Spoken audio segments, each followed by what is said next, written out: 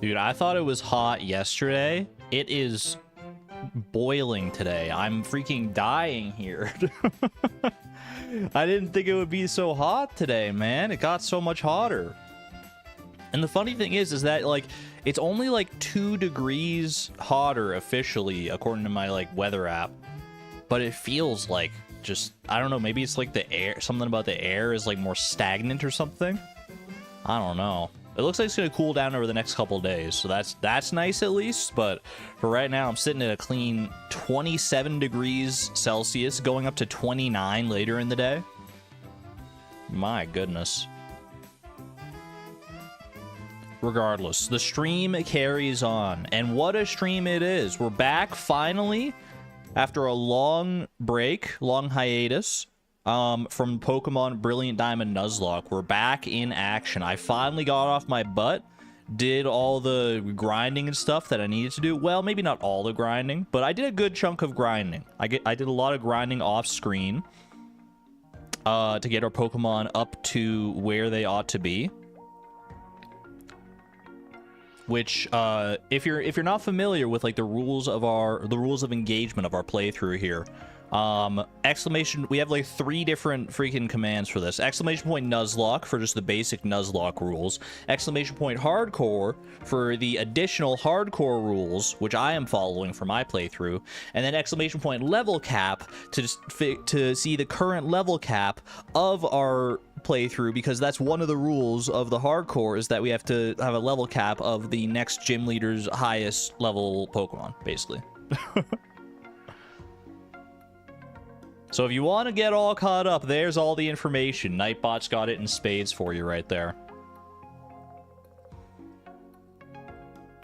Argon, switch the 20 out for a 30 and you got your temperature right now. 37 Celsius, Saskia. I do not envy you. I hope you have like air conditioning or something at least. So our current level cap is 39. That is the level of the next gym leader, the 6th gym leader, Byron's highest level Pokemon. So I did a bunch of grinding off screen. No one died. I can confirm. I did safe grinding in like wild grass and made sure to keep it very safe and very. It took a while, but we did get there, and no one died. And I grinded everyone up to, or I grinded a majority of my Pokemon up to level like 35, 36-ish. That way we still have some wiggle room to play with. 0 deaths. Still flying deathless here all this way. All the way up until, we've had some close calls. Don't get me wrong on that. I've gotten a little lucky to get to this point up to Gym 6 without losing any Pokemon. But I'm hoping that we minimize those close calls as much as possible going forward. And, you know, I mean, you know, the end game of this game, I know gets absolutely, it's a huge spike in difficulty at the very end of the game, I think. But for right now, I'm just cruising, man. I'm cruising, amassing a big army of Pokemon. That way I have as many choices as possible when it comes to that end game. That's the nice thing about not having deaths. Obviously, it's heartbreaking when someone does die because you get attached to them. But it also limits your strategic possibilities, because that's like 1 fewer Pokemon to choose from. How far are we into it again? We're going for the 6th gym badge today out of 8 gym badges total. And then there's the Elite Four and the Champion at the end. There's also some like story stuff going on. Like Team Galactic is trying to like take over the universe or like create their own universe. I don't know, man. They're doing their whole thing there. We'll have to deal with them as well. There's some hard boss fights in that, so I shouldn't really downplay it, but it's but as far as like the gym challenge goes, which is like the main progress indicator throughout the game, I'd say Gym 6, and then between Gym 6 and Gym 7 is pretty long. Then that's when like the main story beats happens after Gym 7, I think, and then go right to Gym 8 and the Elite Four and stuff. So we're getting there. We are getting there.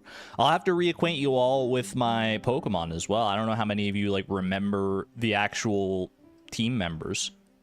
We got so many different Pokemon. So many. Some old, some new. Some borrowed, some blue.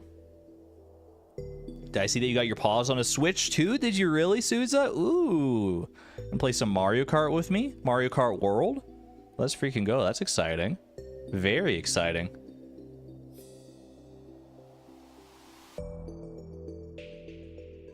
Let's freaking go. I'll have to play some more Mario Kart on a future stream. I'm itching for some more Mario Kart, to be honest. But I'm also itching for more Pokemon, hence why I'm here right now. Let's go ahead and get into our daily games. Pokedoku, Puffurtle, and I think I'm going to throw Stardoodle into the rotation as well. Stardoodle, it seems like right up my alley, so I'll play it a little bit more at least. We'll see if it has the full staying power. I liked it last time, so we'll try it again today. Here we freaking go. You played one Grand Prix and then gave up. It's the Mario Kart experience. Now I go back to those Grand Prix in Mario Kart World, now that I've like got a lot better at the game, and I just, they're so much easier than they used to be. Sometimes you still get like screwed over by luck, just getting like blue shelled at the wrong time or something like that. But honestly, it's like, it's night and day compared to where it was on the launch day for sure. Let's see. Fan puzzle from Affy Moon. Monotype. Wait, Unova? I've got a lot of options in Unova. I know that because I haven't guessed a lot of Gen 5. It's like my blind spot. Can learn Psychic, Monotype, and Evolved by Item. These are tough categories. Well, Monotype's okay, but can learn Psychic could be a whole host of creatures. I'm pretty sure Musharna can learn Psychic, though, being a Psychic type. Lillipup is a Monotype. So is Samurott, to be fair, but I feel like we could also say Samurott for a like starter category at some point. So we'll go Lillipup Monotype. Actually, I think Musharna would be a good one for Evolved by Item, potentially. No, you know what? I think Musharna is evolved by a Moonstone. But I'm even more confident that Simipour is evolved by a Waterstone. So I think you go Lillipup for Monotype, Musharna for Psychic, and Simipour for Evolved by Item. That's going to be my final answer, Alex. Lillipup, who's just literally a dog. He's a cute dog, but he's just straight up a dog. Simipour. Easy Waterstone pick. And you know a Psychic type, Musharna. Or not Psychic type, but can learn Psychic, which there's an equivalency there, but there are also Psychic types, or non-Psychic types that can learn Psychic. Mono Fairy evolved by Item, and can learn Psychic. Fairy who can learn Psychic. Let me go have a look, have a peruse through the Pokedex for some fairies. Fairy. Ninetales, Alolan Ninetales is Ice Fairy, and evolves with an Ice Stone, I'm pretty sure, because regular Ninetales evolves with a Fire Stone. So, I think that'll secure our Fairy type evolved by an item. Now I'm looking for Mono Fairy and a Fairy who can learn Psychic. Okay. I'm scouring. Some Fairy type, actually a lot of Fairy types are added retroactively. But a lot of them, like Mono Fairy types, I would say, are probably newer. I don't know if I have too many Mono Fairy types left to guess. To be straight with you. Oh, we got Floette. Okay, Floette can go Mono Fairy then. So Floette, Mono Fairy, Alolan Ninetales for Evolved by Item, and now I just need a Fairy type that learns Psychic. That should be actually like a lot of them. Hatena is not Fairy yet, I don't think. I think Hatena is just Psychic to start with and then gets the Fairy type later. So I don't think that works for us here.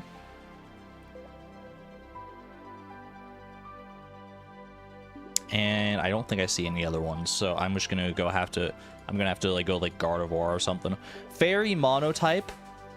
That was Floette. Easy Floette, non-eternal Floette. Fairy type evolved by item, Ninetales, Alolan. And then Fairy type that can learn Psychic. Let's go with, there's probably some more avant-garde choices, but we'll go with like Mr. Mime. Easy pick.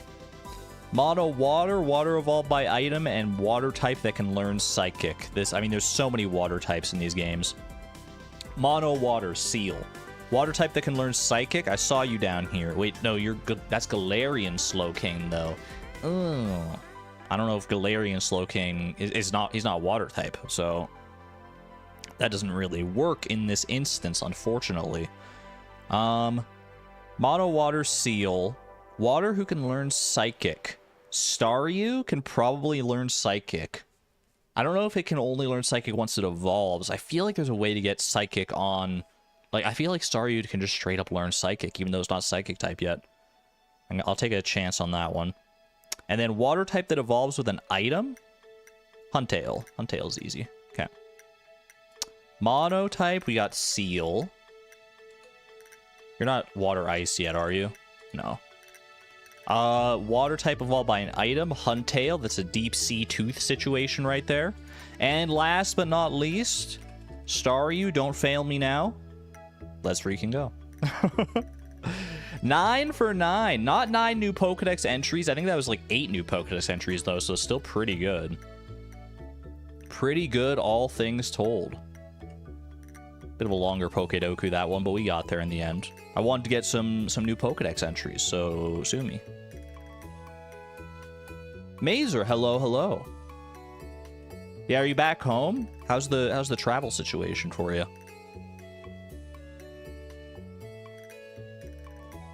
Well, I was to stream 6.5 hours yesterday.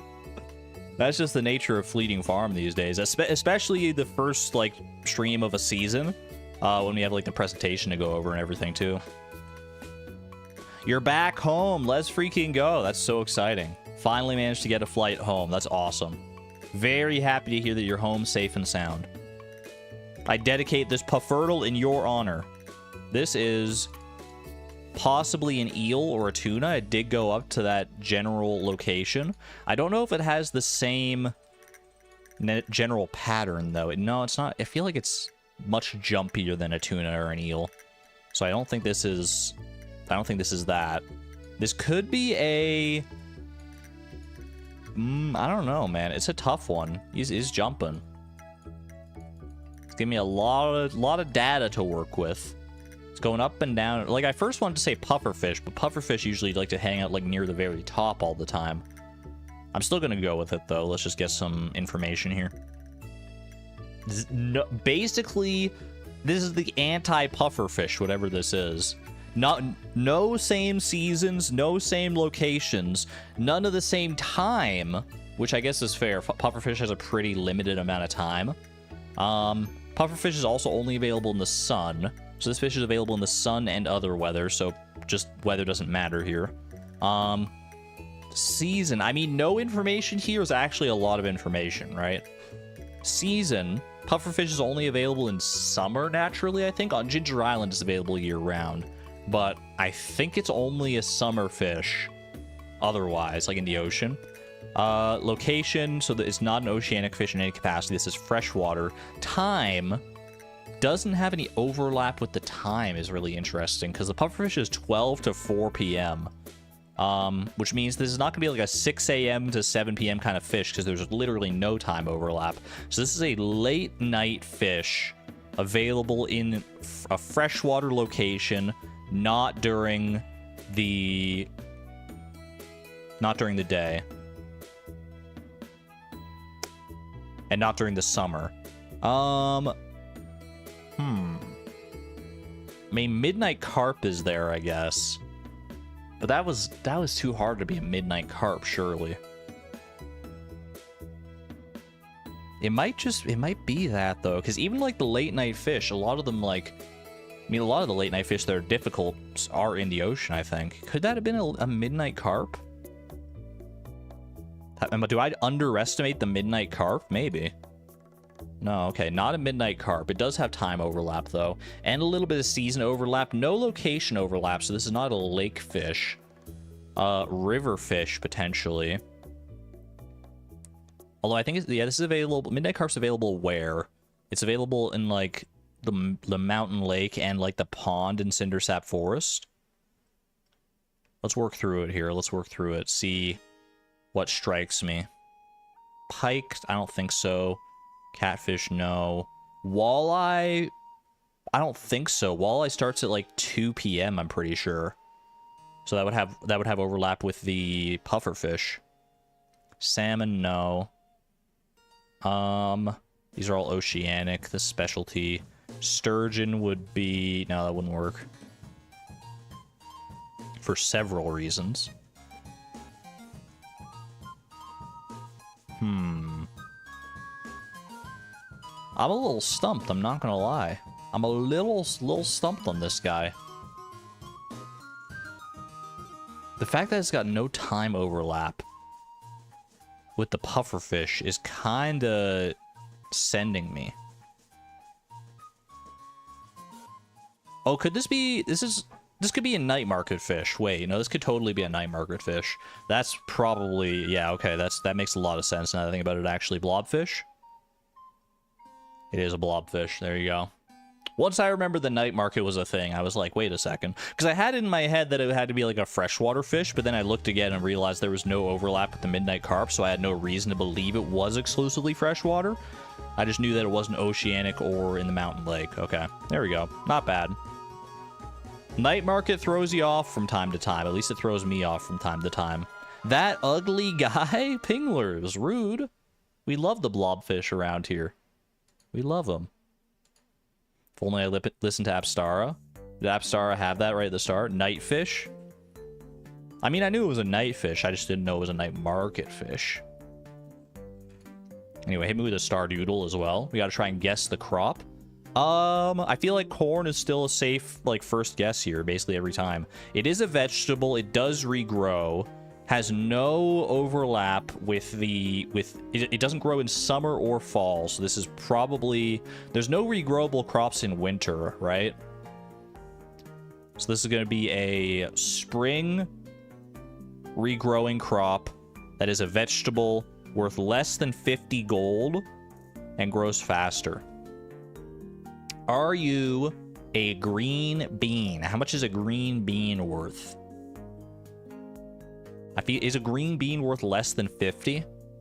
I actually don't know. I feel like it's worth more. I feel like the beans... I don't know, man. Are there any other, like, regrowing crops in spring? I mean, period, are there? I mean, there's strawberries. I think it's got to be green bean here. Yeah, it's green bean. Okay. That's a green bean. 272 out of 330 people solved it. Not bad, man. Not bad. We got it in 2. I was thinking rice as well, but rice doesn't regrow. I think the only... Is this the only regrowing vegetable in spring? That might have been like just a slam dunk once we figured that one out. Not bad, man. That's a fun game. Very fun game. Strawberries. I said only regrowing vegetable? Strawberries are clearly not a vegetable. Alright, quick little hydration break. Ancient fruit, also not a vegetable. Fruit's right in the name, come on now. I said crop, go back in the VOD, I said vegetable. I am 100% confident.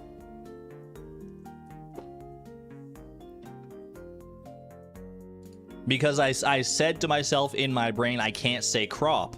Because if I say crop, people will say strawberry or ancient fruit or stuff. I specifically said vegetable. Check the tapes. Check it. I'm not confident about a lot of things in my life, but this one I'm confident about. Anyway, let's go ahead and play some Pokemon, shall we? I am down for some Pokemon. Let me do this. We're going to pop this out onto my monitor here. I'm going to pause my stream playlist so we can do some in-game Pokemon music. And yo, here we are. We're right in it. Look at that. It's a little dark because it's in sleep mode right now. Let me grab my controller. Far gone. All right, there we go. Welcome back, Pokemon Trainer Vi in the freaking house here. Look at us. Oh my gosh, I've missed her. I've missed her so much, man.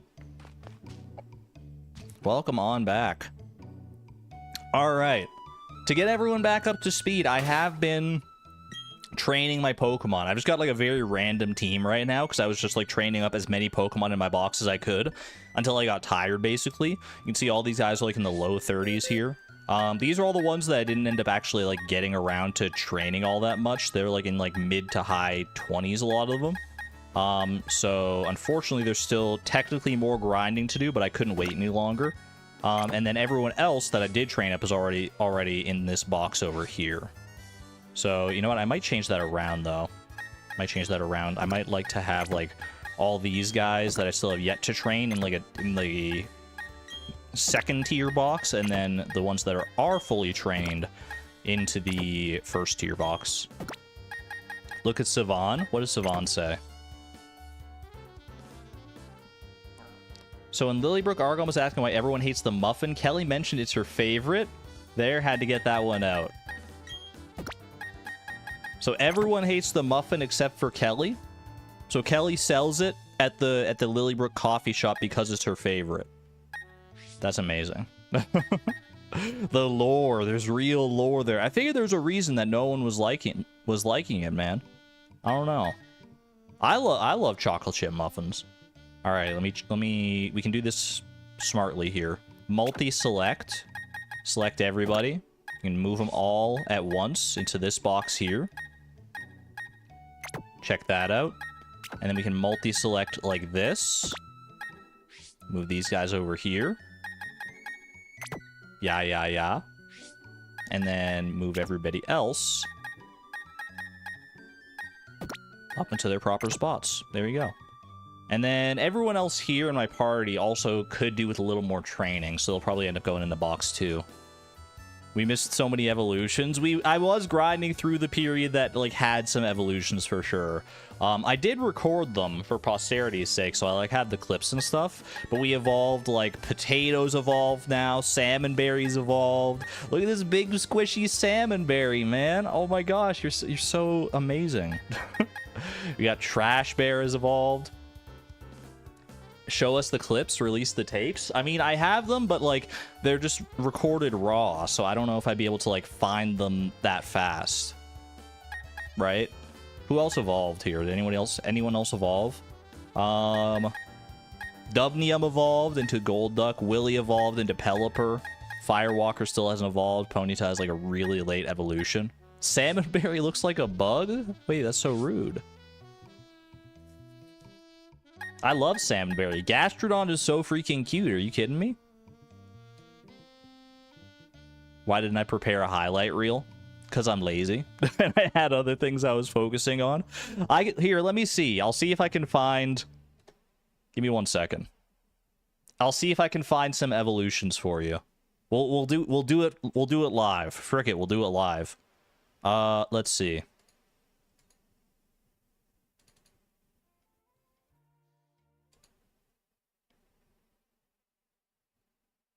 See, if I do this, I don't even know if you'll be able to, like... Well, you should be able to hear it, actually. Hold on a second. Let me close out of this. Let me go over here. Grind session. Now I have to scour through about 4 hours of video here to see if I can find some evolutions. Give me 1 second. I mean, I can buffer through it pretty fast. Okay, no evolutions in that one.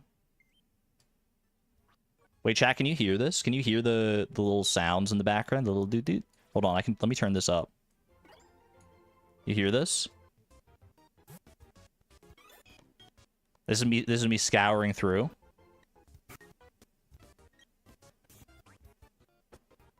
Any evolutions? Any evolutions? Any evolutions? Any evolutions? Any evolutions? No evolutions.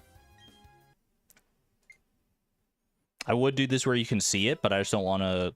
I'm going through, like, my file browser. I don't want to, like, show any information just in case. Any evolutions? Any evolutions? Any evolutions? Any evolutions? Wait for it. Wait for it. You guys wanted to get caught up? We're getting caught up. I don't remember when all the evolutions happened. It must have been later in the... I mean, it makes sense that it would be later in the grinding session here. For sure. Still no evolutions there. Okay.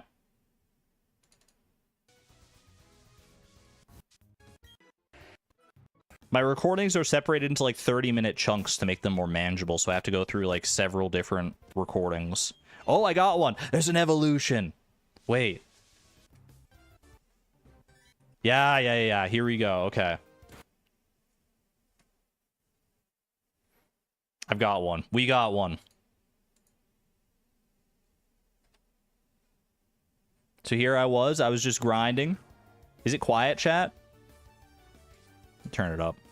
I don't know, that might be too loud. That's like max volume. Here I am, I was just fighting random, like, wild Pokemon. Wild Noctowl here.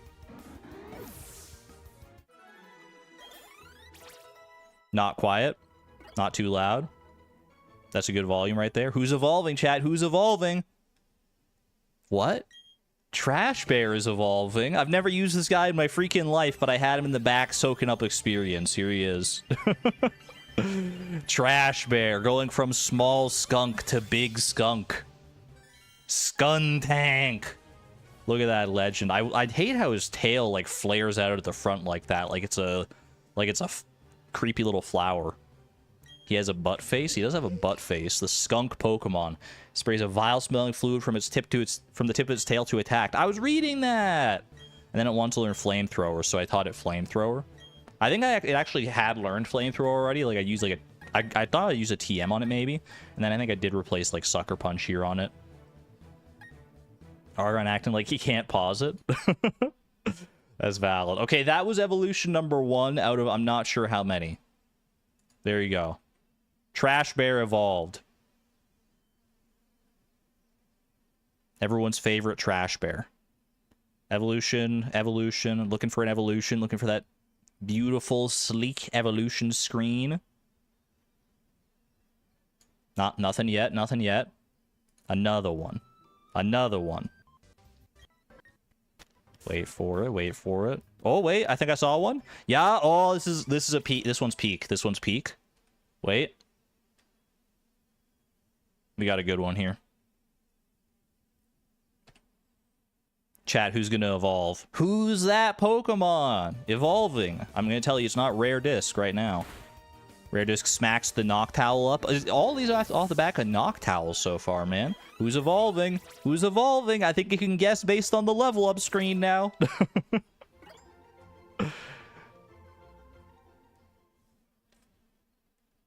What? Salmonberry is evolving.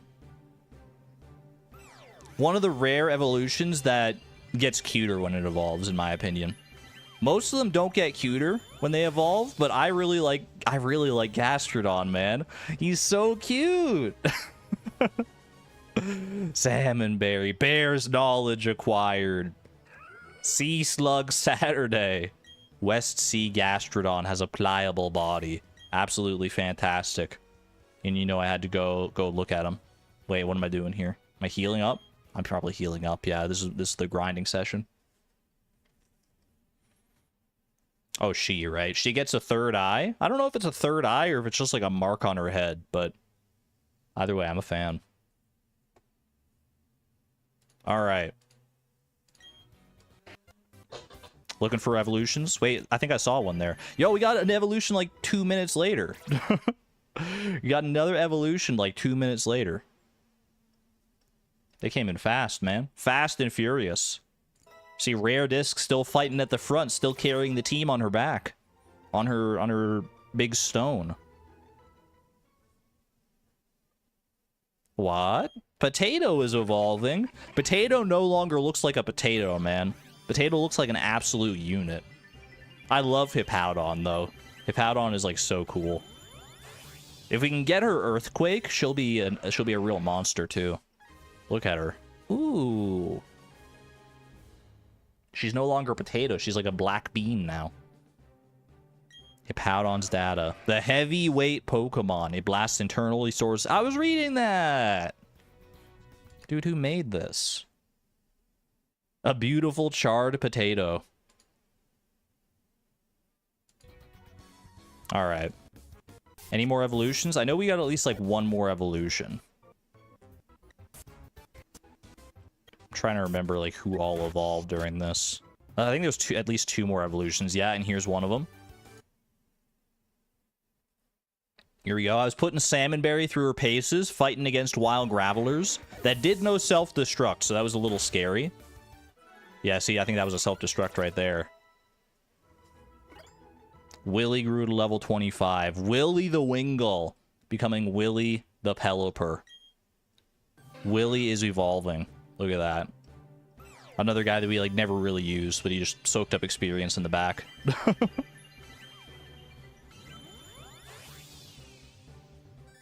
What's with Pelipper's eyes, man? Is that how like real seagull eyes look? Or pelican eyes? It's freaking me out. It dips its large bill in the sea, then scoops up numerous prey along with water. Eating a bunch of wishy-washy or something like that. Not bad. Not bad. I think we got one more. I think we got Dubnium in here somewhere, right? There you go. This is proof right here. This is proof positive that I did not like cheat in rare candies to level everybody up. You can see me doing the actual grinding, for better or for worse. Honestly, if I knew a way to cheat in rare candies, I probably would, because it would just make things faster.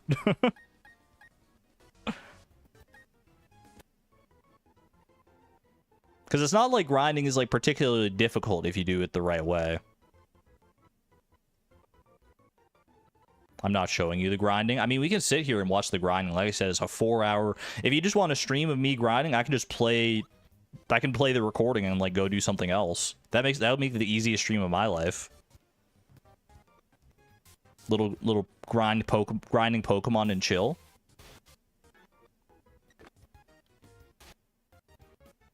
Hold on a second. Where is it? Where is it? Lots of people do it. Yeah, lots of people these days just cheat in rare candies to skip the grinding phase, which is, I think, the smart thing to do. Because like I was saying, like if you do it smart, if you grind smartly against like low-level Pokemon,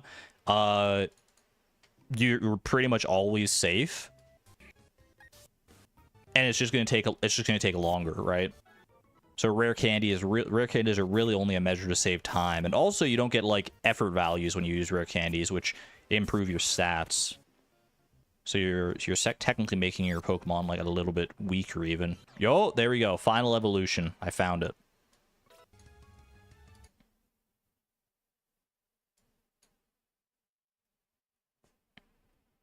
The final evolution that happened off screen. I didn't know that it took this long for freaking Psyduck to evolve, man. Level 33 to get Psyduck into Golduck? Golduck's not even, like, that good, bro. I'm gonna miss my Psyduck. I think Psyduck is, like, so cute and iconic. Then he evolves. And I guess Golduck's, like, fine. I don't know, he looks, like, so angry all the time, though. Dubnium has evolved into Golduck. Golduck feels like a level 20 Evo. That's what I'm saying. This feels like way too late for a Golduck. This Pokemon lives in lakes. It swims faster than any world-class swimmer. Need a fact check on that one? There you go. That is all the evolutions you missed. I hope you're satisfied. You didn't really miss anything else of note during the entire grind fest, so.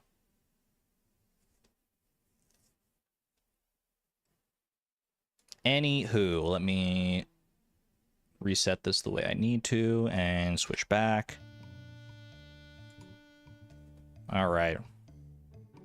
No, I looked away. Classic Antonia. All right, we are heading towards Canalave City and the 6th gym. I don't know if there's anything that actually really happens between Canalave and the 6th gym. I'm trying to think. Like, do you go to Iron Island before that? I think Iron Island is actually, like, an entirely optional area now that I think about it. We probably should go there. When am I planning to do the trade evolutions, by the way? That's a good question. I wanted to ask you guys about that. Do we do the trade evolutions? Because, like, I can trade at any point. I can trade Machoke to get a Machamp. I can trade Kadabra for an Alakazam. I'm gonna need to trade Snilk with a Steel Coat to get a Steelix, but I don't have the Steel Coat yet. There's some trade evolutions to be done here, and I don't know, like, I wanted to wait a little while. Oh, we also got Haunter into Gengar. I wanted to wait a little while. I didn't want to just do them, like, right away, because I felt like that would be getting like them too powerful. And now I'm like, do I want to do them at all? Do I want to do the trait evolutions at all? Or does that feel like an unfair advantage? Like, I don't know, man. I got to do some soul searching on that one. It's a part of the game, so you would think like it would be like there's no problem with doing trade evolutions, but some people just like don't really have access to trade evolutions because they don't have people to trade with.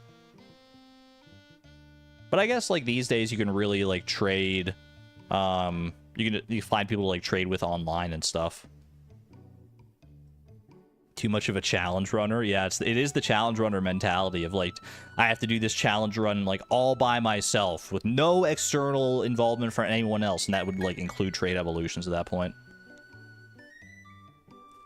That's when the ROM hacks auto-evolve them at what, level 35?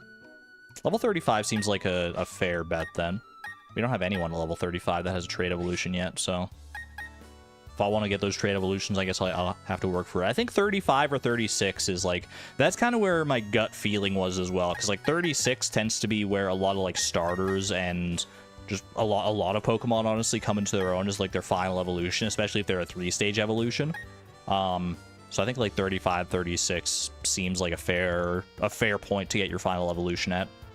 I digress. For right now, we're not worried about that. For right now, we got to build a team of lads to take on the upcoming gym, which is a steel-type gym. Let me just verify that there's not going to be... Well, there's probably a rival fight now that I think about it. If we go to... I've got my information here. Let me see. Canalave City is the next location, and it's not very far. It's like just one surf trip away. Yeah, there is a battle against Barry, our rival here. And he's got pretty similar levels to what we got. He's got Staravia. Well, here, I can show this easily enough, right? I can do level 40 if I really want to be sure that it's fair. I could, yeah, for sure. Either way, I don't know if I'm using any of the trait evolutions all that much because they just like feel so powerful, a lot of them. And I like to use the underdogs a lot of the time. This is the team that this is like the next, like, kind of hard team that we're going to be going up against, I would say. Staravia, Buizel, Heracross, Ponyta, and Grotle. Man, you could have had a Torterra by this point. Are you kidding me? Why are you hindering yourself like this? He's also got, like, items on all these Pokemon. The Heracross is a little scary. No doubt about that. He's going to lead Staravia, and then sometimes I think he usually just goes, like, straight down the line of, like, sending out these Pokemon, but sometimes he does send out ones that are, like, more type effective, I think. But as long as we have, like, an answer to each of these Pokemon, we should be fine. So, like, for Staravia, it can't really do anything against, like, a rock type, or against, I think, honestly, probably Pi or Luxray would be really good here, because that's a good answer to both Staravia and to Buizel there. For Heracross, you definitely want a flying type, so our own Staraptor could probably cover that. Ponyta, we got plenty of water types to answer there. Grotle, we only have one fire type in the form of our own Ponyta. We do have some... We have Skuntank, who's poison and has like a fire type move, and I honestly don't think Grotle can really do much to Skuntank. You really have Stealth Rock on like the last Pokemon you're gonna send out. What are you you okay, Barry? Are you okay? I don't know, maybe he'll like switch out early and send that out and set up Stealth Rock and make my life miserable or something. I think this is gonna be a totally fine fight. I think this is gonna be a totally okay fight. I think like Luxray, Staraptor, Empoleon for Ponyta is super easy. And then, I mean, Staraptor also hits Grotle and stuff. Yeah, this is going to be fine. This is going to be totally fine. We don't have to really prepare too much. I know that's like famous last words or whatever, but I truly believe that. I think my chat froze. My chat did freeze. I just got like 20 messages all at once. You love Empoleon? We love Empoleon in this house for sure. Okay, Robin. Am I keeping anyone on this team with me right now? Honestly, we can probably keep some people on this team. Or like some of these like stragglers on the team. I will put the smoke ball back in the bag, please. We can probably keep some of these like stragglers who have slightly lower levels in the back of our team, because I don't think we'll need a full team of 6 in order to counter Barry's Pokemon here. So I think the way... Let's see. Hold on a second. Change box view. Let's get... Who do we want in the back here? Who do we want soaking up some experience? I think getting Firewalker some experience is probably a good idea, because there are only Fire-type Pokemon right now. So having like a decently strong Fire-type Pokemon is probably a good idea. I don't think we need to really keep Willy in the back. We've got so many water types. I feel like Willy and Dubnium, you can be second string back here. Void, I don't know if I'm going to be using Void that much. I really like Marcello, to be honest with you. I'm probably going to want like four Pokemon to counter Barry's team. Do I want to keep Robin in the back here? Robin's like really strong. Is Robin our only fighting type as well? We got Heracross. I can't believe we got so lucky to have Heracross here, man. Heracross did finally learn a fighting type move, by the way. Last time we streamed this, Heracross didn't have like a really good moveset. Now we've got Brick Break and Pin Missile and everything. Like, Heracross is really coming into his own. Freaking Guts, Heracross. Are you kidding me? Stealth Rock on the last mon. That's a pro strat. That's what Champion Gita does. Make sure Robin doesn't overlevel, because she'll be great for the gym. Robin doesn't have like that many. I think she has one fighting type move right now. She's got Revenge, Strength, Knockoff, and Workup. She does like resist a lot of what goes on in the gym though. Yeah, I don't want anyone to overlevel too much here. But I think we have so many options, I don't think we need to worry too much about overleveling here. Let's go with... I will keep Robin in the back to soak up some experience. Marcello, I don't think we are going to need you for the upcoming gym or anything like that. So let's do it like that. And then let's bring out Pie. Let's bring out Star Drop. Let's bring Ice Pip. And who do I want to bring in otherwise? Trash Bear could be pretty good against Grotle, but I think we'll be okay with Star Drop on that one, honestly. I mean, honestly, maybe Marlin. Marlin might be a good one to have, because he'll be good for the gym as well. And he's got like bug type moves and stuff. I feel like Marlin could be a good one to bring in the back here. Plus, I just really like Heracross, to be honest with you. Heracross is just like a cool Pokemon, in my opinion. IMO. What's the current level cap? It should be 39. Exclamation point level cap. I'm just gonna, because I don't know. I'm a perfectionist, so I don't want to leave like these empty slots here. Shiny female Heracross though. Shiny Heracross is pink, and female Heracross has like its horn is in the shape of a heart, right? That would be such a good vibe. Okay, let's get I think there's gonna be some... Dude, Pie is such a high level right now, but Pie we're probably not gonna need for this upcoming gym anyway, so it's chill. Let's put Pie up in front right here. Get some items on these lads as well. I'm gonna need some items here. I don't know what items, though. I don't even remember, like, what items we have. It's been so long, man. It's been too long. Let's see. I've got some plates, surely, that can help me out here. Heat Rock, Metronome, Big Root, Shell Bell. Quick Claw. Does anyone benefit from the Quick Claw here? Potentially... Actually, I think Pie might benefit from the Quick Claw a little bit, just in case. I think Pie's not, like, super fast here. Amulet Coin could be good just to get some extra money out of it, but it's fine for right now. I'm going to give the Silver Powder, which boosts the power of Bug-type moves, to Marlin, who does have Pin Missile as their only Bug-type move. We got Dark, Dragon, Ghost boosting, Rock boosting, another Bug boosting, Fighting-type boosting. I guess I can give that to...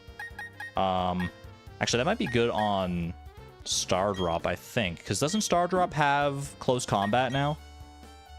That's an evolution move, I'm pretty sure, right? Yeah, you got Close Combat. Okay, so I feel like that's good. We could also go with like berries and stuff here. Berries wouldn't be a bad option to have. I should put all my actual... Let's see, swap you I just want to have, like, Firewalker and Robin, like, towards the bottom, I think.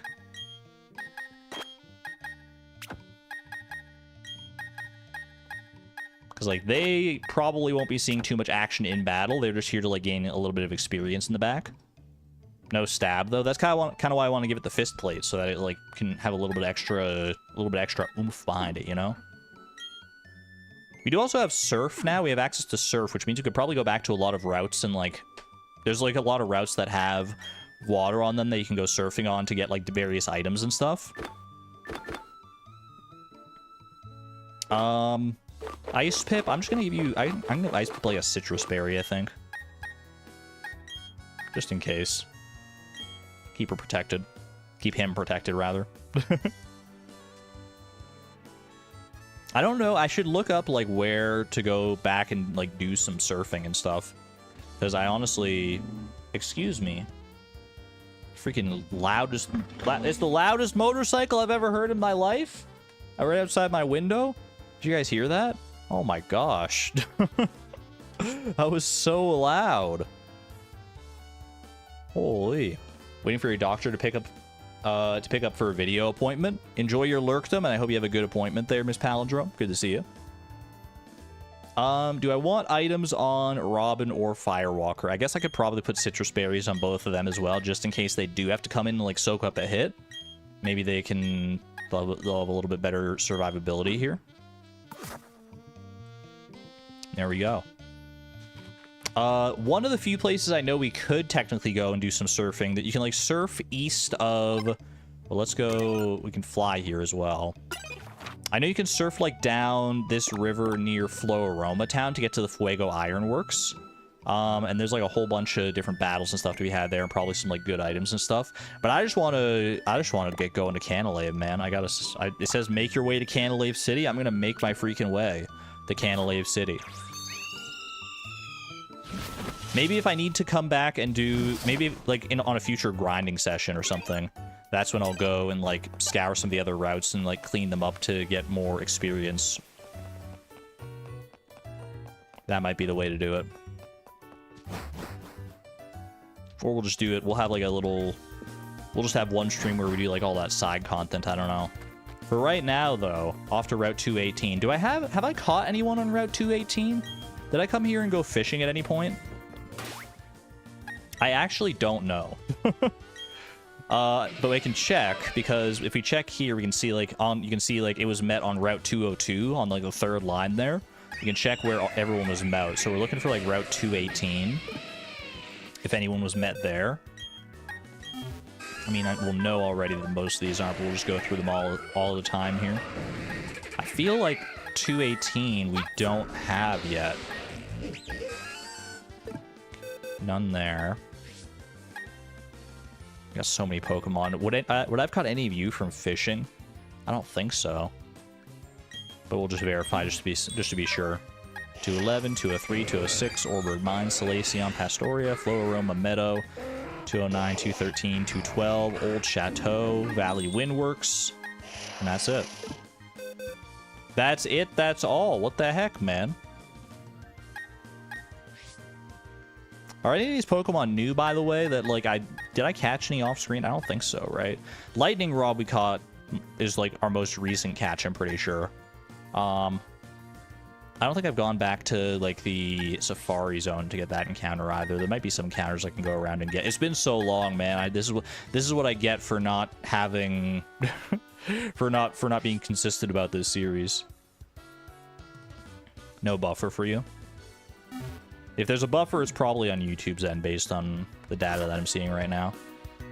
Okay, well, Route 218, it does look like we have a new encounter here. There is a grass section over on the west side of this route. So let's see what Pokemon are available on Route 218 here. In the grass, you can get a Floatzel, which we don't have yet. But I mean, it's just another water type, man. You can get a Floatzel, Shellos Gastrodon, which would be your duplicate encounters, Wingull, which would be a duplicate encounter, or Mr. Mime at a 15% encounter rate. So most likely, if we went in the grass, we would get Floatzel with a chance at Mr. Mime, which could be a pretty cool Pokemon to have, for sure. There's also honey trees on this route. What about fishing or surfing? Surfing, you get either Tentacool or Pelipper. Or Tentacool, Wingull, Tentacruel, or Pelipper, all of which are duplicates. Fishing, with the good rod, which I do have, I could get a Finneon. Otherwise, I can get a Magikarp. That's it. So we're either going... So our options on this route are take a chance on Floatzel, Mr. Mime in the grass, or get a guaranteed Finneon by fishing. Which we probably don't really need, because we already have how many water types? We have freaking Ice Pip. We've got Salmonberry.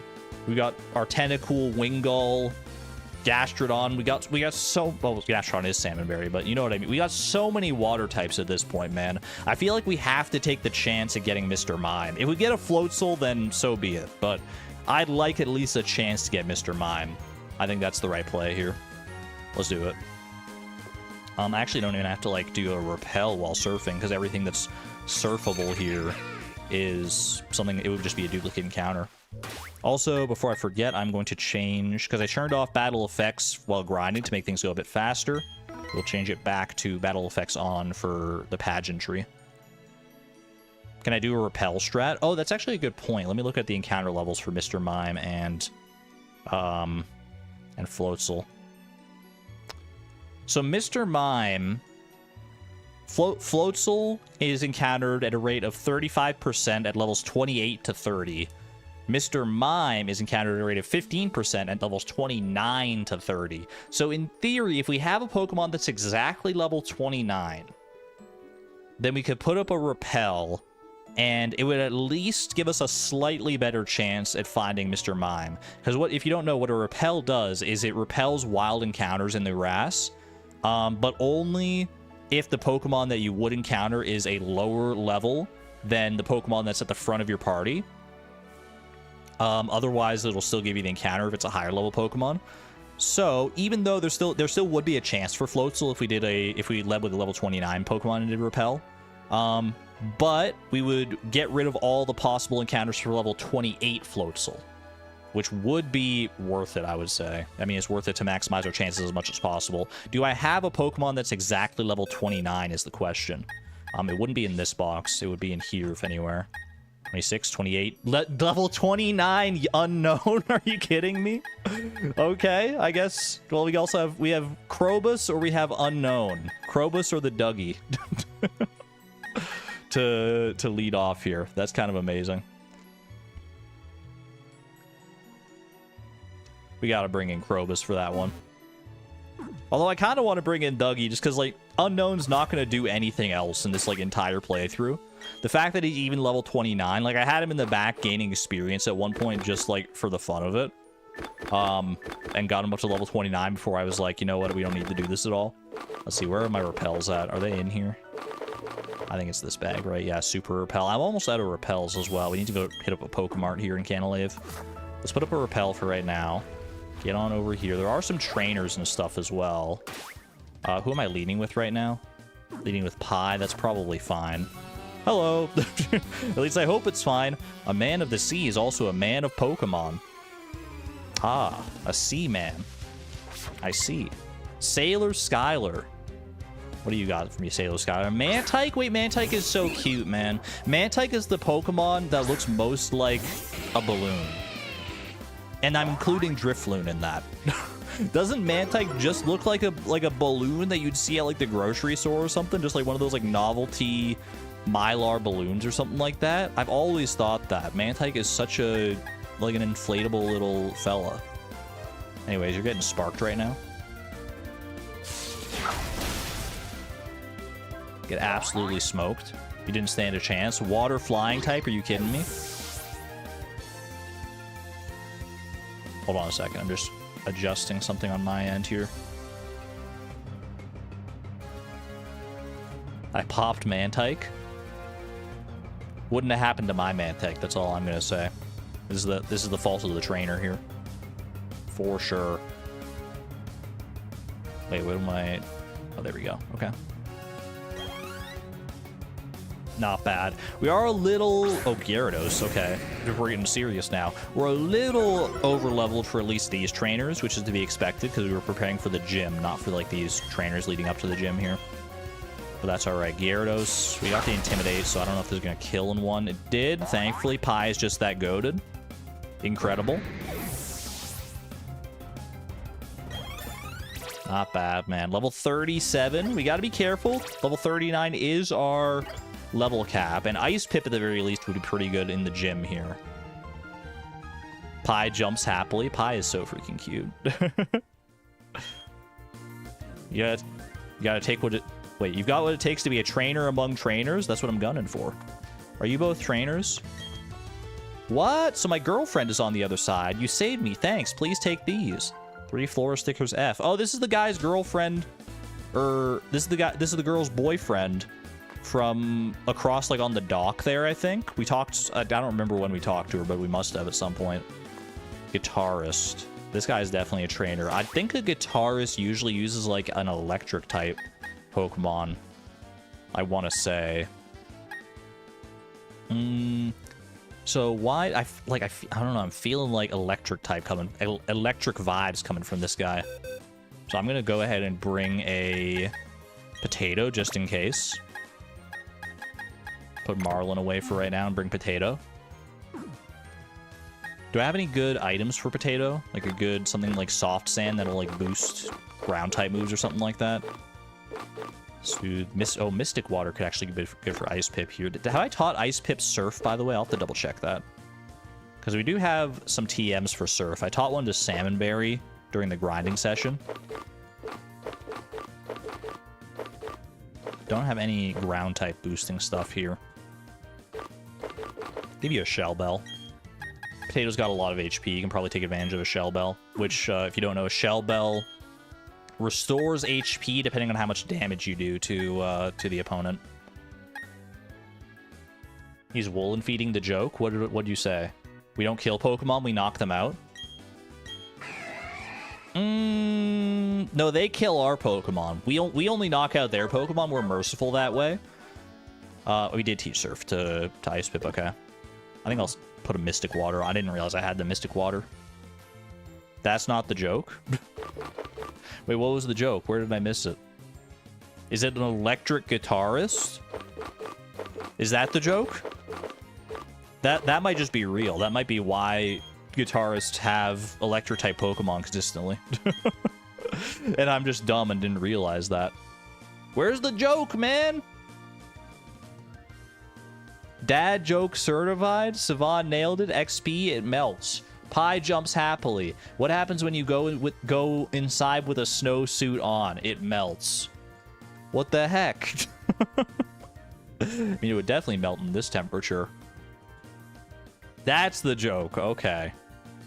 I thought you were trying to make a joke about the Pokemon, but no, you were just like making a good old dad joke with the best of them. I respect it. I don't know if I want to lead with Potato. I do think this guy's gonna have electric types, but Potato does also set up the Sandstorm when she comes out into battle, so I think we'll take a chance here. Let it rock! It's the rhythm of battle! Right on, dude. Right on, broski. You got one Pokemon, Guitarist Tony. One Pokemon, 0 eyebrows. You got a Luxio. How did I know, man? How did I know? I've been playing these games too long. I played these games before! It wasn't worth it, chat. Okay, we did at least lower Luxio's attack, and Luxio in turn lowered our attack. We'll switch out to Potato here and absolutely devastate with a dig. I ruined it? Well, if I missed the joke the first time and you want me to go back for it, of course I'm going to miss the joke. I'm going to ruin it because the momentum is screwed up, man. If I caught it, like, in vivo in real time, it would have been different. But then you guys are telling me, like, oh, you missed the joke. Go back, go back. That's already killing the momentum. I blame you. I blame you, chat, for that one. I blame me for missing it in the first place, but I blame you for carrying it on. We need to get better about comedic timing, all of us. And then there's Dragonic Mooning. No, I think I'm just gaslighting right now, actually. I think there's already a word for that.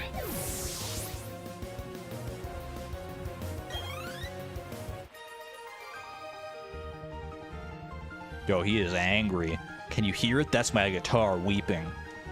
The world's smallest, saddest guitar. If I'd looked at chat when you posted it, that we don't live in the what ifs. I'm too torn up to sing anymore. I am so cool that way. He is very cool. He's so freaking cool, man. We got some fishers over there, and I also see an item. Maybe worth surfing out that way to get that.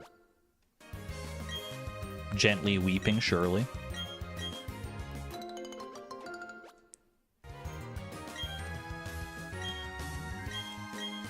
A lot of freaking berries. I don't think any of these berries are like very good for us though. Can I do Kaizo Ironmon? I've heard that's a really hard challenge. I hear people take like thousands of attempts to beat a Kaizo Ironmon challenge. I still don't even really know. Like, I've never looked into like specifically what it is. Boop. Yeah, nothing's biting. Nothing's biting. I might as well battle. What do you think he's catching? Magikarp? I guess we're about to find out. He's got 5 Pokemon, whatever he's catching. Oh, joy. Mazer, how'd you know? Is Kaizo Ironmon where you have, like, 1 Pokemon throughout the entire game? You get, like, a randomly chosen Pokemon, and you try and, like, beat the entire game with that, and then there's, like, extra rules on top of that. 1 Pokemon to beat the game, and the game is randomized. That's it. That doesn't seem too hard. How hard could that be? You faint, you start again. Wouldn't you just, like, re-roll until you get, like, a freaking Rayquaza or something as your starter?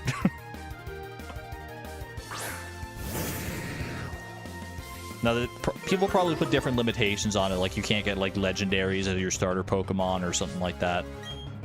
Bro's got a freaking Gyarados here. Yikes. He's learned from his predecessors. He's not just rocking a full team of Magikarp. He's actually evolving the Magikarp. What a freaking concept. No buying healing items. Can you go to a Pokemon Center at least? You would have to, right? Because of like PP and stuff. No Pokemon above base stat total of 600. Yeah, that seems about par for the course. That's when you get like pseudo-legendary territory, right? I should try one of those one day. I'm a challenge runner at heart, so it would definitely be up my alley. Pi's getting a little close to the level cap here. Do I play competitive? I do not. I kind of follow the competitive scene a little bit. I have gone to a tournament one time back during Generation 7. There's like a local tournament here. I beat some people, but I didn't like place very highly in the tournament. I just was mostly like having fun playing with my favorites. But I have a little bit of like an understanding of the competitive world of Pokemon. I've been playing these games for most of my life, so like I've got a grasp of the fundamentals. But when you get to the really high level competitive, like a Wolf Glick style play, I start to lose a little bit. I start to like, people have some giga brain strategies out there that I can't follow. Well, I can follow them, like I understand how they work, but I never would think of them myself. When nothing's biting, the smart thing to do is just call it a day. Just give up? That's your life lesson to me? Give up? If things aren't going your way, give up? Alright. Good to know. Being a beginner at competitive, breeding a Scyther now and Brilliant Diamond. Best of luck to you, Phil. Best of luck on your competitive journey. I hope that one day you become the world champion and look back on this moment fondly. Remember me when you're at the top of the world stage. Was Gen 2 my first Pokemon game? My first Pokemon game was Gen 4, actually. So I actually got into Pokemon pretty late. At least compared to a lot of people of the time. Nowadays, Gen 4 is, like, early, because, like, Gen 4 was almost 20 years ago. Does that make you feel old yet? Any other Pokemon fans feeling old? Pi landed a critical hit, wishing to be praised? Way to go, Pi. You absolute legend. You didn't care about the Intimidate at all? You just worked right through it and got a crit anyway. Got another Gyarados. I mean, these Gyarados are great for experience. Fully evolved Pokemon generally give, like, a lot more experience than their lower level counterparts.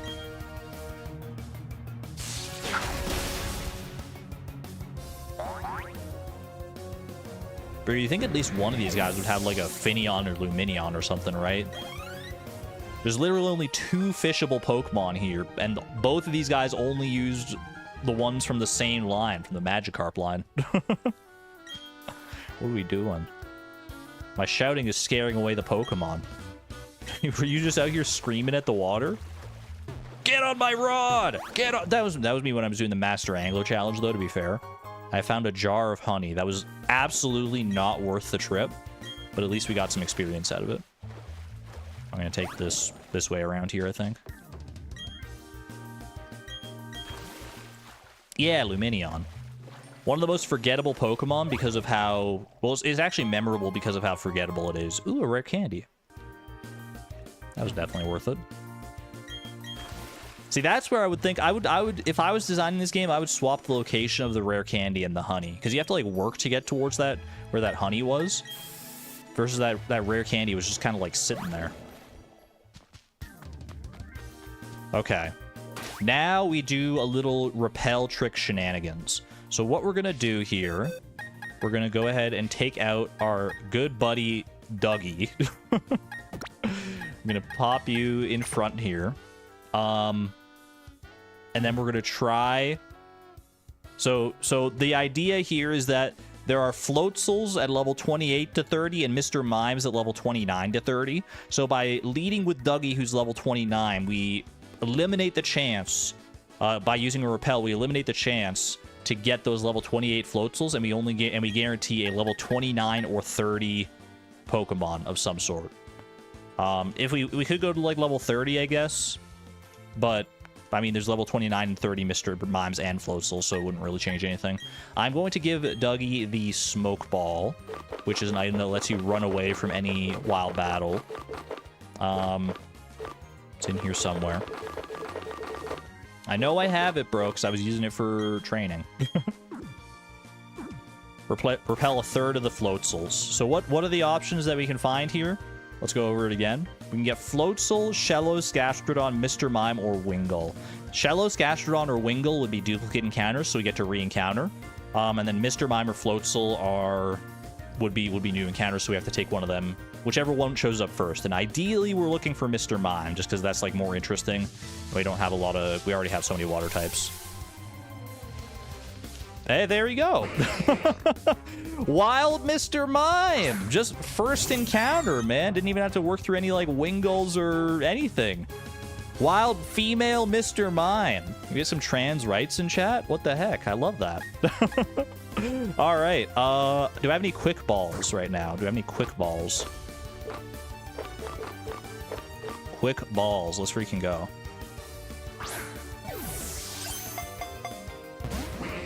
That is not good. You got recycle. Wait, what moves does Mr. Mime know? What moves do you know, Mr. Mime? You're level 29, right? Level 29, Cantonian Mr. Mime. Standard level up.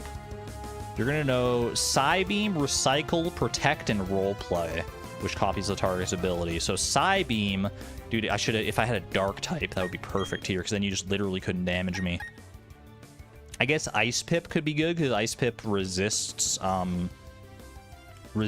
Psychic. Potato has Yawn to try and put you to sleep, but Potato would also set up the Sandstorm, which honestly might not be a bad way to, like, whittle Mr. Mime down here.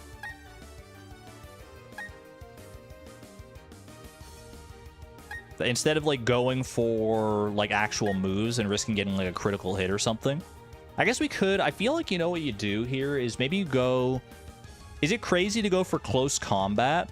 It's a very strong move, but Mr. Mime resists it 4 times. Both Fairy and Fighting and Psychic resist close combat.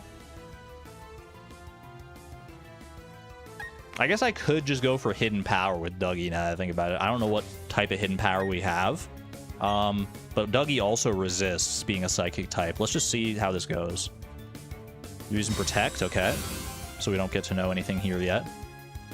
If we got, like, Dragon type Hidden Power here, then that's going to be a problem, because Dragon type is, or Fairy type is immune to Dragon type. Going for the double Protect, I respect it. Do I do live streams every day? Not every day, but like multiple times a week. It's usually not Pokemon, for the record. This is the first Pokemon stream we've done in a while, but I am continuing this playthrough because I want to see it through, because Pokemon Diamond is like one of my favorite games. I never fully played through this this remake. But usually we do Stardew Valley around here instead. I usually do like 3 to 4 streams a week. Argon do Yawn. I don't have Yawn. Okay, now I've lowered it.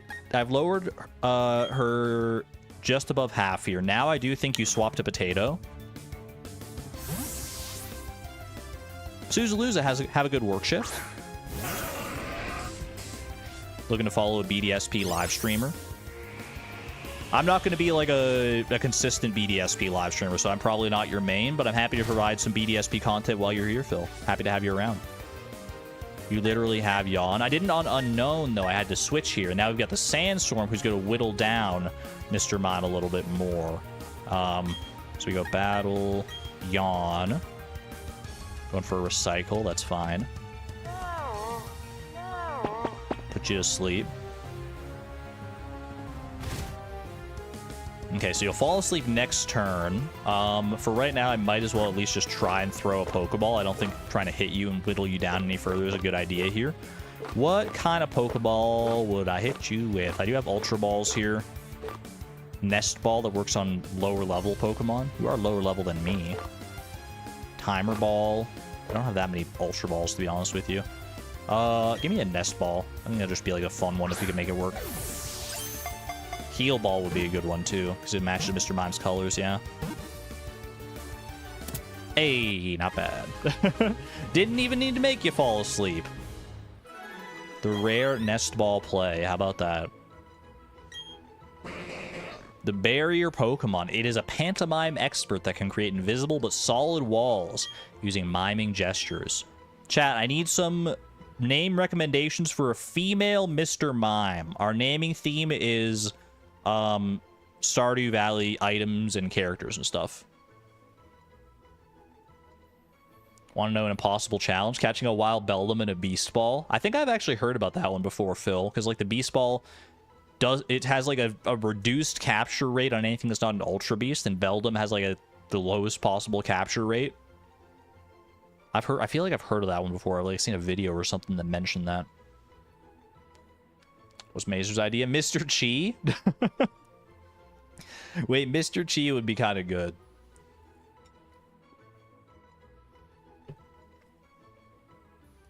Trade one Mr. for another. Mr. Qui. Mr. Space. Q. I. Mr. Chi. I'll send Mr. Chi to a boxer right now. Not bad, man. Not bad at all. Good job, Dougie. I will take that item back from you. Put that in the bag, please. And let's swap things around now. Let's get Pie back out here. You did good, Dougie. For what you had to do, you did your job well. Still don't know what type your hidden power is. Let's have a look at Mr. Chi here. Raises special defense, lowers defense. Honestly, that's like totally fine, I think. It's not changing like special attack or attack. Reduces the power of super effective attacks taken. I think Filter is like a really good ability. Are you guaranteed to have Filter? What are your possible abilities here? You could have Soundproof or Filter. Filter is so much better than Soundproof. That's like really good, man. Okay. Add another Psychic type to our list. And are you like our first Fairy type? How many Fairy types do we have? I will put you in the second string right now. I think you are only Fairy type, actually. Put you back there. And away we go. Off to Canalave. Mr. Chi is insane. Bye, long time no see. Oh, you look puzzled. You're wondering who I am? I'm Professor Rowan's assistant and Lucas's father. Bro, I totally forgot that you existed. The professor asked that I upgrade your Pokedex, you see, so I chosen this spot on a hunch that you'd pass through. How long have you been waiting here, man? I've been away for like a month since the last stream. Looks like your Pokedex doesn't need upgrading. It already lets you toggle between images of male and female Pokemon. Technology sure has improved lately. Is this just like a reference to... May I also ask you to keep an eye on Team Galactic? This is probably a reference to like what they did in the original game. Professor is concerned about what happened to Jubilife City. Probably nothing to worry over. I'll be on my way now. Well, that was... nothing. Gee, I sure am thirsty. That's a reference totally to like the guards in the original Pokemon game. I don't think we have to bring this guy tea or anything like that, though. Canalave City, welcome. The cargo port. Did he just not give us anything? I think he gave us literally nothing, yeah. I hear that there's a man who's very forgetful here in Canalave. He even makes Pokemon forget their moves. The move deleter. We used to love that guy. Now he's not like as relevant because like HMs aren't really a thing anymore. What's up? Your clothes look damp. Were you swimming at the beach right by Sandgem Town? That's an odd thing to say. This is like very specific and strange thing to say. Hello, trainer. Here's some things I found. They were mixed in with a load of cargo from another country. I can't use them, so I think you should take them. TM48. What is that? You know, Pokemon have their own abilities. With Skill Swap, exchanges the user's ability with that of the target Pokemon. Skill Swap, not generally a good move, but there are some niche strategies that it could be useful for, so we'll keep that in mind. Somewhere beyond the sea, there are other lands populated by Pokemon and trainers. So true, bestie. Alright. You know, take me to the Pokemart here. I do need to restock on some stuff. Namely, repels and maybe some, like, Pokeballs and stuff, too. Pokeball that makes it easy to catch the same kinds of Pokemon. That's the repeat ball. I just love talking to everybody. The shelves are jammed with colorful Pokemon goods to fill up your stomach bag. I wonder what I should buy from outing to Iron Island. I don't know if we're going to go to Iron Island, but we'll see. I am here to buy. I am playing on Switch too, yeah. I got 15 Quick Balls still. I think I should buy, like... I'm going to buy, like, 10 Ultra Balls. At least have a few. Repeat Balls obviously not going to benefit us at all, because we have literally a clause in our Pokemon challenge here. That means we don't catch the same Pokemon or the same family of Pokemon twice. So it just literally doesn't matter for us here. A few Hyper Potions could be good to have around. Obviously, we can't heal in battle. But it's good to have them, like, on the road, so you don't have to constantly run back to a Pokemon Center. And Repels. Super Repels are more cost-effective here. Let's go with, like, 30 of those bad boys. Easy. Lurking done. I hope your appointment went well there, Miss Palindrome. Good to see you. Waiting for a Switch 2 Lite to be released. I mean, the Switch 2 itself just came out. I don't know how long it was between, like, the Switch and the Switch Lite. But hopefully you don't have to, like, wait too long for something like that. Who did you say I was again? Oh, yes, I remember now. I'm the move deleter. You've come to me to make me force your Pokemon to forget some moves. No, thank you, sir. But I will remember you. I will remember not to forget you. I will not use another Repel for right now. We could get an encounter in Canalave, I think. I think there are places, like, we can't surf from right here onto the water, but I'm pretty sure there are places where you can surf and fish. I just don't know if there are any other Pokemon you can get here as, like, gift Pokemon or anything. Canalave, the Canal City. In the old days, this port used to be a hub for cargo transportation.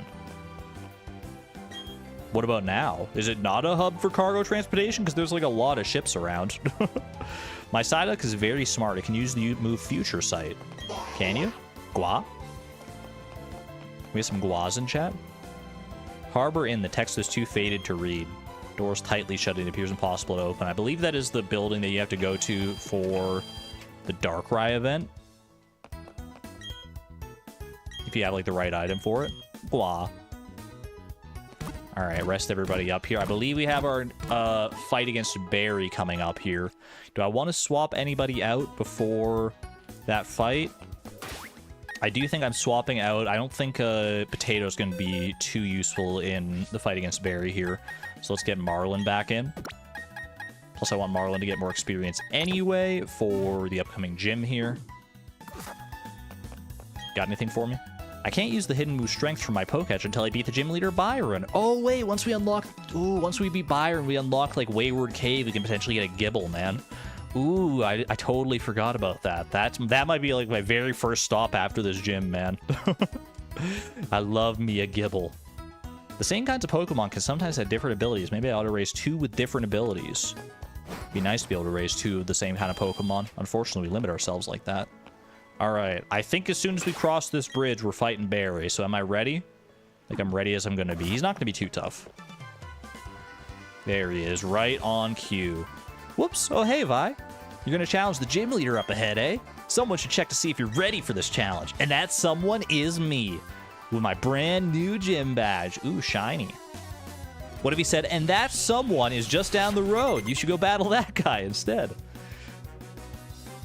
Pokemon Trainer Barry with the Staravia. Okay, we're leading with Pie, so we are going to get intimidated here, but we're also going to intimidate Staravia in turn. I could Volt Switch here. Volt Switch, but I don't know if that's... Because Volt Switch won't be... It's a special move. So it won't be affected by the drop in attack here. Honestly, I think... Because I Volt Switch and then... Who do I have that could also take on Weasel here? Not really anybody. I mean, I'm sure people could take on Weasel, but this is the best bet for Weasel. Why don't we go for Spark here? I think Spark is still totally serviceable. You have a Quick Claw? You son of a gun! You sly dog! Are you kidding me? I've also got a Quick Claw. How dare you? Okay, Double Team didn't help you. Neither did the Intimidate, to be honest, because I am 6 levels higher than you. So, simply don't use Repeat Balls, because if you want your Pokemon to have an ugly Pokeball, you just use the Quick Ball. I am also not really a fan of how the Quick Ball looks, I'm not going to lie. Heracross, huh? Okay, this is fine. What does Heracross have here? Let me see, because we have the notes for these battles. We play with an open textbook rule in battles here. We're allowed to like look up moves and stuff. Let's see. Heracross gets Leer, Aerial Ace, Brick Break, and Thief. I'm a thief, so it doesn't have like Rock Blast or anything like that. Nothing silly. I should be safe to just use a Volt Switch here, get some damage off. Not that I really need the extra damage, because I'm pretty sure Star Drop is just going to handle this like totally fine with Pluck. Eat it like the cat you are. Eat the bug. I don't know. I don't know if my cat could eat a stag beetle. Leer, okay. But that's effectively negated by the fact that we got an attack drop. So unless he gets a critical hit, that Leer won't matter. Presumably we're faster anyway when we just pluck and kill, because it's a 4-time effective move. Get out of here.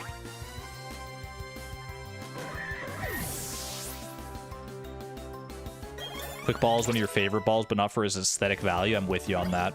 Quick Ball is like really good mechanically, but like aesthetically, I'm not a huge fan. You love the blue and yellow? Like, that's the thing. Maybe it's just because you see it so often that I don't love the Quick Ball as much. Because, like, it's, like, one of the most commonly used balls. Alright, Weasel. Weasel, I'm just gonna straight swap out to Pie here, to be honest with you. Pie is gonna reach level 39 this battle, so we're not gonna be able to use her for the gym in any capacity. Well, I mean, we can still use her at level 39. If she gets to level 40, then we can't use it.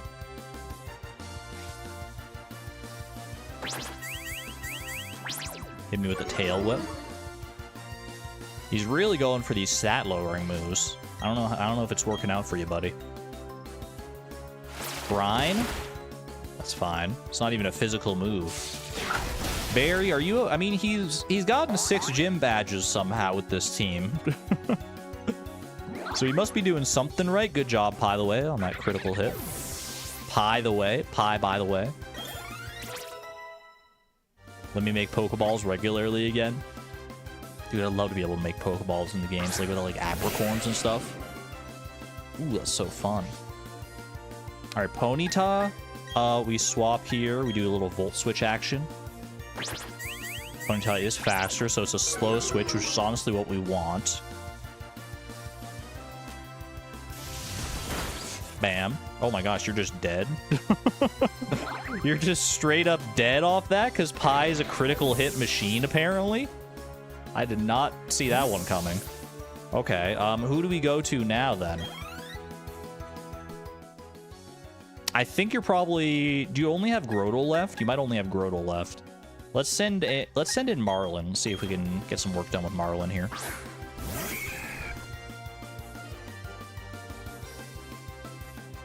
You've gotten out of tighter spots than this plenty of times before. Really? You've come back from like an 0-4 loss before? How do you feel about Pin Missile, Barry?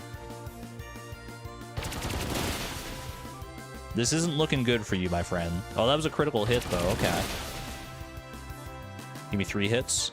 Ooh, you got 2 hits. You got lucky. You get to do something here. Hit me with the Leech Seed. Honestly, probably the smartest thing you could have done. To be perfectly honest. I don't know if you have, like, potions or anything. I don't know if he's gonna, like, use a Hyper Potion or something here.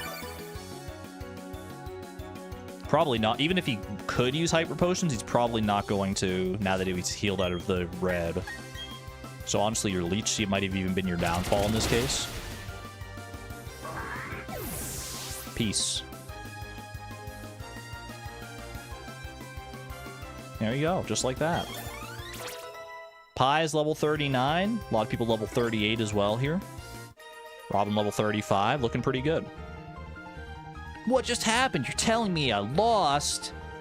You're... Sorry, bud. Yeah, you're just a bit better than me as usual. But listen up. Let me tell you who's going to take on the Pokemon League and become the champion. You guessed right. It's going to be me. Anyways, you should be able to take on the gym leader here. Now hurry up and get to it. Honestly, I believe that Barry, like with his final team at the end of the game, he's got like a really solid final team. He probably could take on the champion. I wouldn't be surprised. What's the level cap command? It should be exclamation point level cap. Gotta love his confidence, honestly. Okay. I don't think there's anything else really going on here. Canalave Library. I know we go there for story reasons later, so I think I'm just going to skip that for right now. I'm going to study at the library. Aren't books just lovely? I love how reading takes me to places far away in time and space. That's a really nice way to put it, actually. I kind of like that.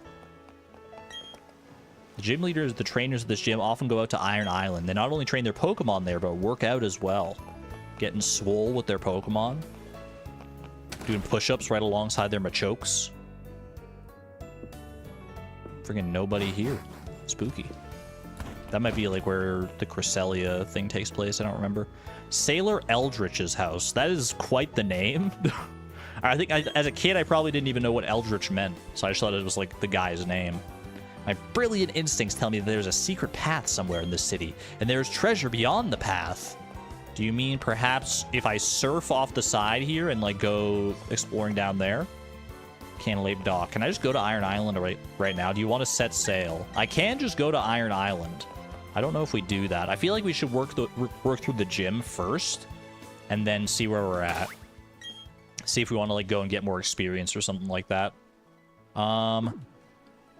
Let's see here. Let me check the Canalave like encounter table if I do want to surf down here. Let's have a look. See. Route 218. Canalave City. Canalave. If you're surfing, you have access to Tentacool, Wingull, and Pelipper. And fishing, you get access to Magikarp and Finneon. So, literally, I think the only possible encounter here was Finneon. So we might as well just catch a Finneon and get it over with here, right? Do I have anybody that's got, like, a good status move? I think that Fairy Rose might actually have. Do you have, like, Stun Spore? You have Stun Spore? Okay. So I will bring you in here. The water looks like jiggling jello. You know what? I see it. It is kind of more, like, jiggling than it is, like, rippling. Do I have my fishing rod just ready to go here? Wait, is that an old rod? I think that's an old rod. That didn't look like a good rod to me. Reeled in too quickly, ... Yeah, I know, bro. I'm pretty sure I have the good rod at least, right? Yeah, good rod. Okay, register that up top there. Yes, I shall replace the old rod with the good rod. And let's catch ourselves a Finneon. It's okay. I'll wait. Not even a nibble? I hate that that's like a thing that can happen. It's alright. I've fished plenty in my life. I can play the waiting game, man. I can play the waiting game with the best of them. As long as I remember what buttons to push. Oh! Show me my Finneon, man. Show me my Finneon! Not a Magikarp. I've already got you, brother. How rare is a Finneon? I should check that as well before I, like, continue on this. Because honestly, like, I don't really care that much about getting a Finneon. It'd be nice to have just from, like, an encounter perspective, but... Let's see, Finneon. Finneon's 35%. Okay, so it's, like, not super rare. We're not going to be here super long in theory. And before I catch 100 Magikarp in a row. That's number 2. Who knows, maybe we'll end up finding a shiny.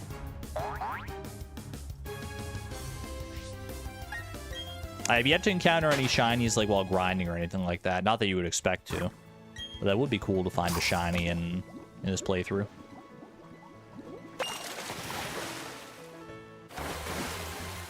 Random shinies are always the best shinies. There we go. Random little Finneon. Welcome on in, friend. He's just a fish. It's a nice looking fish. I'll give you that, Finneon. You're a nice looking fish. Only level 20. That's a lot of grinding. Let's go quick ball here. Where's it at? Do I have like any dive balls either? I do have dive balls. Dive ball would be kind of a nice one. We'll just go quick ball here. Half fish, half butterfly. Dare I say, it could be a butterfly fish Pokemon. Actually, that would be quite the coincidence if that's what the classification is. I don't know what the classification for Finneon is here. It's the wingfish Pokemon. Pretty close. After long exposure to sunlight, the patterns on its tail fins shine vividly when darkness arrives. I did see the little bioluminescentness. That's something that comes across a lot more nicely with like this the 3D model than it did in when it was 2D before. I will give you a nickname. A male Finneon. Chat. What do we want? Butterfish count? The Butterfish is from Stardew Expanded. But I might be willing to count it. Vincent?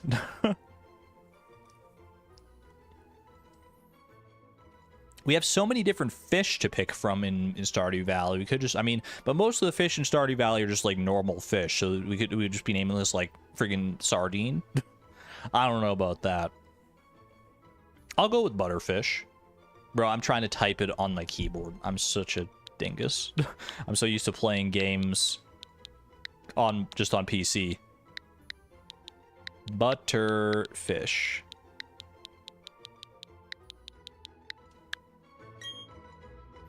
I'll send Butterfish to a box, please. And let's at least, you know, give him his due day on the catwalk here. See what he's working with, stat-wise and nature-wise. Raises special defense, lowers defense. You have Storm Drain. I don't remember Finneon getting Storm Drain. Draws in all water-type moves instead of being hit by water-type moves. It boosts special attacks. So you are immune to water-type moves. That's actually, like, really freaking good. I didn't know that was an ability. I knew you could get Swift Swim. That's, like, your normal ability. Storm Drain is, like, an insanely good ability. Immunity to water-type. That's kind of nuts, dude. You know what, Butterfish, you might actually have a place on the team at some point here with an immunity to water type. That's really good. For right now, we'll just have you in the back there. Fairy Rose. You know what, Fairy Rose, you can stay out for right now. Let's pop on a Repel here real quick. Love his call. He do be going like. He's just making a bunch of little noises, and I love him for that. Alright, that one guy said there's possibly treasure out this way. Let's see what treasure he could possibly be talking about. So, like, berries and stuff out here. I found TM89 U-turn. That's actually a pretty good TM. very useful move, but it is only a TM, so we have to be very judicious about like when and who we teach that to. All right, not bad. Okay. Let me pop over to the Pokemon Center just to heal up, just in case. I don't know if I healed up after the fight against Barry, so better safe than sorry here. And then we will prepare ourselves for Byron's Gym, which is going to be all, like, Steel-type Pokemon.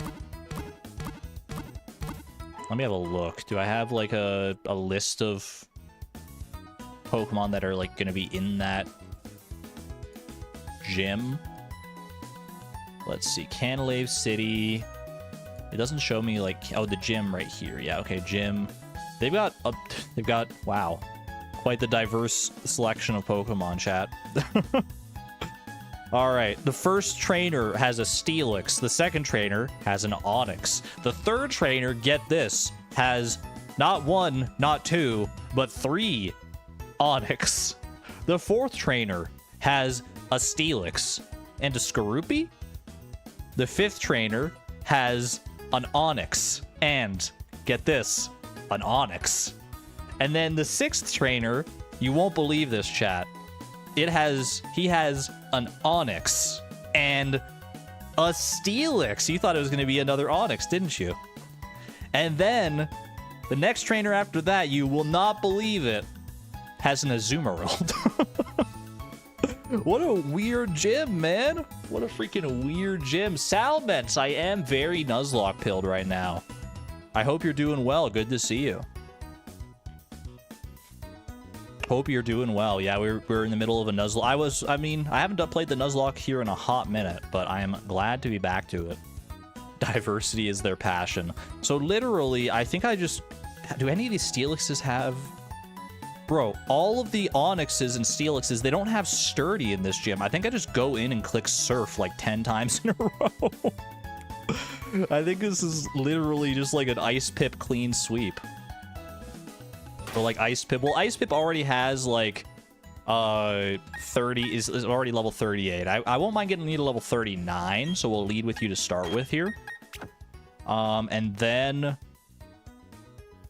I guess we'll also have like Gastrodon or somebody to bring up the back once Ice Pip gets too high of a level here. Who else do I want in the back? Actually, you know what? I'm going to give you Heldam. I don't think you're going to need the Mystic Water, to be honest with you. I think if we're just going up against a bunch of Onixes and Steelixes, there's really no reason I feel like you can't just have the Amulet Coin here.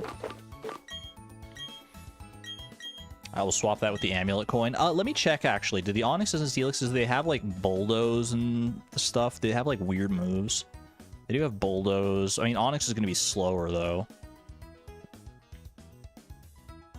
Probably, right?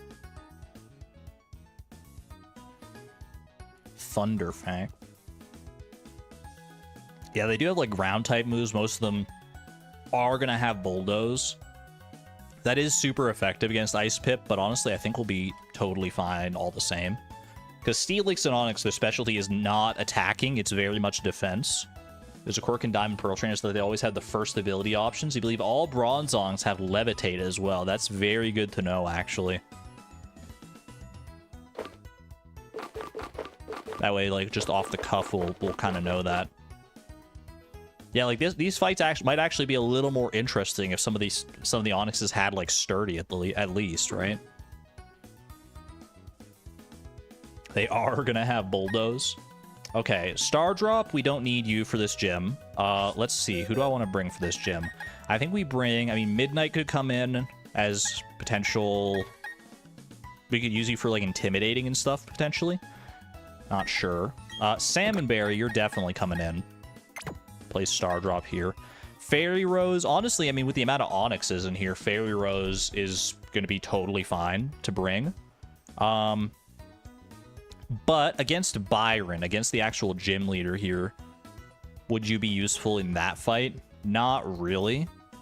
Byron's got a Bronzor, a Steelix, and a Bastiodon. So we're looking at, like, potentially, like, ground types and fire and, yeah, water. Okay. I think bringing Firewalker in the back is still totally fine. I think Marlin in the back is totally fine. Maybe even Robin in the back here. I think this is an acceptable loadout of Pokemon. Is there anyone else that I would want to realistically bring here? Honestly, Potato, you might be okay to bring here for some ground type coverage just in case. I think I'll bring you over Robin for right now. I think I'd rather, if I'm picking one fighting type to bring to the party, I think I'm definitely picking Heracross because it's just more interesting than Machoke is. Everyone and their mother in like a Nuzlocke of this game would have a Machoke, or has at least a decent chance to have a Machoke. It's a rare circumstance that you end up with a Heracross. Anyone here that I want to bring in the back just to like garner some extra experience or anything like that? I don't think so. And you know what? Instead of Fairy Rose here, I am actually going to bring Gyarados. I'm going to bring Midnight. Just because I think having like an Intimidate user is a good idea. And yeah, I think we're good. You know what? Actually, I will take the... I'll take the Fist Plate from you. I'll take the Fist Plate, and I'll probably give that to Marlin instead. And Midnight can also maybe get something here. Salmon Berry's got pretty good recover ability. Do you actually have recover? You do have recover. I feel like I'm going to give Marlin the Fist Plate here.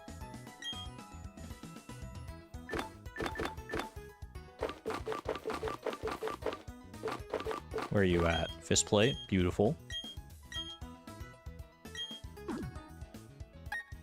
Midnight, Salmon Berry. I'll just give these guys some citrus berries. I don't want to like overthink it too much here. I mean, against these gym trainers, we should be totally fine regardless. But better safe than sorry.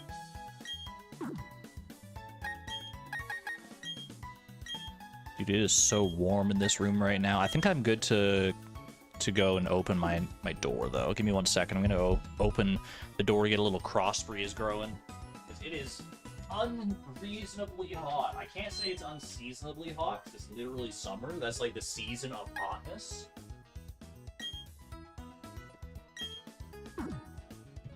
But, my goodness, I'm sweating up a storm in here. Anyone else suffering a heat wave with me right now? Yo, Faye, thank you for being here. Take care. Hope you'll get to come back later.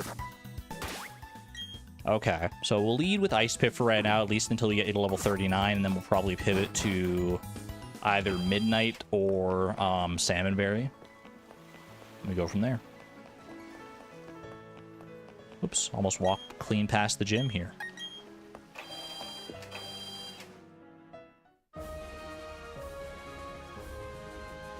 Look at this place, man. It's literally made, like, entirely of steel. They're living up to their name so well. You know, it took me the longest time to... Sorry, I'm just fixing something on my end. It took me the longest time to realize that the gym leader of this place, Byron, his name is, like, a pun on... It has the word iron in it. I never realized that for the longest time, and I felt like such a dummy when I did. Hey there, champ-to-be. The gym leader here uses Steel-type Pokemon. Steel-type have high defense, so you'll have to hit them hard. You say that, but, like, I don't know, brother. Also, they say they use Steel-type, but the first guy here is going to use an Onix. Apparently. Allegedly, if my information is correct. Black Belt Ricky. Oh, no, he's got a Steelix. Okay, he leads with a Steelix, and then they pivot into Onixes later. Next, you're going to tell me that Rourke sounds like Rock? Wait a minute. And Candace, the Ice-type gym leader. Oh, no. Since when, man? Since when are gym leaders' names puns? Wait, Brock, Misty, Lieutenant Surge? All this time? How did I not know? Anyway, get surfed on, idiot. Get ready, get used to seeing this animation, chat. You lived. This Steelix lived. It has Sturdy. Wait a second. My information is incorrect. Okay, Bulldoze still didn't hit that hard, thankfully. Do they actually have Sturdy instead of Rock type, or is it just this one guy that has Sturdy? Let me check. This guy has Sturdy, Okay, it does list this guy correctly as having sturdy, and literally every other one up until Byron has Rockhead. Okay, so it's just this one guy. All right, fair enough. I lowered my speed, but guess what, brother? I got Aqua Jet anyway. I think I'm still faster than you regardless, but just in case. Argon, are you okay? I don't know if I'm okay. This is a world-shaking revelation. That's a lot of experience, man. Firewalker wants to learn Fire Spin. I think we only have physical fire moves. Never mind, we have Flamethrower. I think Fire Spin is... Is Fire Spin worth it? It's like residual damage. I think most of the time you'd just rather go for Flamethrower, right? Yeah, I'm just gonna give up on Fire Spin, no thanks. Back in the day, Fire Spin was like the be-all, end-all for like a lot of fire types. Like in the first generation of Pokemon, I think Fire Spin is like literally the last move that Charizard learns. It's like your ultimate reward for training up your Charizard to its highest level. And even then, I don't think it was that good. Well, actually, in Generation 1, wasn't Fire Spin just like an auto win button? Like, it wasn't like Rap where you click it and like the opponent just can't do anything ever again. Let me heal up just to be on the safe side here. I never played through the actual Generation 1 Pokemon games. I played Fire Red and Leaf Green, of course. I even have like a playthrough on my channel of Leaf Green. But I've never played actual like red, blue, yellow. Nothing like that. I've seen enough playthroughs and I know that it's like extremely janky. One day I'll go back and play those. Dude, opening that door was the smartest decision I've made in my life. It's so much cooler in here now. Hopefully it doesn't, like, sound that bad on the microphone. Hopefully there's no, like, audio contamination going on.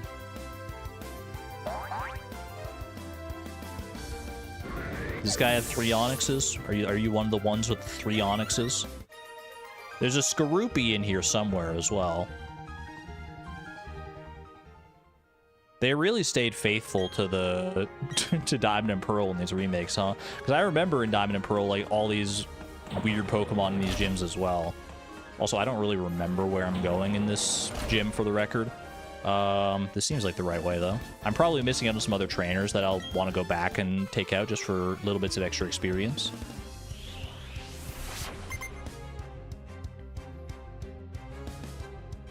Yeah, there's the Skorupi. I think one of the main complaints people did have about these remakes is that they were just, like, way too faithful to the original Diamond and Pearl, down to, like, even all the flaws. Which I can totally understand. Like, it seems weird, right? That, like, why is there a Skorupi in this Steel-type gym? Like, what are we doing here? Just for variety? Like, surely there's other Steel types you could be throwing at me right now. You got Steelix, sure. Like, they got plenty of Steelixes out here. Where's my freaking, like, Shieldon? I know you probably want to say Bastiodon, because that's going to be, like, the ace for Byron. But, like, a Shieldon, or even, like, a Magnemite. Throw in some, like, older generation Pokemon as well. They're always hesitant to do that, though. Ice Pip wants to learn the move Whirlpool. I think I'm going to pass on Whirlpool, brother. Same reason as Fire Spin. I just don't think it's worth it. It takes too much time to get, like, value out of Whirlpool when you can just click Surf and knock something out most of the time. Let me do this here. Bro, my chat was frozen. What the heck? New stream idea, Argon plays Red on the emulator. I mean, I could probably knock out Pokemon Red in, like, one day if I used, like, speed up and rare candies and stuff, right? Okay, Ice Pip is now level 39, so we're taking Ice Pip out of the rotation here. I'm gonna go ahead and move. Let's swap the Amulet Coin to Salmonberry here, because Salmonberry, you're taking up the lead. And then Ice Pip, you are gonna go... Oh, I can't access the box from inside a gym, so I have to leave here. I'm proposing a speed run. Yeah, maybe. I don't know.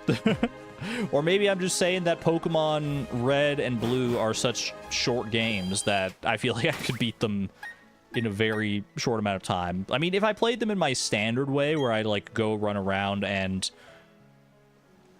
like, interface with absolutely everything and do, like, a full exploration, then maybe not. I'm really good at wasting time.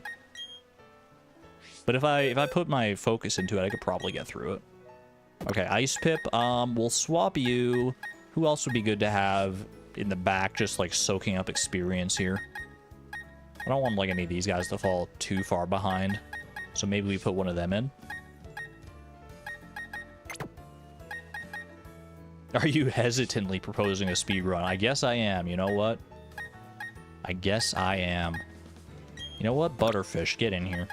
You're level 20. We gotta... If we ever want to hope of using you, we might as well get you some experience. And in we go. I didn't look to see what level Finneon evolves at. But I feel like in my heart of hearts it's like early 30s or something like that. The originals have so many glitches you could probably finish it in about 10 minutes if you play it right. I wouldn't want to do a glitched playthrough. I know you can, like, literally... Like, the world record for beating Pokemon Red with glitches is, like, 30 seconds or something, right? It's, like, really just, like, stupidly fast. You just got to do a lot of, like, menu manipulation, basically.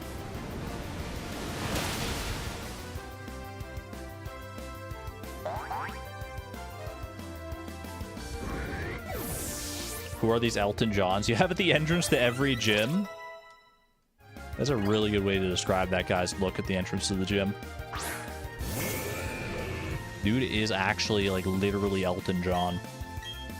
He's just there to, like, basically tell you, like, what type the gym uses. He's just, like, a guy. Like, he doesn't really have, like, a title or a name or anything. He's just there to, like, tell you, like, hey, steel type. Bye. In some games, he'll give you, like, a freshwater or something. He'll give you, like, actually, like, some useful information or, like, an item or two, but in these games, he's mostly just there to put a little character on the gym, I guess.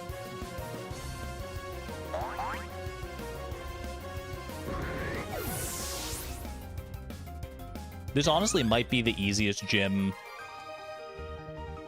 in, like, the series. I don't know. This is a very easy gym. Now that I'm interfacing with it and just seeing, like, how many onyxes and stuff are here, like, what are we doing? What are we doing, man? With the amount of water types that are doled out throughout the game, you're really gonna give me, like, a gauntlet of, like, 10 onyxes. And then even the gym leader is notoriously, like, I haven't fought Byron in a long time, but I'm pretty sure Byron is notably, like, not that hard of a gym leader. Hubris Matrix? We'll see. We'll see. Maybe Byron will make me eat my words, but I kind of severely doubt it. To be perfectly honest with you, I feel like we're going to be A-okay. If I remember right from 20 years ago, yeah, this is a dead end. I didn't remember right, because I thought that was like an optional trainer area or something like that. There's no guardrails around here, huh? This definitely can't be OSHA compliant. Wait until I lose my first Pokemon in this gym. That would be the way. I just let my guard down and lose a Pokemon for being, like, underestimating my opponent. That would absolutely be the way. That's a tale as old as time right there. I think the real challenge of this area is honestly, like, Iron Island. Like, if we'd gone to Iron Island first, we'd probably be having a bit of a tougher time for sure. Get slammed.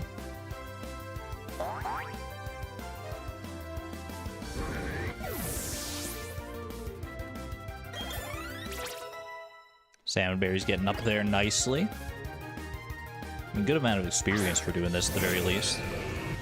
The one thing we do have to remember is the final trainer in this gym has an Azumarill. So we want to pivot to something completely different for that one. Just wanted to bookmark, but then you got overconfident, and now you don't want to miss the Rude Awakening.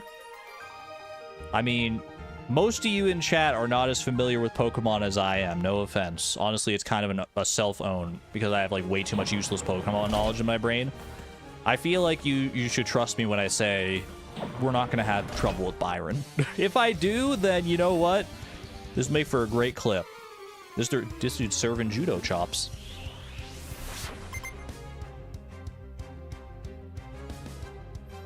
Just want a Hail Mary to occur. I'll double... I mean, we're still going to double check, like, Byron's team before we go into it. I'm going to look at it and, like, strategize a little bit, but I don't think we're going to have to go for, like, any kind of crazy trick room, silly shenanigans like we did against Fantina.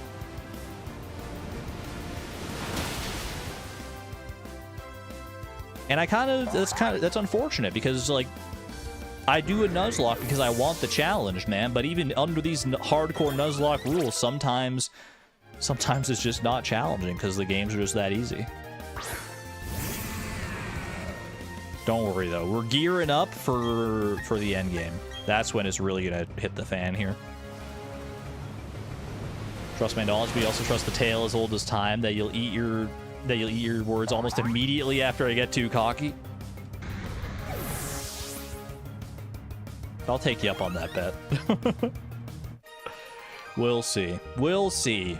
I'm much more scared of the 7th gym leader, Candace, than I am of Byron right here. I must rededicate myself to my training. The road extends into infinity. It never freaking ends, man. He's so right. He's so real for that.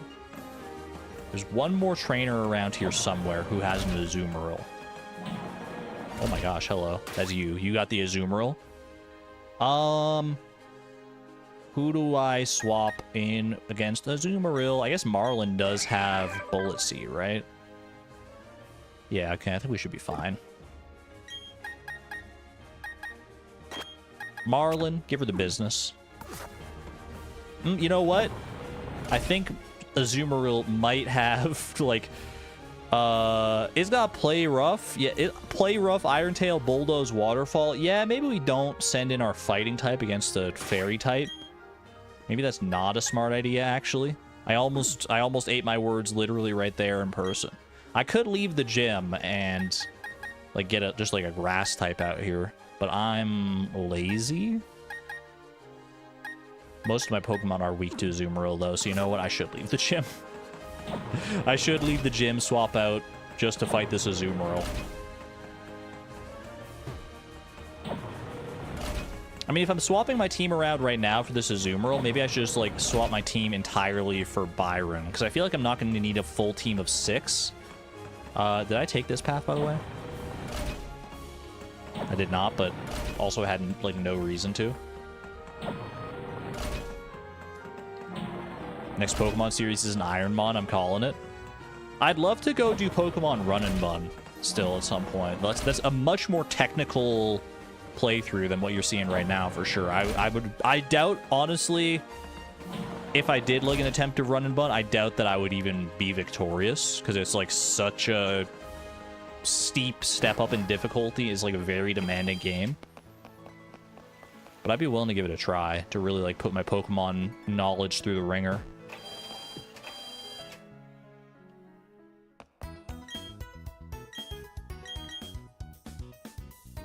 But maybe an Ironmon would be more my speed. I don't know.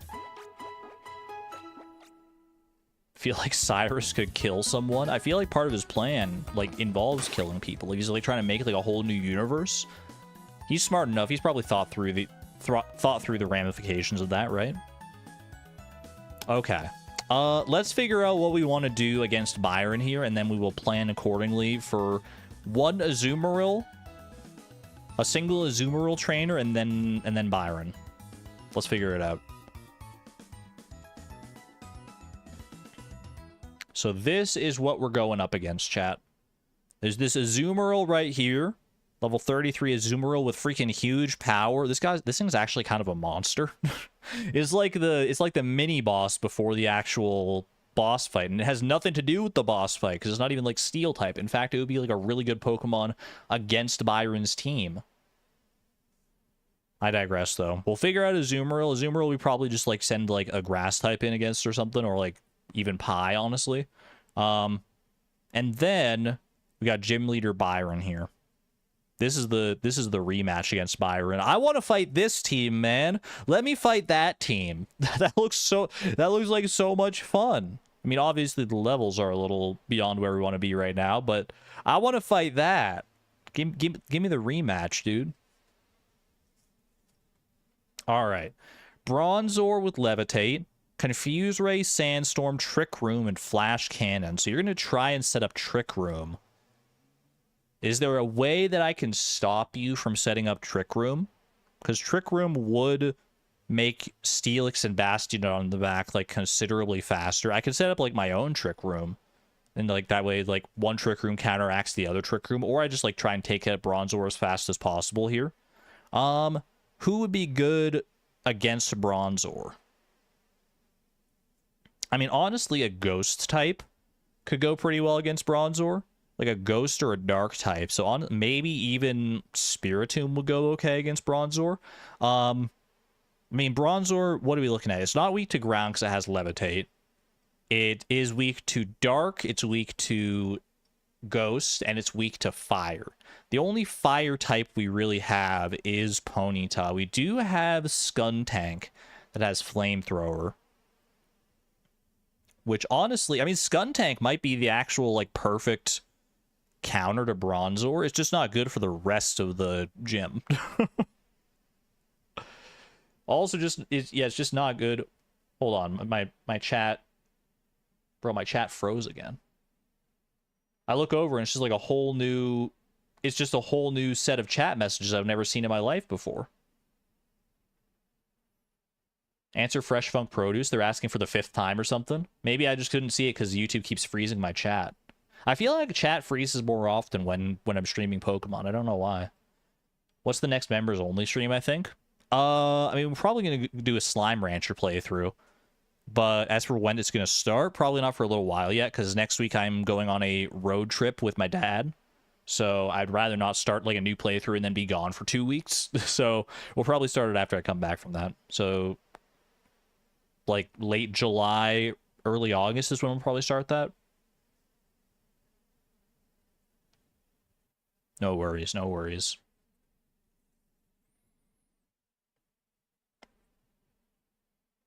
So let's see. Here is a thought. Here's a line of thought for Byron here, right? You lead with Skuntank to deal with Bronzor. If Bronzor does whatever, it confuses us. Maybe I just put on a Person Berry on Skuntank to negate the confusion if that goes off. It's going to do whatever it does, just a bunch of setup, but I feel like if it only has Flash Cannon for us, Skuntank shouldn't have a problem taking it down with, like, Flamethrower or even, like, a Dark-type move. I don't know what move Skuntank has. I think it has, like, a Bite or something, but honestly, Flamethrower is probably better, even though we don't get the same type attack bonus from it. We bypass Bronzor's sky-high defense stat, because I'm pretty sure Bronzor has, like, really good defense, but not as good special defense. 86 special defense. Oh, it actually has the same 86 defense and 86 special defense. Okay, so maybe we do just go with whatever the stronger move is in that case. It might still be Flamethrower just because of, like, the base power of it, but we'll see. Either way, Skuntank handles Bronzor, then probably Steelix comes out. Steelix is going to want to go for Earthquake. You know it to be true. Earthquake against Skuntank is a freaking no-brainer. So what do? You switch out to Gyarados. Gyarados negates it entirely. It doesn't take any damage from Earthquake because it's part flying type. And then Steelix is going to be like, oh ho ho, joke's on you. You think you can bring in your Gyarados to intimidate and scare me, and it's going to go for Thunderfang, right? So it goes for Thunderfang, and then we switch out to Gastrodon, and that's the power play, man. Gastrodon immune to Thunderfang, and then just comes in, hits you with the Surf. You're gonna stay on because of sturdy, but what's a Steelix gonna do to a freaking Gastrodon? I guess you could switch Gastrodon in directly to Steelix, but then we take an Earthquake, and that's not ideal. And then 2 Surfs is gonna take out Steelix, no problem whatsoever. And then Bastiodon comes in. Bastiodon also really doesn't have anything for Gastrodon. But the chip damage from, like, Bastiodon's moves and Steelix's moves may come to hurt us with Gastrodon, so it'd probably be a good idea to have, well, number one, give Gastrodon, like, a Citrus Berry in order to mitigate that damage, and number two, have someone in the back that we can switch in, at least against Bastiodon, if Gastrodon is starting to get a little low. So someone who's good against Bastiodon. Bastiodon has Thunderbolt, Stone Edge, Flash Cannon. I mean, Thunderbolt is scary, but, like, Bastiodon's not that good of a special attacker, surely. You've got 52 attack and 47 special attack. Bro, you're actually trash. He's got really good defense. I mean, 168 defense. His face is literally a shield. 138 special defense as well. And he's got iron defense, so we're not going for physical moves against that guy. We're not going for, like, ground or fighting. At least not the ground or fighting type moves that we have. Gastrodon, Bastiodon kind of rhyme. They're going to do a great dance together. So I think, yeah, I think we lead Skuntank, have Gyarados and Gastrodon in the back, and then we need someone for this Azumarill, because we still have to fight that. So probably, maybe, honestly, like, ooh, I wonder. Does Cherim have Sunny Day or Cherim? Might. Sunny Day could honestly be pretty good if we need, like, a little flamethrower boost or something like that. Either way, I think, yeah, Cherim could be good here. Or Fairy Rose could also be good here. Or Pie could also be good. Honestly, Pie might not be a bad thing to bring, because that's another Intimidate user. Obviously, we wouldn't want to bring it in against Steelix at least, but it would probably be able to tank some stuff from Bastiodon. Maybe at least, like, a pivot to pivot through, like, a Thunderbolt if we need to worry about that. Okay, I think I've got an idea in my head now. I think we know what we need to do. So, we're gonna lead, well, not lead right away, but let's go with who are we leading with here? We're leading with Trash Bear. Marlin, I don't think we need you, actually. I think Marlin's gonna be sitting this one out. Midnight and Salmonberry, we want both of you. Potato, you hit with your physical side. You're just like, these steel Pokemon are just gonna be too physically defensive for you. I don't feel like this is a good situation for you. Firewalker would be good to have in the back just in case. Butterfish, no, sorry. There's not space for you right now to sit back and soak up experience. I'm gonna bring... Do I bring Fairy Rose or do I bring Cherry Bomb for this Azumarill situation? I think I might bring Cherry Bomb just because it has, like, the Sunny Day if I want to get, like, some... If I want to get some more extra power on my flamethrowers. Ooh, pardon me. Although you also have healing. Fairy Rose has healing and Stun Spore. Fairy Rose could do some interesting stuff here. Yeah, you know what? I think... I don't know. It's kind of a toss-up. You could bring both of them in theory, but that might be a little excessive. I think we bring Cherry Bomb.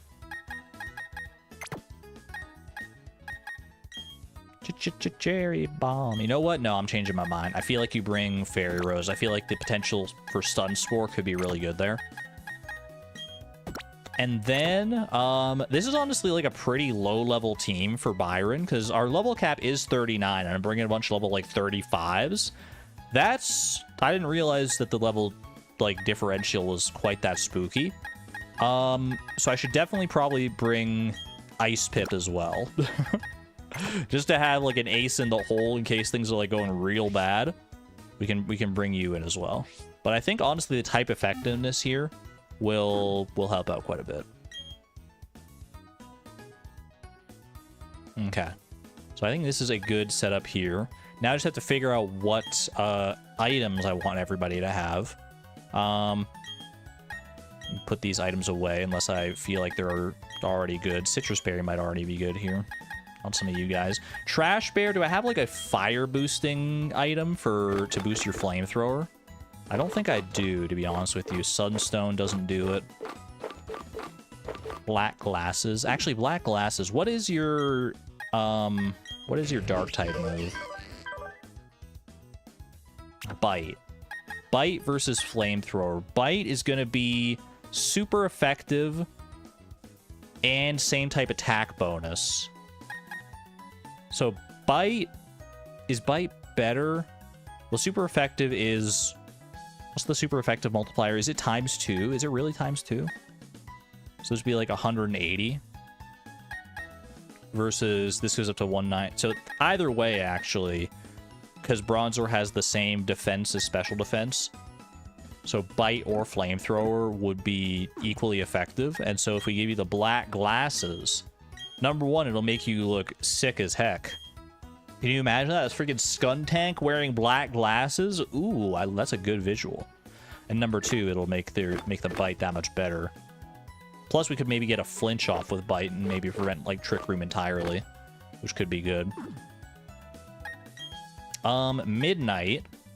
What do I want to give Midnight here? Midnight's probably not going to be in there that long. You're really just there to like pivot through Earthquake. But if you need to stay in there and do something, maybe I give you like a citrus berry. Or do I have like a berry that weakens super effective electric type damage? Probably not, right? Lumberry, Greppa berry, super effective grass type. I don't think I'm gonna have one, man. No, those are pretty rare berries to come across. Oh wait, I was gonna give a person berry to Skuntank to avoid some confusion stuff here. You know what? I think that's actually more. Well, not to Midnight here. Midnight, I think I'm just gonna give a citrus berry. Is there anything else that would be better here? I don't think so. I'll give you a citrus berry, and we're gonna give a person berry instead to Trash Bear, in order to mitigate the potential of that that Confuse Ray. Because Confusion could really throw a wrench into our plans here. Salmonberry. I think I give Salmonberry a Citrus Berry as well here. I don't think you'll need the boost in power that like a Mystic Water would provide. And you're going to be in there longer than anybody else, probably. Firewalker, probably not even going to see any action during this fight, to be honest with you. You got Flame Wheel, you got Flamethrower. I guess we could give you something. I don't know if we want to. I mean, Citrus Berry is probably fine.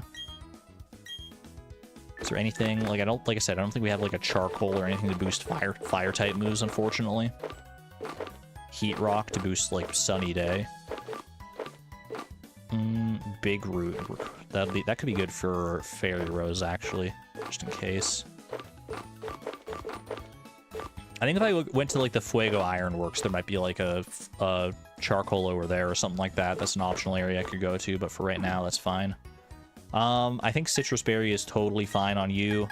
I think I'm gonna give Fairy Rose a Rose Incense just to boost the Giga Drain. Hopefully just get a one-shot on that Azumarill when we go for that. And then Ice Pip, I am going to give you... I think I'm going to give you a Cherry Berry, actually, in case we need to switch you in on like a Thunderbolt or something and we get unlucky. I feel like a Cherry Berry. It's a weird play, maybe, but to avoid that potential paralysis, I feel like it's smart, just in case we get bad RNG here. All right, put Fairy Rose in front for right now. Just check one last look at their moves. This Gyarados has Tackle, bro. I feel like I should probably swap that out for something. I could look through my TMs, but honestly, I think we're going to be okay here. I think we're going to be A-O good.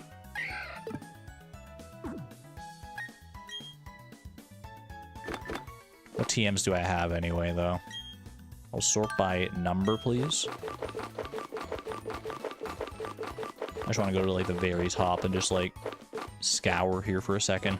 Water Pulse, Toxic, Sunny Day, Ice Beam, Dazzling Gleam, Thunderbolt, Low Sweep. And Low Sweep could be good against, like, Bastiodon or something if we had it on the right Pokemon, but I feel like just going for special moves is going to be better here. Skill swap, don't need it. I mean, skill swap, if we taught it to somebody and like skill swap sturdy off of Bastiodon, that would be kind of interesting, but definitely too cute of a strategy, I think. Drain Punch, we have a whole bunch of those. I wonder if you could teach that to Heracross. We probably already checked that, and there's probably couldn't learn it. Nasty Plot. You could give Nasty Plot to Trash Bear. That's a thought. Because that would boost the power of Flamethrower. Swords Dance. Why can Fairy Rose, of all Pokemon, freaking Roselia, learn Swords Dance? Stealth Rock. Actually, Stealth Rock is kind of like, could be interesting to break Sturdy on both, because both Bastiodon and Steelix have Sturdy. Is there a world where I teach Stealth Rock and lead Ice Pip? I kind of think that might not be a terrible idea, to be honest with you. Because Stealth Rock won't do that much damage. Basically, what Stealth Rock does is it hurts, it does damage to the opponent when they switch in. And the damage it does to them is based on how effective Rock-type moves are against them. And obviously, like, Steel and Rock Ground-type Pokemon, like Steelix and Bastiodon, very much resist Rock-type, so they wouldn't take very much at all from Stealth Rock. But the way their ability works, Sturdy, is that any hit they take that would reduce them from full HP to dead in one hit will instead leave them at 1 HP. So if we Stealth Rock, they'll take a little tiny baby bit of damage at the start, and then since they're not at full HP, Sturdy won't matter anymore, and we just hit them at once and they're dead. So honestly, I think Stealth Rock, just to make things a little bit easier here and give them less of a chance to even do anything, is not a bad idea. No, we don't want to give it to you. We want to use this on Ice Pip here. The question is, do I have any moves on Ice Pip that I'm willing to get rid of? Kind of a tough sell, to be honest with you. Charm is, like, really good. Is it good enough? I think I'm willing to get rid of Charm. I think Aqua Jet is too good to give up its priority. It's good damage. Obviously, I mean, I could give up Surf, but that's going to be our main move in this literal fight. Could also give up Metal Claw, because we're probably going to get Flash Cannon eventually anyway. You know what? I mean, honestly, I don't see a whole lot of situations where I'm going for Metal Claw. What does Byron give you the TM for Flash Cannon, actually? TM 91. That's what he gives you. He gives you the TM for Flash Cannon straight up. So honestly, get rid of Metal Claw, and we'll probably teach Flash Cannon after anyway. There we go. Alright. That is my loadout, and I'm sticking to it. Chat, I think we're ready. I think we are officially ready. Let me pop you out, chat. Because I had you not popped out for a little bit there, because I thought it would maybe do better as far as, like, chat freezing goes. But it didn't seem to have an effect. Chat still freezes up on me, I don't know, more often when I'm doing Pokemon. Maybe it's because the chat is, like, quieter, and for some reason that affects, like, that affects how often it freezes up. Either way, thanks, YouTube. Just got your competitive Scyther. 31 IVs on all stats, 15 to special attack. I mean, 15 special attack on a Scyther, that doesn't matter at all, right? That sounds like a very good Scyther for you, Phil. Let's freaking go. That didn't take you too long, actually. You did that pretty quick here. You were just doing that throughout the course of this stream. All right, chat. This is my team. I'm sticking to it. How do we feel? Give me a 1 in chat if you think we're going to be totally fine in this fight. 2 in chat if you think my hubris is going to get the better of me. I feel like I've planned things out nicely.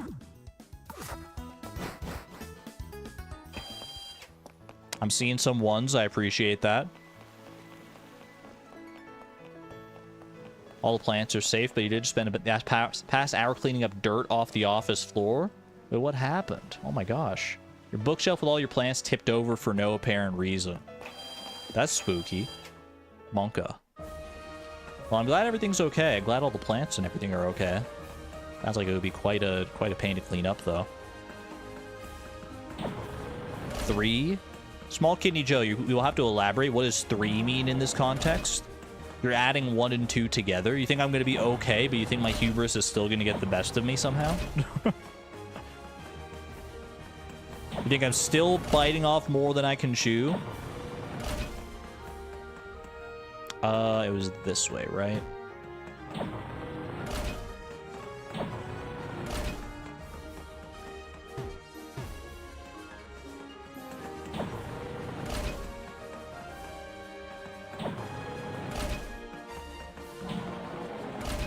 It's from Hollow Boy, so no need for elaboration.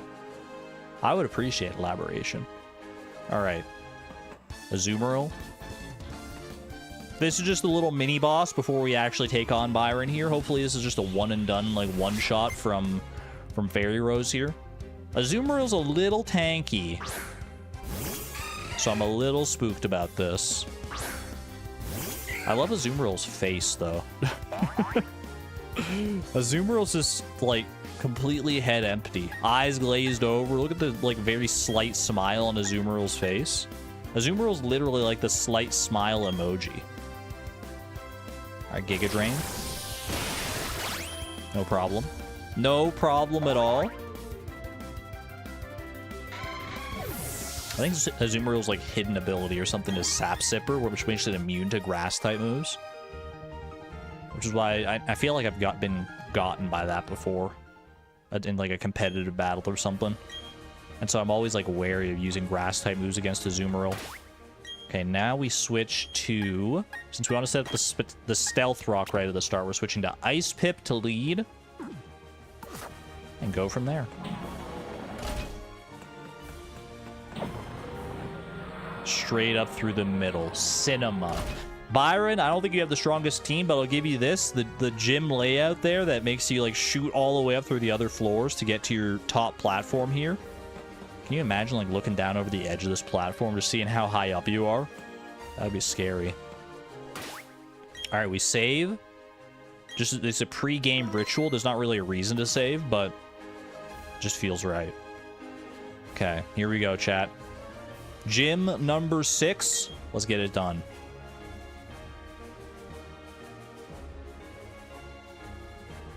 Ah, that's the Orbrig's gym badge. I see you defeated my son. But that's no surprise. He still has much to learn. In place of my son Rourke, I, Byron, will accept your challenge.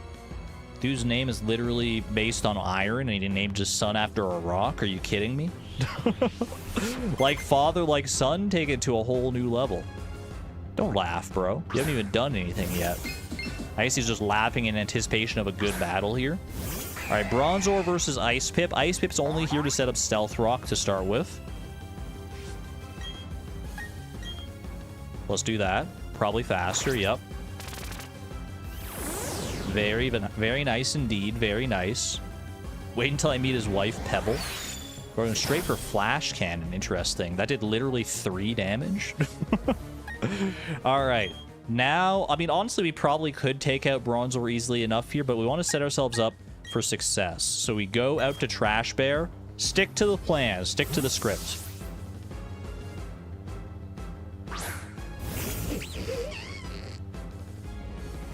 Trick Room.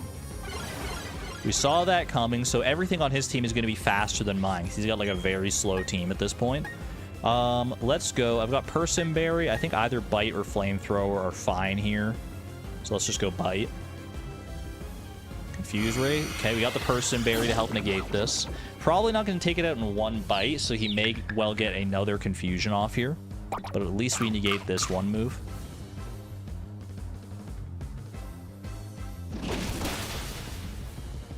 Okay, that was not very good. Bronzor was like super defensive. So we're gonna need... I was hoping to get like a 2-hit KO there. Let's Flamethrower here. I think Flamethrower, just to see how much more damage it does, if it does about the same amount of damage. I expect it to do about the same amount of damage if my math was right. We could also have a chance at a burn. which would help, like, for residual damage here. Oh, no, that did, like, a lot more. Oh, it's a critical hit! That's why! Trash Bear, the GOAT! Alright. We need that at a time like this. Okay, Steelix. We hit the Stealth Rock on Steelix to break Sturdy. Now... It's a little spooky, man. It's a little spooky. I expect this Steelix is going to click Earthquake, because why would you not click Earthquake against a Skuntank, whose only weakness is ground? But it does have Thunderfang. And if for some reason I switch to Midnight anticipating the Earthquake to get no damage off, and it goes for Thunderfang and, like, one-shots Midnight, I'm gonna be real sad. But I have confidence in my fundamentals here, man. Don't do anything silly, Byron. Don't be silly with your AI here, okay? I mean, we might even survive a Thunderfang, honestly, if it does go for it, because it's not same type attack bonus. Okay, it went for Earthquake. Thank you. Now you're going to go for Thunderfang. And so we pivot to Salmonberry to take the Thunderfang and take no damage from Thunderfang. We're also burning turns of Trick Room here, which is nice. Goes for Sandstorm. Also totally fine, because we don't take damage from Sandstorm either, being a ground type ourselves. Dude, Gastrodon is so good. Twisted Dimensions return to normal, so I feel like I'm going to be faster than Steelix.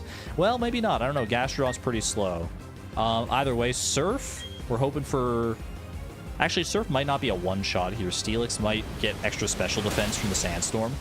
No, we're fine. Never mind.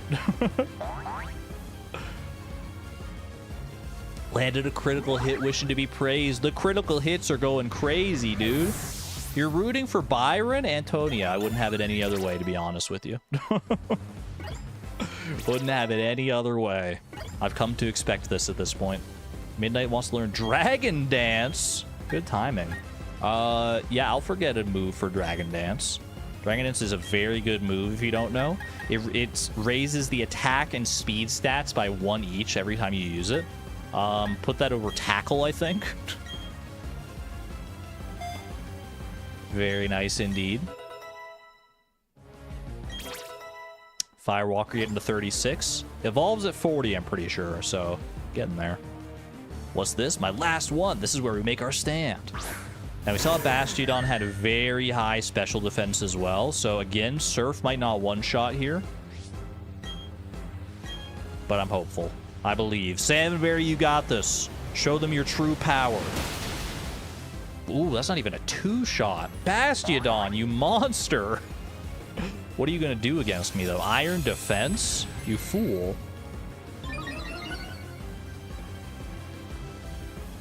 That doesn't do anything for you.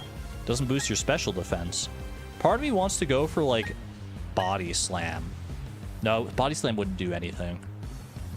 Neither would Ancient Power. I wanted to, like, hit it to a point where, like, the next Surf would take it out without lowering it into red. Because if you put him into red, he's probably going to use a potion here.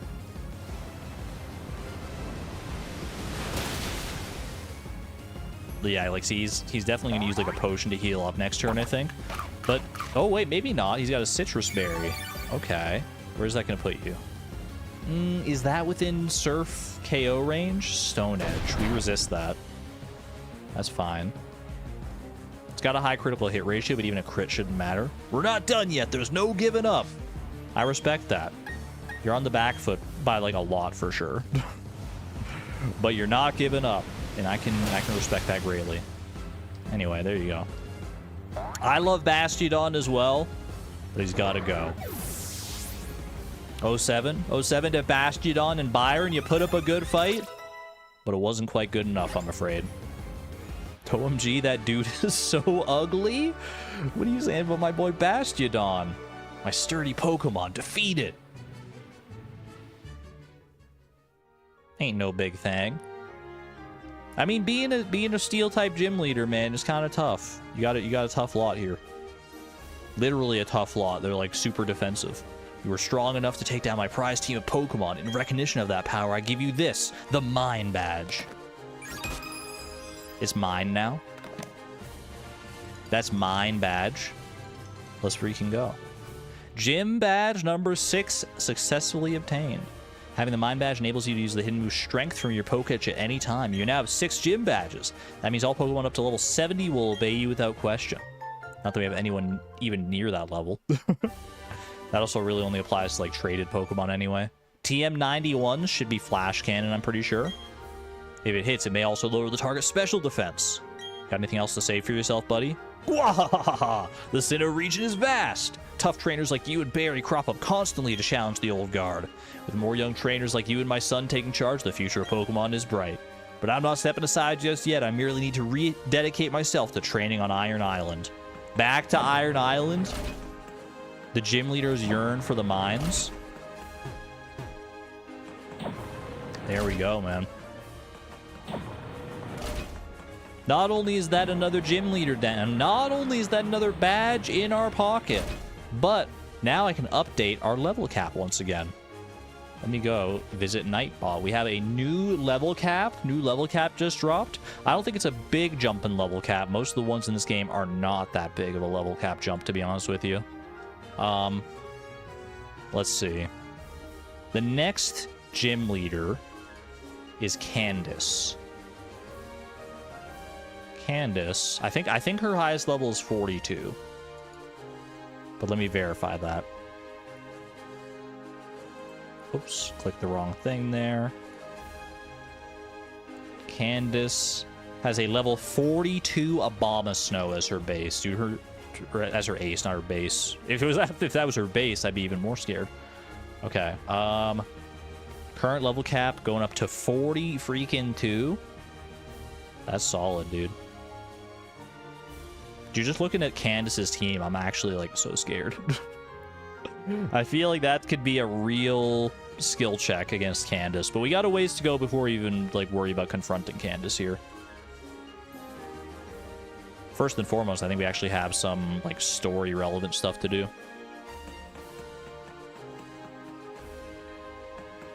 The dude, not the Pokemon. Oh, wait, were you calling Byron ugly? That's even more mean. Vi, you've beaten the gym leader. Good going. That makes 6 gym badges. I tell you what, you're turning into one fine trainer. If you were to say you're going to become the Pokemon champ, no one would laugh at you now. I'm in your corner, kiddo. Thanks, Elton. Hello, Barry. Were you waiting for me this whole time? That's the Mind Badge. Good going. You're even tough enough to take a shot at becoming the Pokemon champion. Of course, I'm tougher, so that's not actually going to happen. Yeah, keep talking, buddy. Keep blowing hot air. You've never beaten me in a battle even one time. Did you say to go to the library, I think? Well, I'm going to go heal up my Pokemon first, just to be on the safe side here.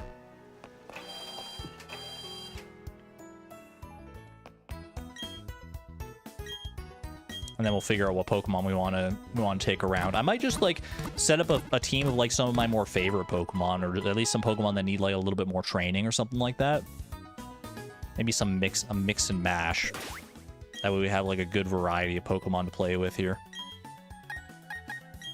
I will take all of your berries back into my pocket, please. Good job, team. Even the ones who didn't end up, like, doing anything in the battle. Appreciated the moral support. It's not my fault that he's ugly. I mean, he's made quite a name for himself. He's an accomplished gym leader. I did just, like, smoke him and grind him into the dirt, but but that's just because I'm good. He definitely beat you in a Pokemon battle. All right. I'm bringing Spiritomb with me, and there's nothing you can do to stop me. I'm bringing Rare Disc. I'm bringing freaking... I mean, Ice Pip is really high level right now. I should teach Ice Pip Flash Cannon for sure. Keep Firewalker around because the next gym is Ice type, so obviously we want to train up some lads for Ice type. Bring Stardrop with me over Salmonberry for right now. We don't need 2 water types here. I like Fairy Rose, but to be honest, I kind of like Cherry Bomb a little bit more. And do we go with Pie? I mean, Pie is already pretty high level. Zuzu, Marlin. We've got so many good Pokemon, man. We've got so many good Pokemon. I'm going to bring Marlin, Because a fighting type is also good against ice types in the future, so we'll start training them up. Alright, this is fine by me. Give out some just basic whatever items here. Don't let me forget to teach Flash Cannon as well. Mystic Water for you. Oh, we have to go to Wayward Cave as well here. That could be quite important. I will give you the Spooky Plate rare disc. Wayward Cave is an optional area, but now that we have strength and we can access it, we have a chance at getting Gibble there, which would be real nice. I will swap this to Star Drop here. Firewalker, honestly, don't have that much for you right now. If I had a charcoal, I'd just give you that. But instead, I will give you, I guess, a freaking... give you, like, a smoke ball. In case we need to, like, run away real quick or something. I don't know. Actually, no, I should be a little more careful here. Let me just give you a berry. Little citrus berry action. Can't go wrong with that. Wait, did I not give it? Yes, I want to swap. There we go. Had no idea about types, so I was wondering why some gyms are awful or even move types. Honestly, I mean, the reason most gyms are just one type is so young children playing these games can, like, pick a type that's good against that type and generally have, like, a pretty easy time with it, I think. I think that's one big reason. Like, if they wanted to make these gyms actually, like, properly challenging for veteran Pokemon players, they could do so many more things with it. Undeniably. They could have, like, very varied teams just to throw you off balance. You just brute force your way into beating Pokemon X. That's also a way to do it, honestly. Just, like, when I was a kid, I'm pretty sure I just, like, in, like, my first playthrough of, like, Pokemon Ruby, I think I just, like, used only Blaziken for the entire thing. Argon question? Shoot, what do you got, Woolen Feet? Rose Incense. And who am I going to lead with here? I'm going to lead with Rare Disc, you know what? Like Karen said, play with your favorites. Is my fan running? It is. It has to be running today because it's a very hot day. Even with the crossbreeze from opening the door, it's just such a hot day. This is the Canalave Library. Please keep quiet while you're on the premises. Oh, my bad. You better go catch it. Woolen Feet, this is a library. You shouldn't be making such funny jokes. You're gonna make me laugh out loud and, like, get me kicked out of the library. Hee hee hee hee hee. Dot dot dot. What is it? Please don't disturb me while I'm reading. Most normal response from any Pokemon NPC ever. I walk up to someone in a library that I don't know. She's reading, and she, like, looks at me and is like, what? like, you know what? That's a totally fair reaction, to be honest with you. I think I could, like, read some books here. The ceiling-high bookshelves are crammed with books. You don't want to read any of them, though. Surely not. There is, like, some book you can read in here somewhere. I feel like I remember that. The books on the third floor are easier to read. The ones down here are all too tough for me to understand. Why did they put the easy ones on the top floor, dude? Please refrain from bringing food or beverages into the library. No, you can't tell me what to do. I'll bring all the berries that I want in here. Yo, Professor Rowan, Lucas, long time no see. Okay, Gramps, I brought Vi like I said. And now I'm out of here. Are you? Okay, I get it. Rowan didn't even have to say a word, man. Killed him with a stare. Everyone's finally here. Listen up. You may have forgotten already, but I study the evolution of Pokemon. The more I study, the more mysteries appear and multiply. There are some Pokemon that evolve, and others that don't. What makes them different from each other? Do immature ones evolve and evolve into ones that are more mature? If so, what do we make of the legendary Pokemon that don't evolve? Are we to assume that the legendary Pokemon of Sinnoh are complete as creatures? He's asking the real questions, dude. This is where you three come in. There is said to be a mysterious Pokemon in each of the 3 lakes of Sinnoh. If we can obtain data on them, it may shed some light on how the process of Pokemon evolution works. I need help from each one of you on this grand undertaking. Help me find these mysterious Pokemon. What are you saying? I didn't get a Pokedex. He hadn't had a Pokedex all this time? And who was it that bolted from the lab before I had a chance to give them one? But that's water under the bridge. Better late than never, I guess. Seeing Pokemon with your own eyes is important for you to become a trainer too. You bet, Professor. This will add to the Pokedex database and help advance your research. I would have made all you go regardless. Now then, these are the 3 lakes. Okay, Mr. Snooty. Jeez. Fortuitously, there are 3 of you. You should split up and investigate the lakes individually. Lucas, you go to Lake Verity. That's the one near, like, Twin Leaf Town back home. Barry, I want you to investigate Lake Acuity. That would take you almost to Snow Point City. The road there is harsh. I need a tough trainer to go. Bro, I smoke Barry every way to Sunday. And you're sending him on that trip? And that leaves Vi with Lake Valor. The lake is between Veilstone and Pastoria, if memory serves. Monka? Has it stopped? Wait, I thought that was Barry saying that. Because I was looking at his silly face. Are you all of you unharmed? Let's go outside, but be careful. I'm concerned about the city. Most mild earthquake of all time. Actually, it wasn't that mild. I guess it did shake the building quite a bit, but it was very short-lived. Be wary of the aftershocks. I'm feeling wobbly. Even though the tremor has ended, my knees still feel like jelly. Gooey. You okay? Was that an earthquake? I didn't imagine it. I would hope not. Collective hallucination. Book is titled Veilstone's Myth. Would you like to read it? Sure. Veilstone's Myth. A young man, callow and foolish in innocence, came to own a sword. With it, he smote Pokemon, which gave sustenance with carefree abandon. Wait, they're talking about a guy using a sword to murder Pokemon to eat them? Is that what am I reading this right? Those not taken as food, he discarded with no afterthought. The following year, no Pokemon appeared. Larders grew bare. Would you like to keep reading? Yeah, this is like insane. I don't know. I've never heard this story before. The young man seeking the missing Pokemon journeyed afar. Long did he search, far and wide too, until one he did find. Asked he, "Why did you hide?" To which the Pokemon replied, "If you bear your sword to bring harm upon us, with claws and fangs we will exact a toll.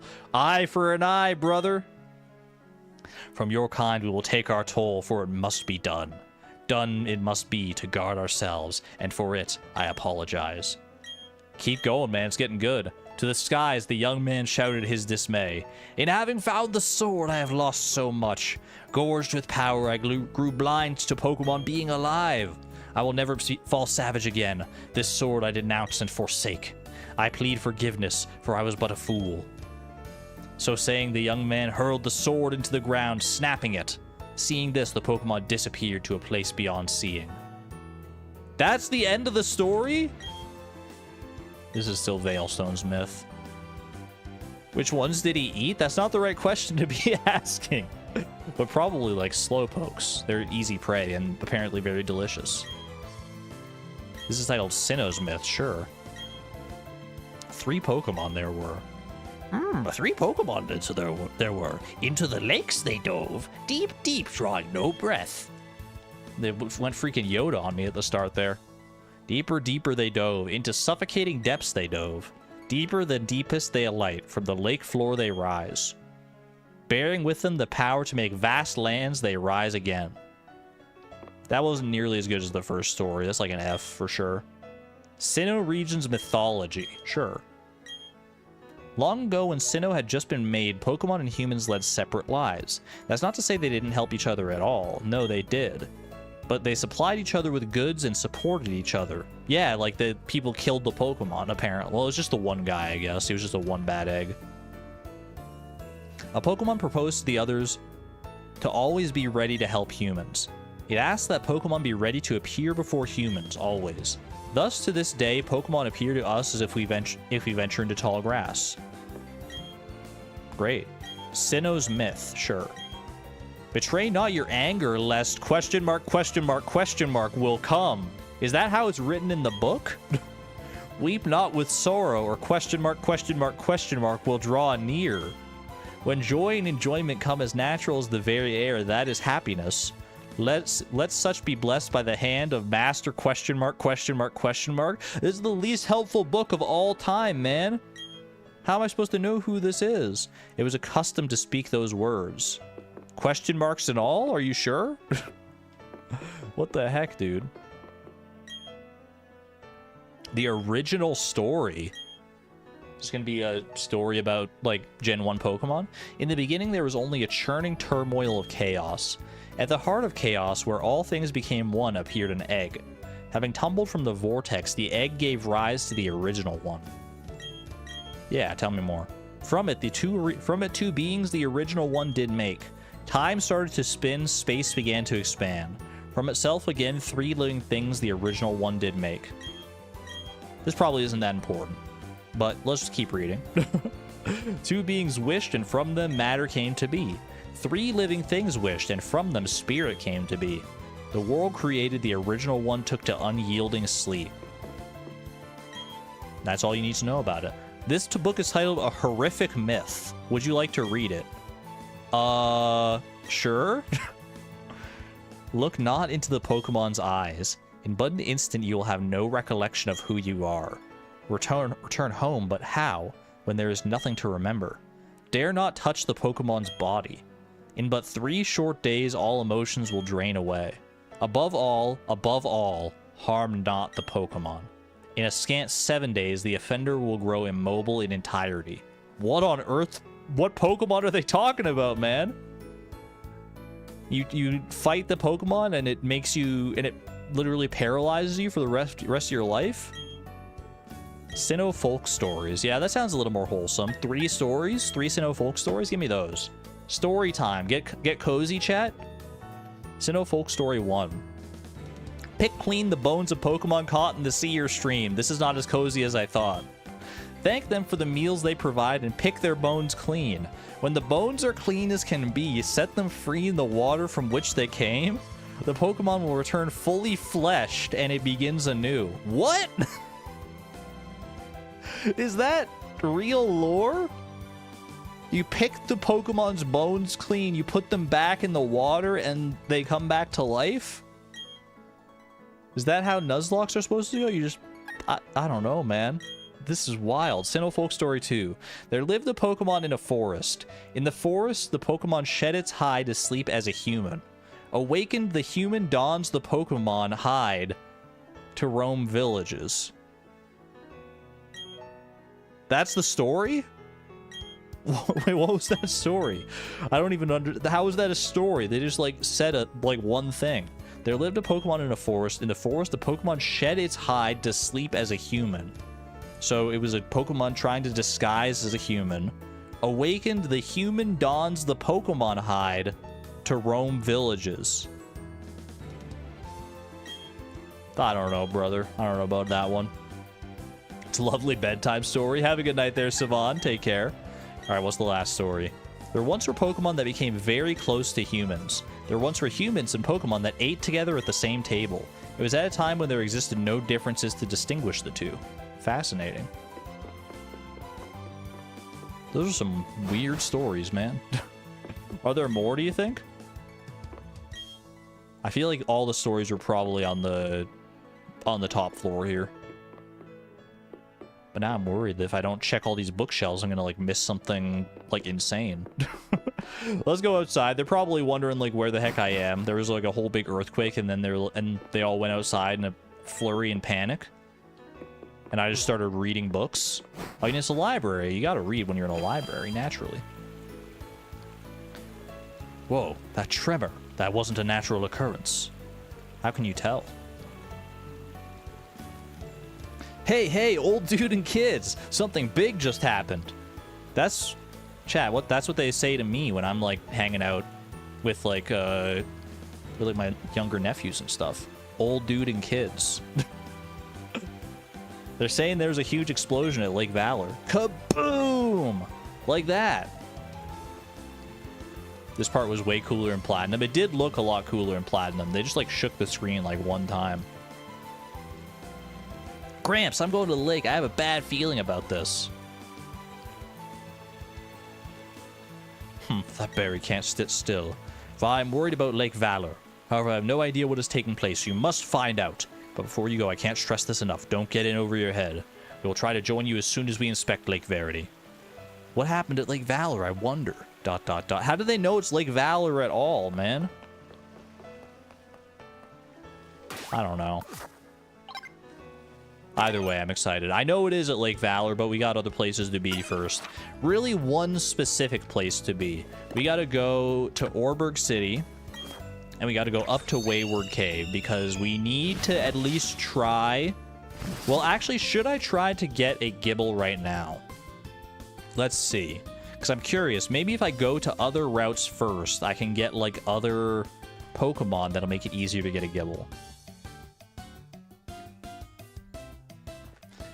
The sailor just announced it to us kids and old dude. Pay attention. Sorry, I was trying to make a joke at that time. I wasn't really paying... I wasn't listening to all that stuff. He should have said it louder, honestly. He should have said it like a few more times so that I could pay, so that I would pay more attention. Yo, Woolenfeet, have a good one there. Take good care. And we'll see you around. Okay, let me see. Wayward Cave, the area with Gibble in it. So in that area, there's a 40% chance of finding a Bronzor, a 35% chance of getting a Zubat, a 10% chance of getting a Geodude, and a 15% chance of getting a Gibble. So, we already have a Zubat and a Geodude. If there was a place we could get a Bronzor, like if we could just go catch a Bronzor somewhere, then we could guarantee a Gibble, which would be a huge thing, like a huge guarantee. Gibble, Gabite, Garchomp, that's a wonderful line to have access to. Bronzor, where are you available, Bronzor? Route 206, Wayward Cave, Mount Coronet, Turnback Cave, and the Grand Underground. So Mount Coronet would have to be where we get it.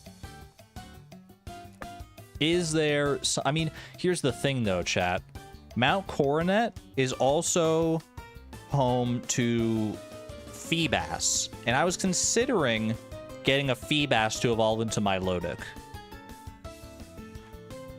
Bronzor, where does Bronzor even show up, man? It doesn't show up until like later in Mount Coronet. So if we wanted to get a Bronzor, also we're not even like guaranteeing a Bronzor if we go to Mount Coronet, because there's like a big encounter table full of like Metatites and Clefairies and Feebas is nearly impossible to catch, though. Well, here's the thing. Feebas is, like, weird to catch. Because basically it's like there's, like, 4 tiles in the entire area that have a chance to even have a Feebas on them. But those tiles, if we fish with an old rod, they'll only have Magikarp or Feebas on them. And only Magikarp if it's not a Feebas tile. It is difficult to evolve, too. It could be worth it, though. It could be worth it. What about surf encounters? Surf encounters in that area would be Zubat and Golbat, apparently. The tiles randomize every day. That is true. So we'd be there for a hot minute. But, I mean, Milotic is really good if we can get our hands on one. It would be tough to evolve. It would be like a lot of work. I mean, I guess we do already have a bunch of water types and stuff. Maybe we don't need to worry too much about that. Maybe it might just be smarter to go for...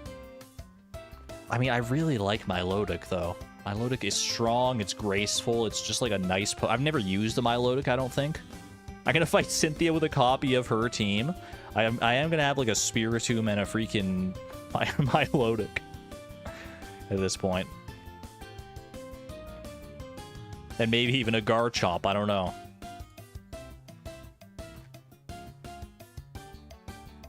You'll subscribe in the hopes that I do BDSP streams every Tuesday? I'd like to do more BDSP streams. I definitely don't want to like wait as long between this stream, as long as I did between this stream and the last stream. And a Roserade also, yeah, actually Roserade, we might be able to get Roserade relatively soon here. I think a Shiny Stone is available on Iron Island if I wanted to go and do that. We could go do some optional content here. Now that we've got a little bit of time to kill. I don't know if I want to do like a full length stream today. Normally I stream for like 4 to 5 hours, but I might do a little less time here. I'm just not sure, man. Do I go for Wayward Cave now and risk getting the Bronzor? Is there a place I could get a Gabite or a Gibble or anything like that if I don't get it in Wayward Cave? Wayward Cave or the Grand Underground? Gabite is only available in the Grand Underground. Victory Road. I wanted to say Victory Road as well, but I wasn't sure that was just in Platinum. I think it's only in Platinum by the looks of things here, and there's definitely no way I'm getting like a wild Garchomp, yeah. I mean, the Grand Underground, we could also get a Bronzor in there, but I feel like that's a lot less likely. We haven't gotten our encounter for the Grand Underground yet. Whoops, I'm losing freaking light here. My Switch is going to sleep. It's getting eepy. I mean, I don't need a Gibble right now. Surprised Iron Island doesn't have Bronzor, to be honest. That's a good point. What does Iron Island even have as far as like encounters go? Because we haven't been to Iron Island yet either, so I should look over there and see. Maybe it's like not listed in Bronzor's description, but maybe it actually does have Bronzor there. Let's have a look. Iron Island. Surfing, the usual suspects. Surfing and fishing, there's nothing new there. Random encounters in Iron Island are Geodude, Graveler, Zubat, Golbat, and Onix. That's literally it. We have all of them already. We literally, there's no new encounters on all of Iron Island. I guess you get the Riolu egg there. But the Riolu egg is gonna have like an encounter location depending on where you hatch it, right? Could bring Lucario for the Elite Four as well, yeah. Because I think he gives you a Riolu egg if you, like, you get a Riolu egg immediately if you go there, right? Let me see what items are available on Iron Island. Shiny Stone is what we need for Roserade. There's also Iron Plate, Magnet, a whole bunch of random items here. Super Repel, Iron Ball. Is there a Steel Coat on Iron Island? Metal Coat, there is. Oh, what the heck? You get the Metal Coat after obtaining the National Pokedex? What a freaking ripoff, man. Aren't there wild Steelix, actually, on Iron Island? There are wild Steelix on Iron Island. We wouldn't be able to catch it because it's a Duplicate's Clause still, because we already have an Onix, but they do have maybe a chance of holding a Metal Coat. They do have a chance of holding a Metal Coat, so we could, like, thieve a Metal Coat and get one that way. Decisions, man. You need a Togekiss, too. I don't even know if I can get a Togekiss in this game. Maybe from, like, the Grand Underground. I don't know where to go right now, man. Like, I want to go to Wayward Cave and try and get a Gibble. Like, there's a big part of me that wants to do that, but I also know I should probably try and get a Bronzor first. But the odds of getting a Bronzor are not even that good in Mount Coronet.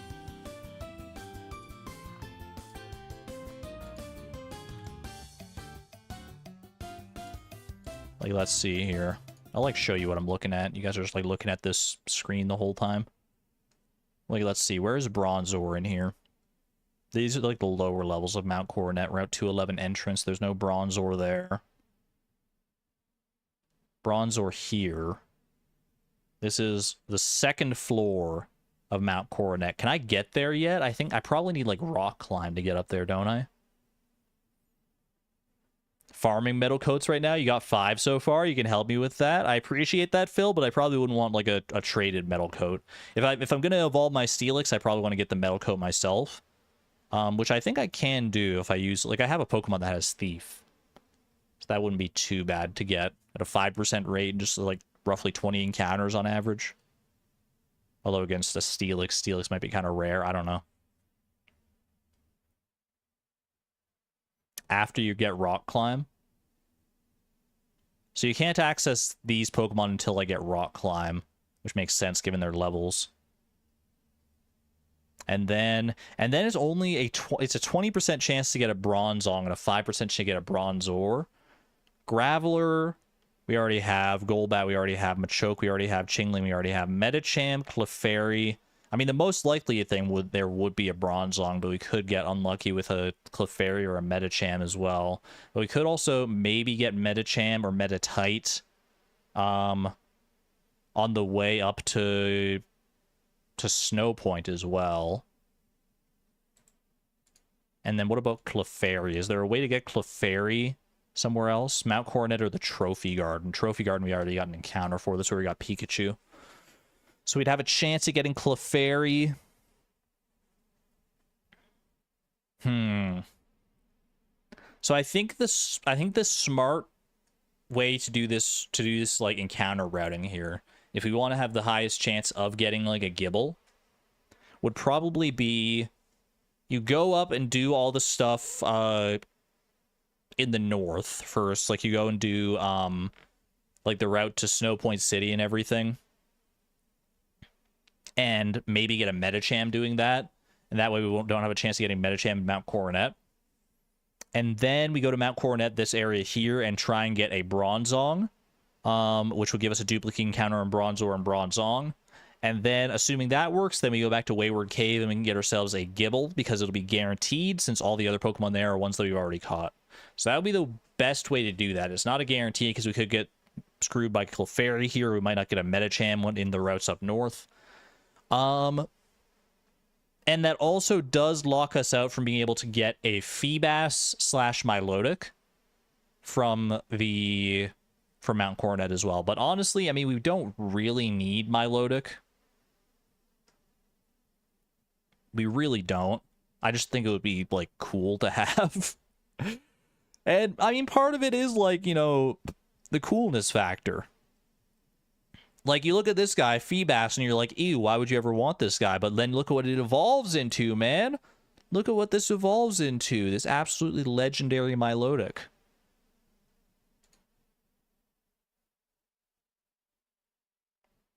It's so cool, man. Milotic would be awesome. I love Milotic so much. It's also better that way, because then the Grand Underground can be something better. As the most diverse encounter table of the game, yeah. And I think the later you wait to do the Grand Underground, like the better Pokemon you have access to generally.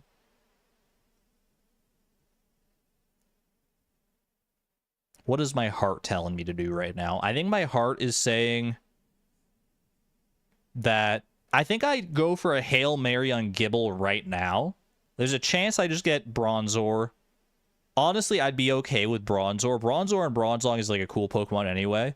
And if that happens, then I'll take that as the game telling me, you know, Garchomp would be too easy. Because Garchomp would be really powerful. It might make things too easy later on.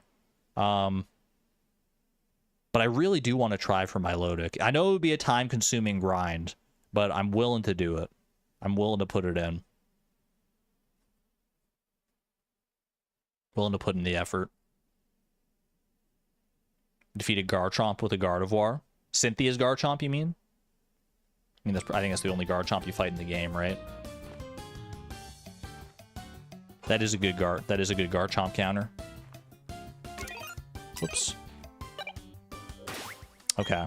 I think I am going to do that, yeah. You'd rather see a Milotic than a Garchomp. Garchomp is like, I mean, especially because we can almost guarantee a Garchomp here. We might still be able to get a Garchomp if we get lucky in Wayward Cave here. We wouldn't even need to get that lucky. Let's go try it, man. Let's go try and get a Gible right now. If we get a Bronzor, then tough luck. And then we can save our Mount Coronet encounter for Milotic. I think that's more fun. Go for beauty. Exactly. We're going to have it...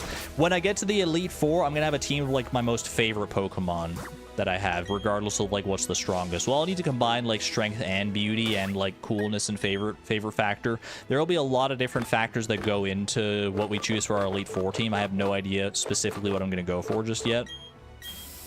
But I am excited. There's no repel strats, by the way, for Gible. I did look at, like, the levels. Everything is the same level in Wayward Cave. Oh, we gotta go further north here still. So we've been down this way already. There's this secret entrance to Wayward Cave right here. And then you go here. Use strength on that. Random wild barrel who just happens to be here uses strength. Lovely. Just make sure I don't get a mount coordinate encounter. I've been very careful not to get a mount coordinate encounter so far. So we're all right there. I should bring a Pokemon that has like a status move or something. I don't think that Rare Disc has like Hypnosis or anything like that. Oh, I also have to teach Flash Cannon to you. Okay, I should bring out Fairy Rose here. This Fairy Rose at least has Stun Spore. So let's put Fairy Rose, bring you in place of Cherry Bomb for right now. We'll swap you back momentarily, but at least we have Stun Spore here. And now I'm going to teach Flash Cannon as well right now before I forget. Because I just reminded myself of that. Where's Flash Cannon? It was TM91, right? So if we sort by number, there it is. 5 Flash Cannon TMs is crazy. Okay. I will teach this over Stealth Rock. Stealth Rock was really just a cute play for Byron.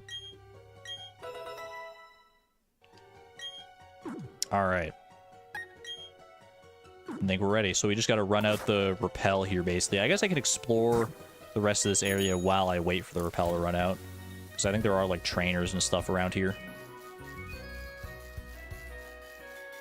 Actually, there might be, like, a hidden item over here.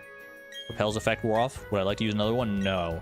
Chat, I need dragon emojis. We want to get a Gibble here, ideally. We could just get a random little stupid shield. Freaking Bronzor. Like a literal manhole cover instead, but we want the dragon. Can I get some dragon emojis in chat? Dragon emojis for good luck. Bring the dragon, man. Bring on the dragon. Bring him home. Who do we got? Gibble, Gibble, Gibble, Gibble. Okay, Zubat is a duplicate encounter. We already have Zuzu. So that's fine. We can run from this. I mean, these are probably low-level encounters too, right? Yeah, level 15, so we're fine. Shouldn't have to worry about running or anything. Okay. Oh, here we go. Another chance. Zubat again. They're teasing me, man. They're teasing me. That's all right. We run it again. We run it again.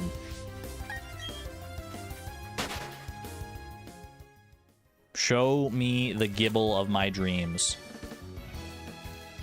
Some bike ramps here. Hup, hup. Wait, should I stop at any of these points? I don't know if there's like any items. I don't think I needed to actually. No, I think I messed that up. That's all right. No! You encountered a wild Bronzor. Womp womp. Well, you know what? I like Bronzong. Bronzong's cool too, man. Bronzong's actually like a super neat Pokemon. More interesting than Garchomp. Everyone wants to use a Garchomp in these games, man. It's too powerful. It's too powerful. We don't need a Garchomp. You like him though? Bronzor's cool. It's really annoying to fight in a region with no fire types. That is very true. Like, we literally only have Ponyta. Unless you pick, like, Chimchar. Going up against Bronzor is pretty annoying. Bronzor's dad will be added to the Pokedex. The Bronze Pokemon. How about that? Implements shaped like Bronzor were discovered in ancient tombs. It is unknown whether they're related. Chat, give me a Stardew-themed nickname for a Bronzor. A bronze, like, automaton shield creature. Homie? I mean, honestly, the dwarves do make a lot of, like, interesting technology. They were kind of, like, the head of their time. Part of me does want to go with, like, Homie on this one. He looks like a manhole cover. Dwarven Sentry. We could go, like, Sentry. I don't think Dwarven Sentry would fit in there.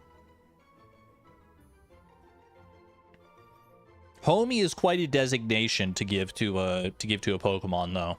Like, it's quite a nickname. If I nickname this guy Homie, I'm going to be much more attached. He's not worth Homie? You don't think so? I mean, much like Homie, this Bronzor does not have a gender, or at least we don't know their gender. So it kind of fits that way, too. You like sewer cover? That's not from Stardew, though. What about, are there any, like, artifacts that are similar to Bronzor? Volcano Dwarf? He looks like a sewer cover, but he won't always. Here, let me show you what Bronzong looks like for those not in the know. That way you'll have an idea of, like, what he'll evolve into, because he won't always look like a sewer cover. This is what he evolves to look like. This guy right here.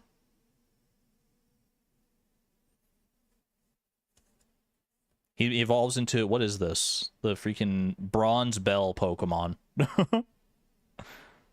Trash Hat? Why are you guys trying to disrespect him so bad? He looks like a sewer thingy. Dwarf computer? Does that fit? Probably not, right? Just computer for, like, the farm computer? He do be ancient fruit covered. I think I'm gonna go Sentry. We'll go Sentry. Actually, you know what? Gadget. Yeah, Dwarf Gadget. Does Dwarf Gadget fit? Let me think. Dwarf is 5. And then Gadget... Yeah, I think Dwarf Gadget actually fits here. Even with a space, maybe? Yeah, it should. Dwarf Gadget.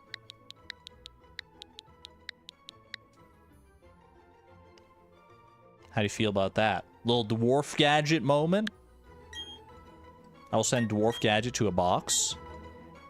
Dwarf Gadget, but Gadget for short. Gadget's a fun one, yeah. How's Gadget here? What ability did we get? There's 2, and they determine a lot about Bronzor. Heat proof, so you are not immune to ground type moves. You also have lower special attack, but higher defense. Very bulky Bronzor. Alright. I definitely think Levitate is the better of the 2 abilities, so Heat Proof is not ideal in this situation, but it does at least mean we don't have to worry about, like, fire types as much against Bronzor here. It's weak to ground, though. Despite the fact that it looks like it's floating, this guy is not floating. He's too heavy. It's cool, but it's much worse than Levitate. You took the words right out of my mouth. It's the more, like, novel ability, because, like, so many other Pokemon have Levitate. But, like, novelty only goes so far. Alright. Put Rare Disc back in front, because I love her. Save me there, and then we'll explore the rest of Wayward Cave here. I think there might be some trainers lurking around, and they probably have decent levels based on the fact that you can only access this once you're past Gym 6. With Repel, we shouldn't have to worry about getting interrupted on these bike ramps or anything like that. Beautiful. And then I think... So Max Ether is good. I think to do this, you change the bike's speed so that you go... Yeah, like that. Because there's 2 different speeds for your bike. There's a slower and a faster speed. And the faster speed lets you do like a double hop like that. Versus the slower speed. Is there like a hidden item or anything up here? Probably not. Bada boom. Do I need to go over there for anything? Oh yeah, there is an item right there. Silly me. Maybe there aren't any trainers down here. I mean, I wouldn't be surprised if there weren't any trainers down here. What does the Grip Claw do again? Is that just an evolution item for somebody, or is that like an actual thing? An item to be held by a Pokemon, it extends the duration of multi-turn attacks such as Bind and Wrap. Okay. Probably never going to use that. But at least we have it.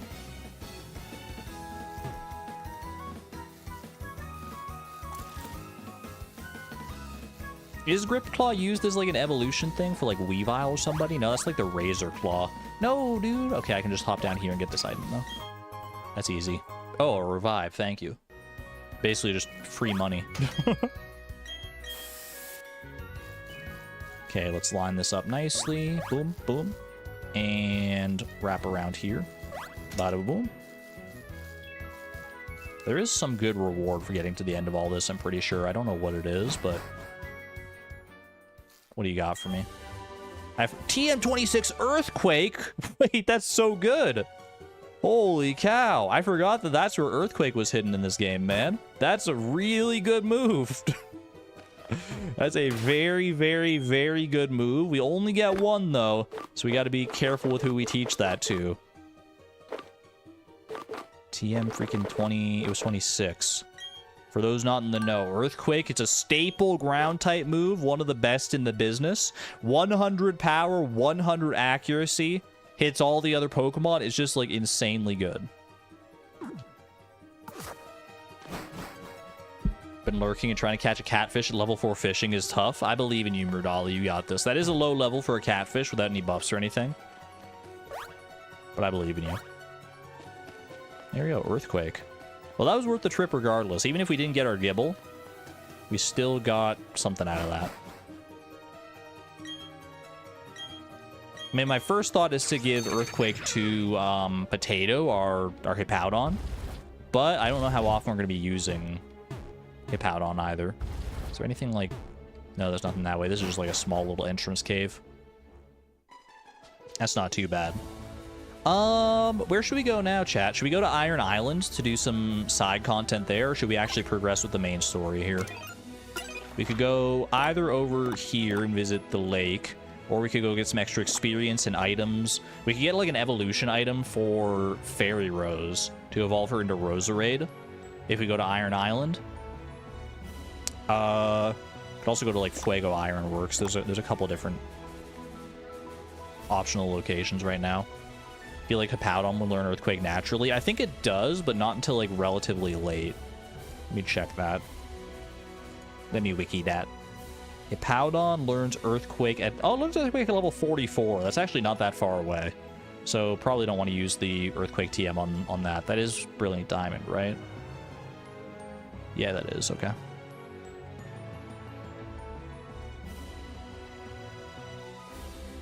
Reached the end of the day and only got 5, which is nowhere near as profitable as it can be. Were you using catfish bait?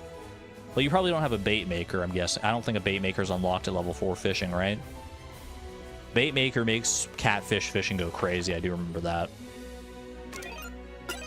Let's fly out and let's go visit Iron Island. I feel like there's some potential there. There's literally no new encounters on Iron Island, unfortunately, except like the Riolu egg. But I think generally eggs are encountered where you hatch them rather than where you find them. Because that's usually what shows up in the actual encounter, like, data. So we can hatch it basically wherever we want and just get the encounter for that area. Take me to Iron Island, sir.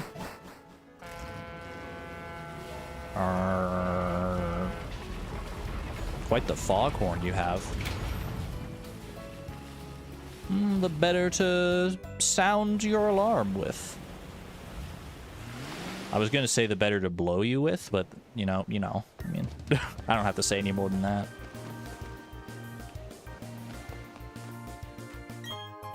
Ooh, max ether. Not bad.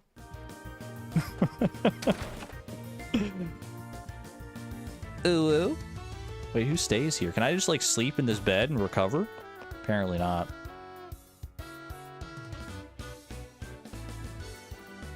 I mean, there's so many ... dots in chat. I knew I shouldn't have said anything, man. I shouldn't have said anything. There's something fun and addictive about Spring Year 1, though. There really is. It's got a different vibe to like the entire rest of the game, I feel like, when you're just getting started.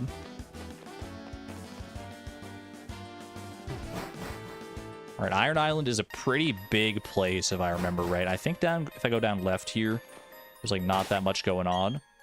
We're just going to use repels because there's literally no Pokemon that we can even fathom catching here.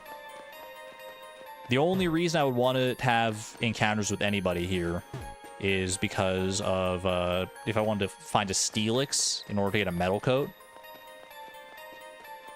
Phil's already got 10 Metal Coats. You got me beat on that one.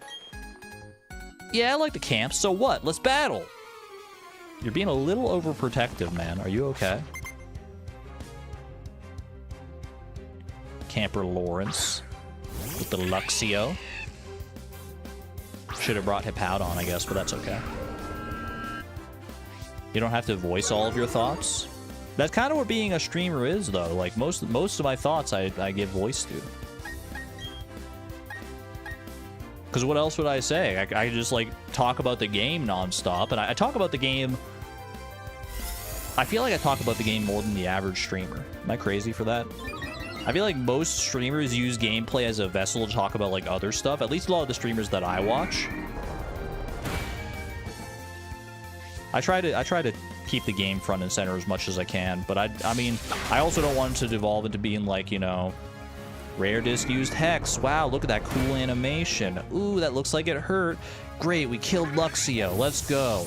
Oh, man, he fell over. That's so sad. Oh, geez. Wow, we gained a lot of experience from that battle, guys. He's going to send out a Stunky next? Oh, this isn't a great matchup for me. I better switch out to a different Pokemon. Gee willikers, I don't have my ground type with me right now.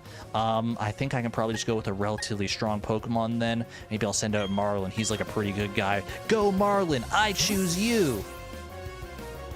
That's a little reference to the Pokemon anime, guys. We like to have fun here. We like to have a lot of fun here. Using focus energy, I think that'd be alright. Oh, wait, I just remembered this guy could possibly learn, like, flamethrower. Ooh, that'd be really bad, but there's no way this random trainer would have flamethrower, right? Sucker punch. Oh, I didn't see that one coming at all, man. Thankfully, it's not very effective. Oh, a critical hit. Oh, you lucky son of a gun. Looks like Brick Break got the better of you, though. You're actually getting irrationally angry?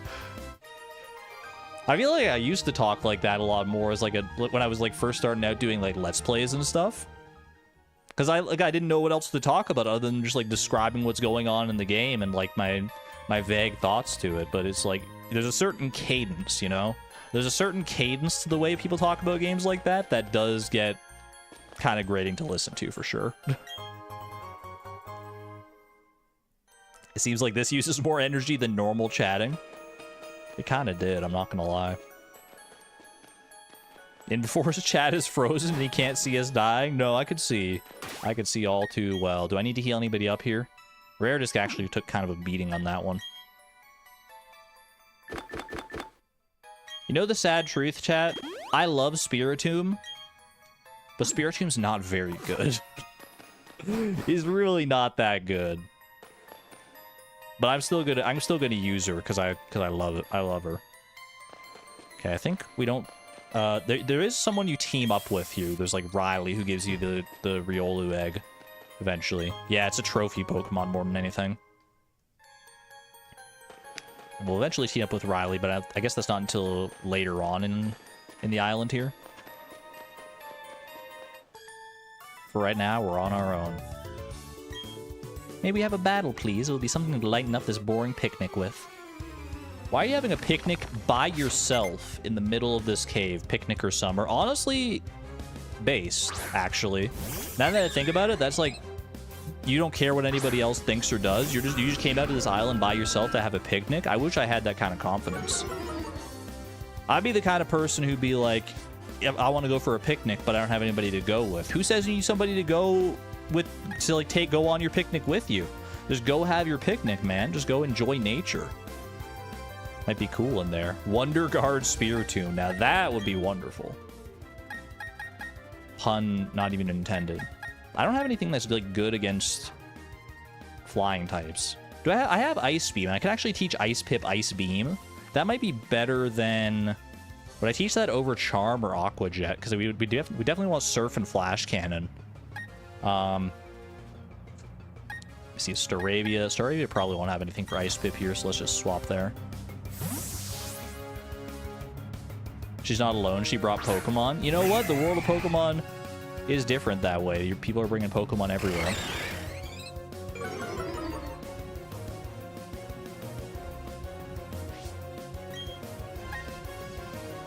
I feel like I'd probably get rid of Charm for Ice Beam. Aqua Jet is more practically useful. Charm is like really good, but we also do have a lot of Intimidate users. We have different ways to enable Charm, whereas Aqua Jet priority moves are few and far between, so I would probably want to do that.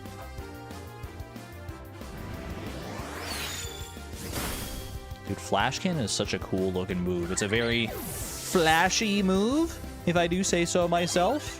Har har har har har har. Would you send out Cherim? See, I could, if I had Ice Beam, these guys would have been freaking lights out. Honestly, with the Steel type here, this isn't that bad. I resist your grass type moves with the steel type, so it's all neutral. Flash cannon. Leech seed. Ew. 0 out of 10 because of the laugh? That's a classic, like, anime laugh, man. Where they go, har har har har har har har. You ever heard that one before? Get flash cannon, idiot.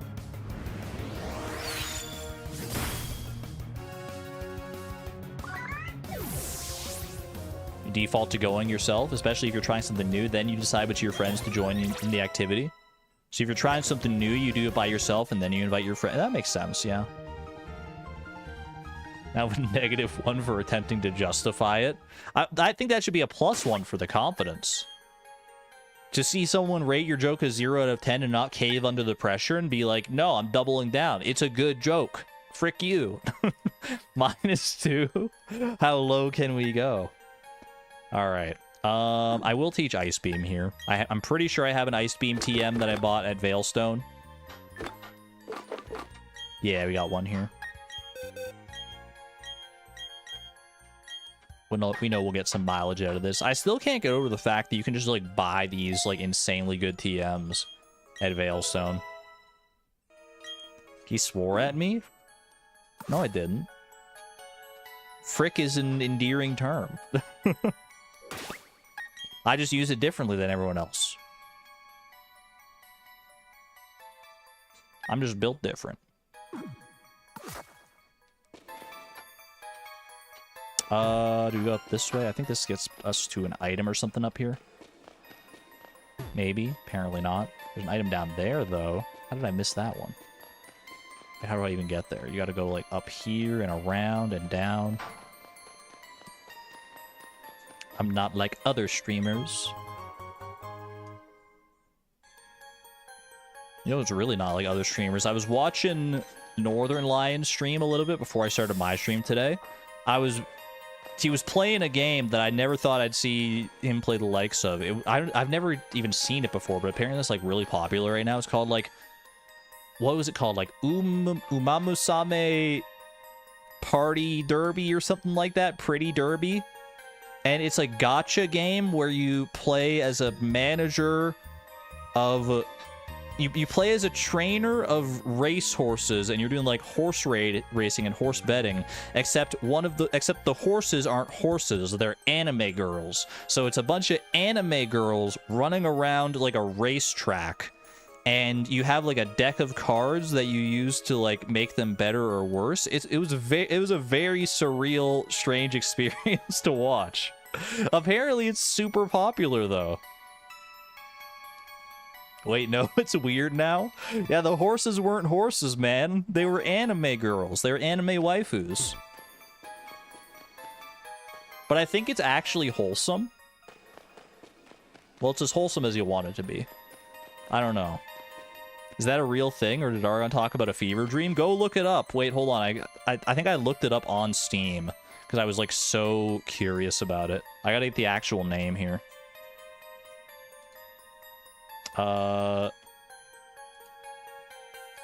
Let's see. Yeah, it's still open on Steam. Umamusume Pretty Derby. Umamusume Pretty Derby. Can I show this? It's not like... Yeah, this is fine. Umamusume Pretty Derby is ready to race. Scout feature trainees and supporters as you navigate the immersive sports life simulation through the game's in-depth training system and top-of-the-line 3D graphics. So yeah, you're, like, racing these anime girls. She's pulling a tire. It's like a whole training academy. It's like a overwhelmingly positive with 5,000 reviews. Free to play. It's free to play, man. I mean, most gacha games are free to start anyway. Can't keep it down no matter... I don't think you'll... Do you hear that if I... Yo. Well, that's a banger. I don't think you can hear that probably, though. Imagine if they ran on all fours. You can't hear it? No. I didn't think so. I don't think I have it set up to be able to hear Steam. Maybe I'll play this tomorrow on stream. I know I'm supposed to do, like, Fleeting Farm tomorrow for my stream, but, like, what if we just do that instead? Now that it's on my radar, I can't possibly ignore it.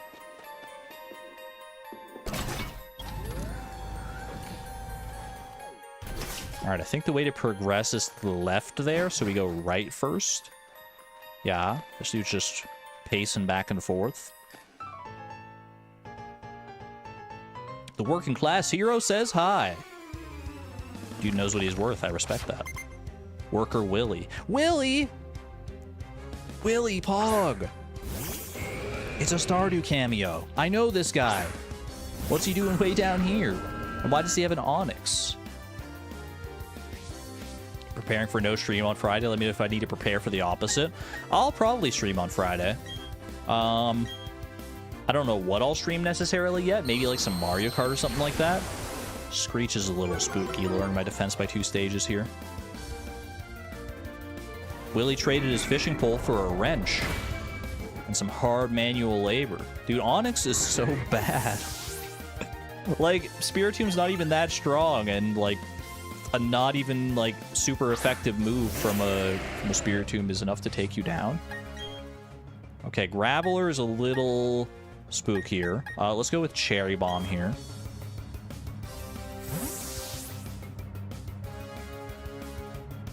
Willie and a solidified lava eel. Smackdown. Give me the business. Did you know Onyx's attack, etc., etc.? Yeah, isn't Onyx's attack worse than like Oddish's? I think that's the classic comparison that people make.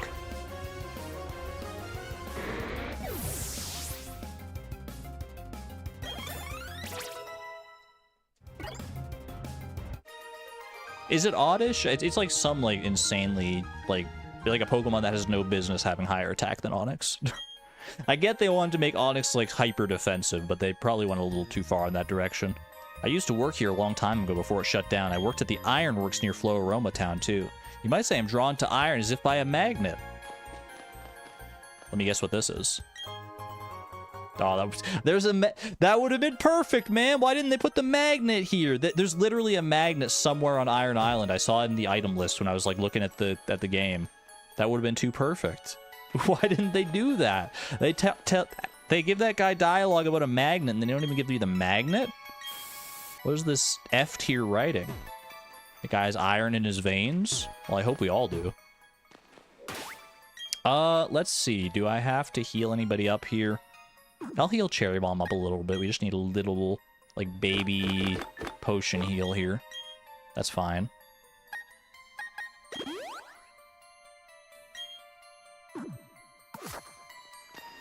Not bad, not bad. Fight me. While I'm making sure the lifts are safe, I'll focus on a battle with you. I feel like you should do those things separately. Don't, like, try and multitask making sure the lifts are safe. That seems like... I think I want you to prioritize that over a battle with me and your Graveler. I'm a little spooked by Gravelers because they can have self-destruct. I feel like most ones from trainers aren't going to have self-destruct, but I was fighting a decent amount of Gravelers when I was grinding off stream, and a lot of them did have self-destruct, so I need to be a little cognizant of that. Defense Curl's fine. Rare Disc is immune to self-destruct, that's true, but Rare Disc is also not going to be handling Graveler most of the time. I mean, honestly, I think most of my Pokemon from full HP could take at least one self-destruct. Critical hit, unfortunately, didn't matter there because of Sturdy, but thank you for trying nevertheless. Sandstorm? Oh, we're chill. This is this guy's only Pokemon, too, so we don't even have to worry about this Sandstorm for more than, like, one round.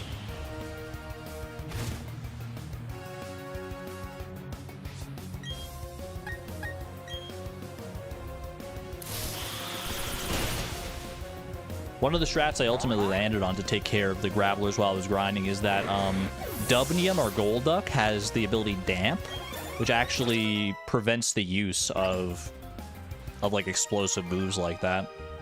So I was able to just like send him out against any Gravelers and win, basically.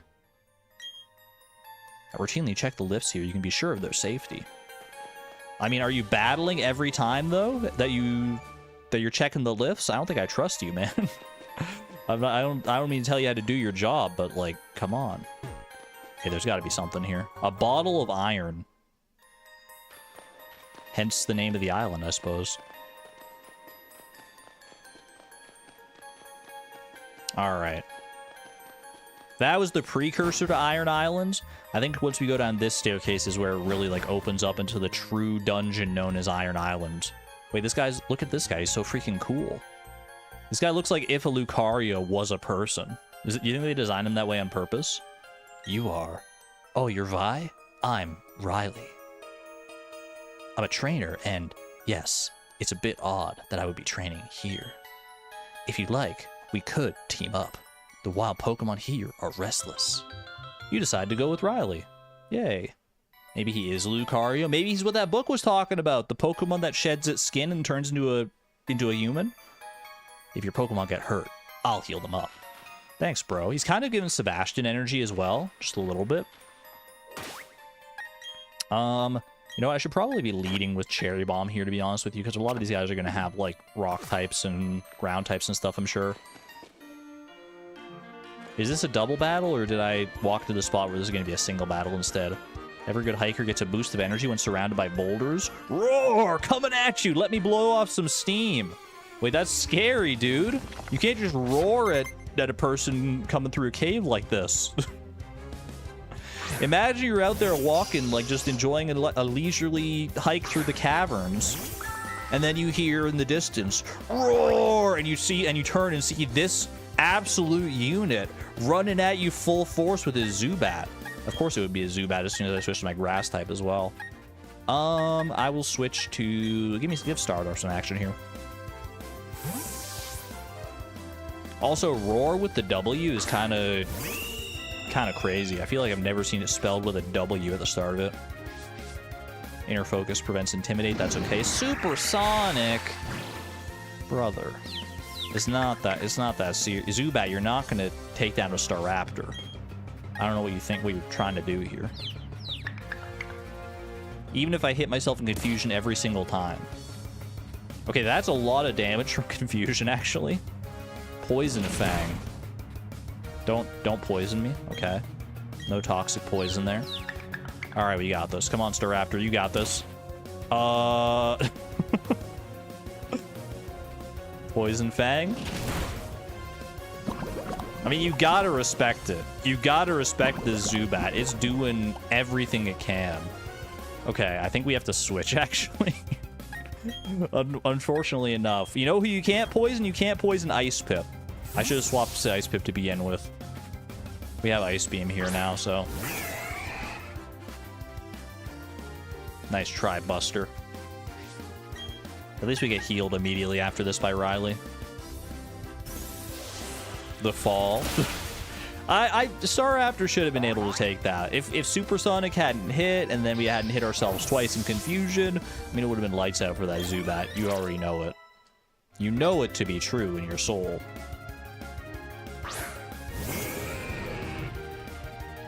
Onyx. See, I could just use Ice Pip against, like, basically every battle in this place. But Ice Pip is already, like, our highest level Pokemon, and getting scarily close to the level cap already. Have a good one there, Mudala. Take care.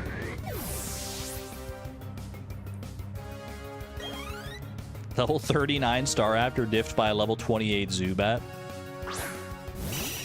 It's been known to happen.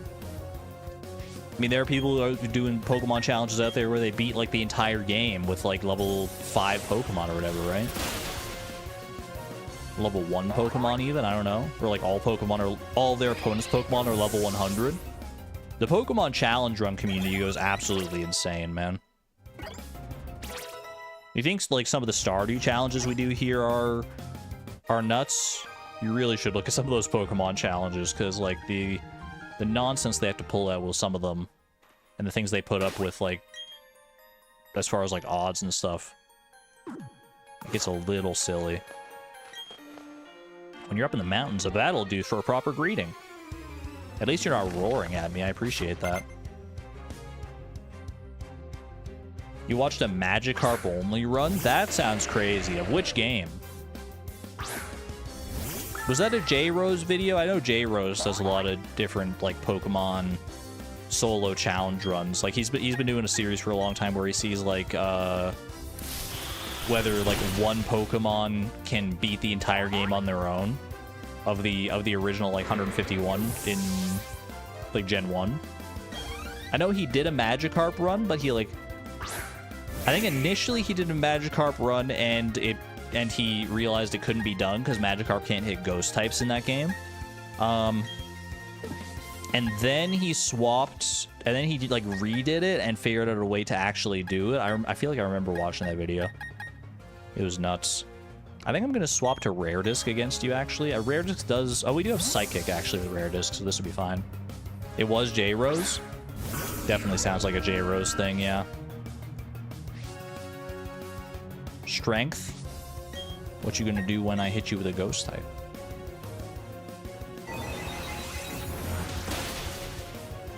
Keegan J, can one Magikarp beat Arceus? I mean, if it's just Magikarp versus Arceus, I think you could definitely facilitate a win there. With some shenanigans, for sure. But Magikarp versus a whole game is crazy. Oh, Pokemon Legends Arceus? Oh my goodness. Antonia, are you okay? Actually, when you're up in the mountains, a simple hi would do if you walk past someone. Oh, and this isn't the mountains. No, this is the caverns. It's like the anti-mountains. It's mountains going down. How you doing, Riley? Can I talk to you?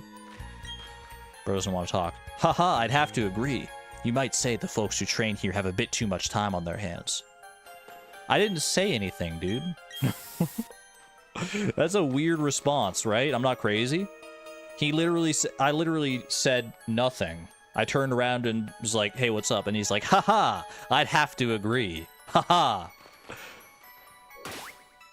Who got a horse? Wait, small kidney Joe. Congratulations on your horse. Do I have the horse noise? I do. Listen to that. Even get the double. Congratulations on your horse, my friend.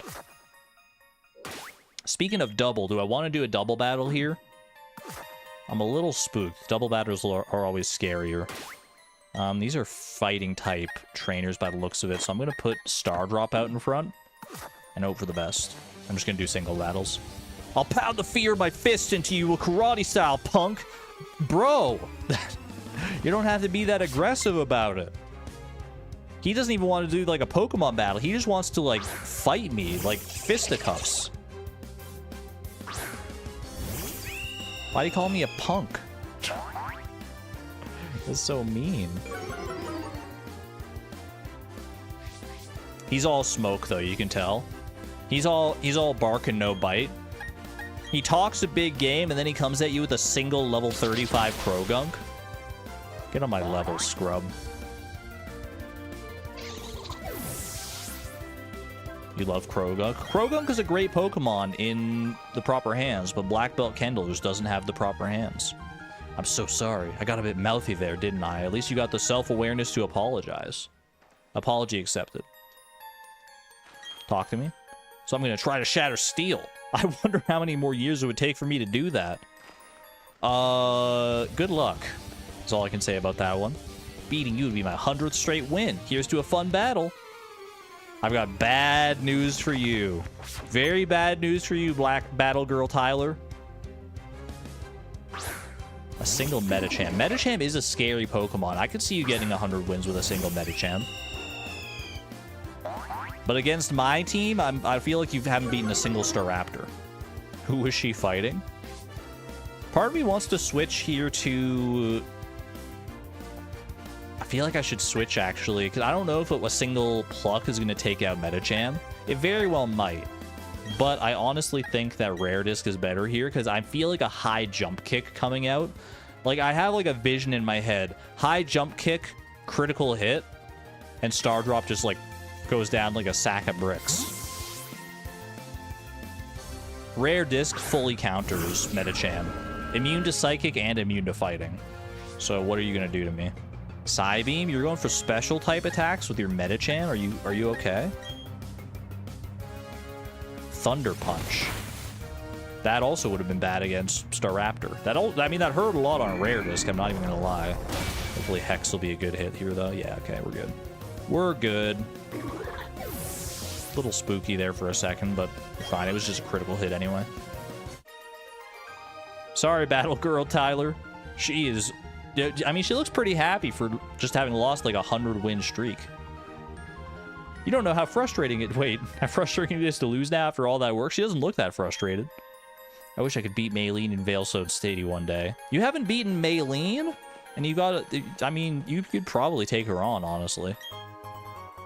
There's our magnet. That'll be good for Pi. Metacham pulling out Play Rough and one-shotting. That would have been devastating. Iron Plate. I feel like I already have an Iron Plate, actually. Text engraved on the back of the plate. The power of plates are bestowed upon the Pokemon that was born. Okay, I mean, I was born. Does that mean I'm like a all-powerful special Pokemon to bestow the plates upon? I don't think being born makes you special, little bro.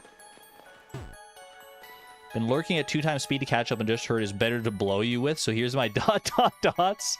I'm sure you got them already, chat. You had to catch up. I mean, you might not even hear this until way later, Faye. You had to catch up just specifically to say that.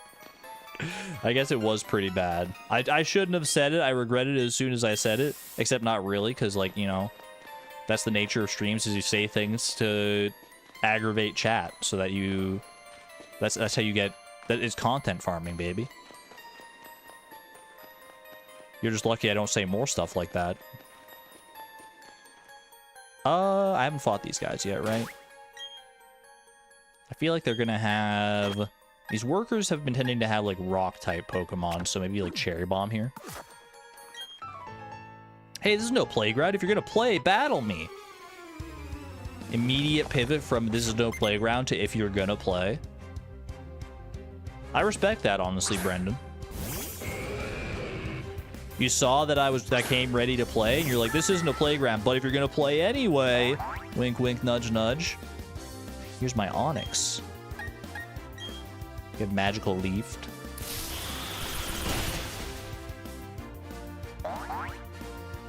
Couldn't let you guys feel alone in the ... struggle. Why is it so much more fun to say ... than to call it what it actually is, to call it like an ellipsis? I guess because of, like, the onomatopoeia from ... Like, it takes longer to say, but I mean, it's more evocative too. Steelix is a little spooky here. I mean, it's only level 33 though. We'll be fine. Honestly, Cherry Bomb, I believe in you. I want to see you at your full potential, Cherry Bomb. Show me. Let's do Sunny Day Solar Beam just to absolutely show Brendan that we're not messing around here.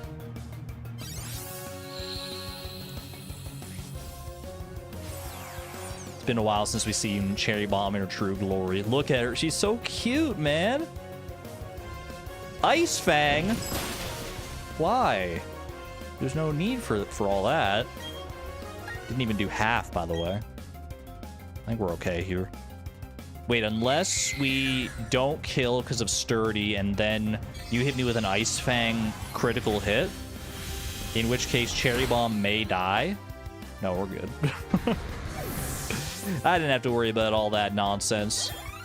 Like Salmon said earlier, the Steelixes, they never have Sturdy. Unless they're specifically designed to have Sturdy, I guess.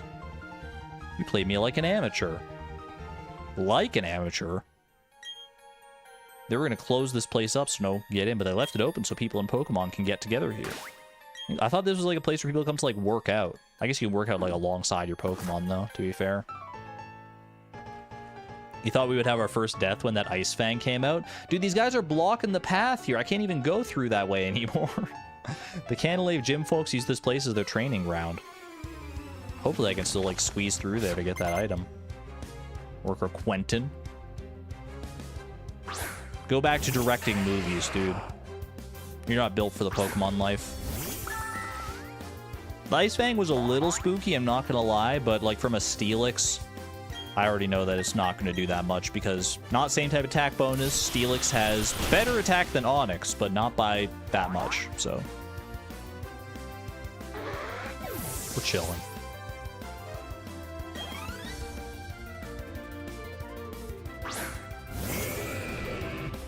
Honestly, I'm kind of surprised at how low level these Pokemon are.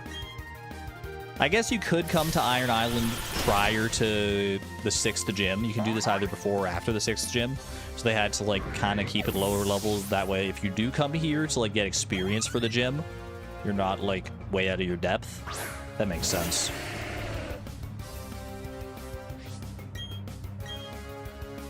Graveler. Self-destruct incoming.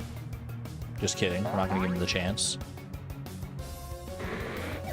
Yeah, these things would be, like, way more menacing if they actually, like, had sturdy. Like the proper good ability. Maybe I should head to the gym and work out there. Might be a little more safe than out here, at least. Rourke spent his childhood playing here, I think. It's rough and tumble. Okay, we are at least allowed to get through there. It looked very much like I was not going to be able to fit through there. No word of a lie.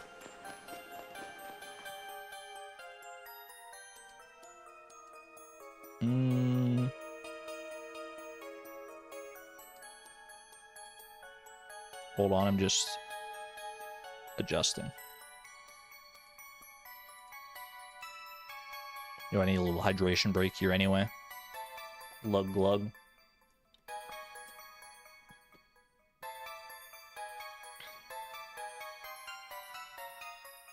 Where'd my window go? My OBS window. Beautiful.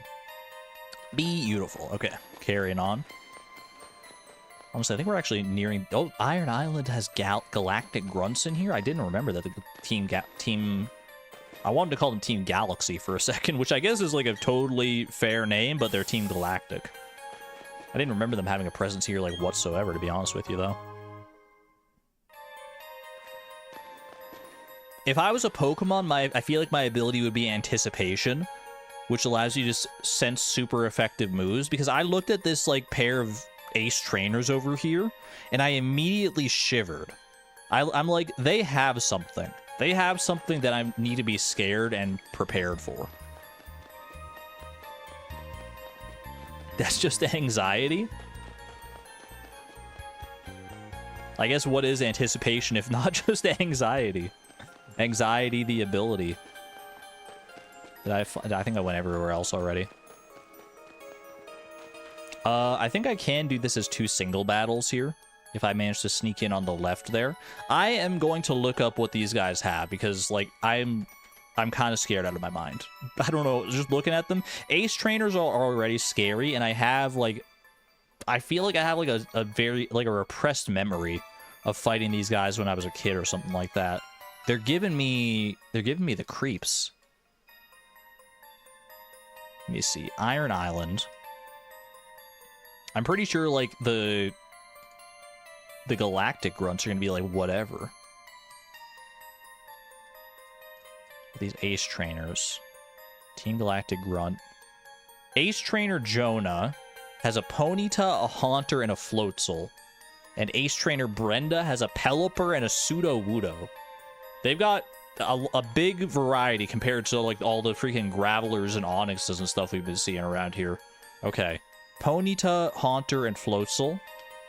I think we can make that work against Ace Trainer Jonah here if I just lead with the right Pokemon. Ponyta is totally fine if I lead with Ice Pip here. And then the rest we'll figure it out.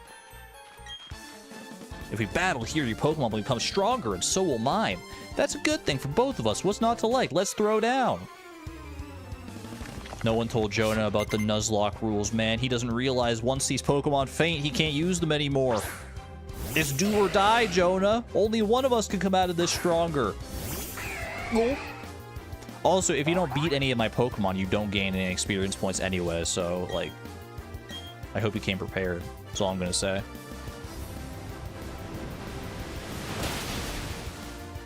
Absolutely slammed. Aren't you an ace trainer? In more ways than one, yeah.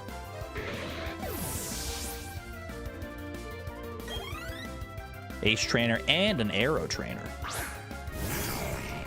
Haunter.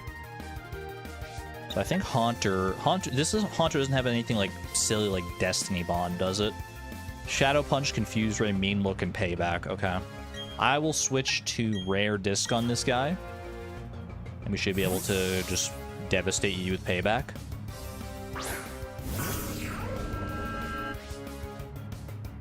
I think it's more the other ace trainer that scares me. Pelipper and Sudowoodo. I mean, those are like two fully evolved Pokemon. I see your payback, and I raise you a payback of my own, but my payback is super effective, and it does more damage because I went second. You fool. Sometimes it pays to be slow.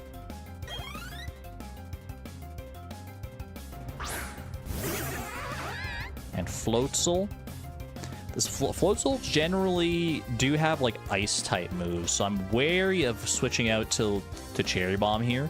This Floatzel does not apparently have any ice-type moves, though. It's got like Bite, Swift, and Aqua Jet. Give me Cherry Bomb on this one. Cherry Bomb. I can't not say it every time I say Cherry Bomb, man.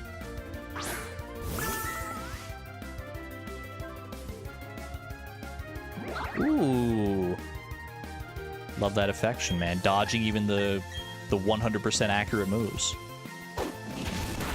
Bite? That hurt a lot. Okay, I was gonna say that was a critical hit. No wonder it hurt so much. Holy. Part of me wants to Sunny Day Solar Beam you. But I feel like that might be a little too much setup here. Aqua Jet, that's a weird one. Especially when you just saw how much Bite had the potential to do. Anyway, you're dead now.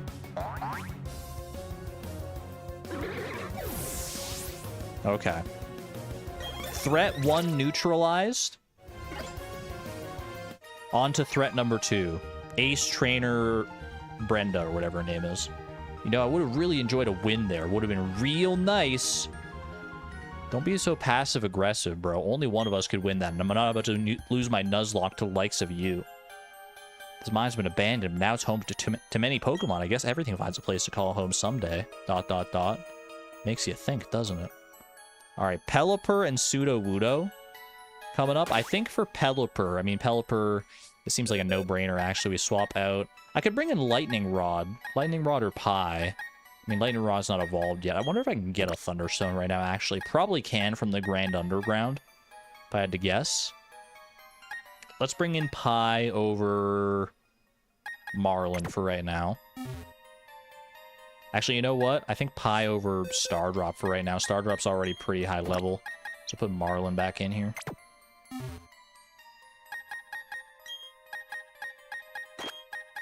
Swap you up front, and I'll give you your new trusty little magnet here as well.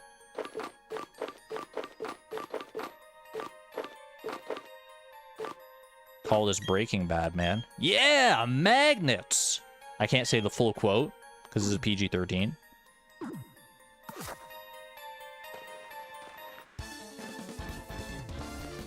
Tough Pokemon, tough trainers. You tell me, where else can I find a place as good as this to train? You know, there's a little place called Victory Road that you may want to look into, Brenda. Your name is actually Brenda. I can't believe I internalized that after, like, looking at your name one time. My brain's silly that way.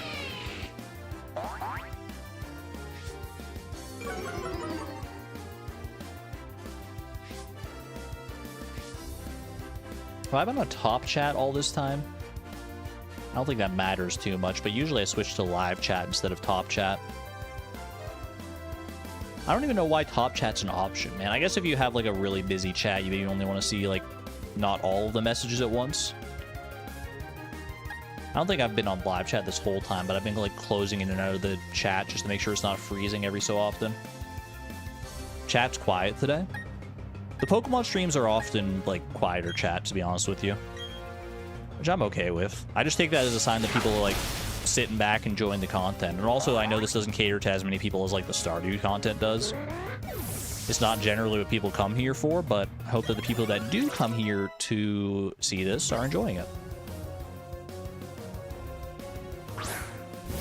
Alright, Sudowoodo. If nothing else, I'm enjoying it.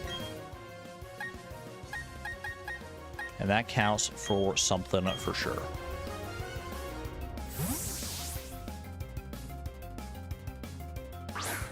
It's like back in the days when I made videos for like nobody to watch, man. I still remember those days when I first like started posting videos on YouTube back in the Wild West of 2010. It took me, I think, like 6 months to get my first 20 subscribers, and then I put out like a 20 subscriber special. I was so freaking happy. 20 subscriber inflation has gone crazy. It's not nearly as much as it used to be. Those were the good days, man. I mean, these are still good days, don't get me wrong. It's just a different... It's a different kind of enjoyment you get out of doing something like that. But, you know, it's like they say, I wish someone told you were in the good old days before you're not in them anymore. Did I ever put out a 100 subscriber special? I'm not sure. It's probably on my channel somewhere. If I did, I don't really like takedown videos, so... That was good. You bonded well with your Pokemon. Thank you. Tough Pokemon, tough trainers. A strong spirit and a tight bond. There is so much to train for. She's going to be like a competitive Pokemon player one day. Alright, Team Galactic, I definitely have to do this one as a double battle here. I think these guys are chumps, though. They have no Pokemon that are evolved at all. No, correction, they have one Golbat. Otherwise, they have 2 Zubats, a Glameow, a Stunky, and a freaking Krogunk. Are they okay? I'm going to go ahead and lead with... I mean, honestly, Pi is a pretty good lead here for, like, Zubats and Zubat and Golbat, oh my. I get it now. You're responsible for agitating the Pokemon. I don't care for what good reason you may have, but I don't want you bringing any trouble into my mind. We're Team Galactic. We'll take all the Pokemon we want. Isn't that right, partner? You said it, brother. So what are we gonna do? We're abducting all the Pokemon from this rusted-out Iron Island. You guys are gonna be here a while. Do you know how many wild Pokemon are in an area? To share in all the joys and sorrows. Wait, this is Riley talking. That is how all trainers and Pokemon live in Sinnoh. I won't allow anyone to defy that code of ethics. Come on, Vi. This is one battle we can't lose. Oh, don't worry. We won't. We won't. I love their battle background, though. Team Galactic Grunts, they've got, like, usually pretty trash Pokemon. But you gotta respect them for the battle background. Let's see, this just doesn't seem like a fair fight, man. I feel like I'm just bullying these guys. Lucario and Luxray versus Zubat and Glameow. Oh, no, no, no. Chat, look away. Close your eyes. You're about to be... I like to keep things like PG-13 non-graphic here, but I don't know if I can help with this battle. This one's just going to be a massacre. What does Lucario know? If Riley knows is a trainer worth his salt. Force Palm versus Glameow, that seems about right, yep. How'd they survive in the rock-type area with this kind of team comp? That's honestly a great question. They don't have, like, any water types or anything. Ooh, a single Krogunk. I'm so scared. Honestly, the Krogunk might survive here, because I don't know if Lucario has anything for it. But I will just spark this Zubat anyway.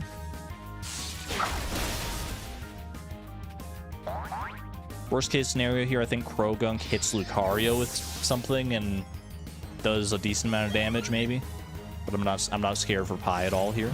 Laser Focus, huh? I mean,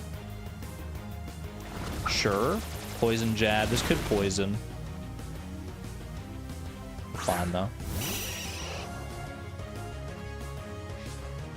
I'm not sure what move Lucario could even possibly have that would need Laser Focus. Oh, maybe he's got Bone Rush, actually? Lucario does get Bone Rush. Or, like, Bone Meringue or something like that. The Cubone signature. I think that's a chance to miss, so maybe he's gearing up for that, because that would be good against Krogunk. Bro, Ice Pip's already almost level 42. Pi wants to learn the move Scary Face. Pi couldn't make a Scary Face if he tried. Keep old moves. She's too cute, man. Metal Claw. Well, that still works. Critical hit. I definitely thought you were going for, like, Bone Rush or something there, to be honest with you. Ice Pip's level 42. Alright, we gotta swap out Ice Pip next chance we get. Ice Pip could actually be good in Candace's gym. Flash Cannon is super effective against ice types, and Steel resists ice. Well, Steel and Water both resist ice, so honestly, that could be a pretty good counter. Good critical hit. Pi is actually... Oh my god. What the heck? That was so much damage from Aftermath. I totally forgot that that was an ability, to be honest with you. I'm glad it wasn't any lower on HP than that. Yikes. They almost had the last laugh for a second there. I feel like crying. This is so sad. Well, then do it. Cry. I want to see how bad I made you feel about yourself and your Pokemon. You scum.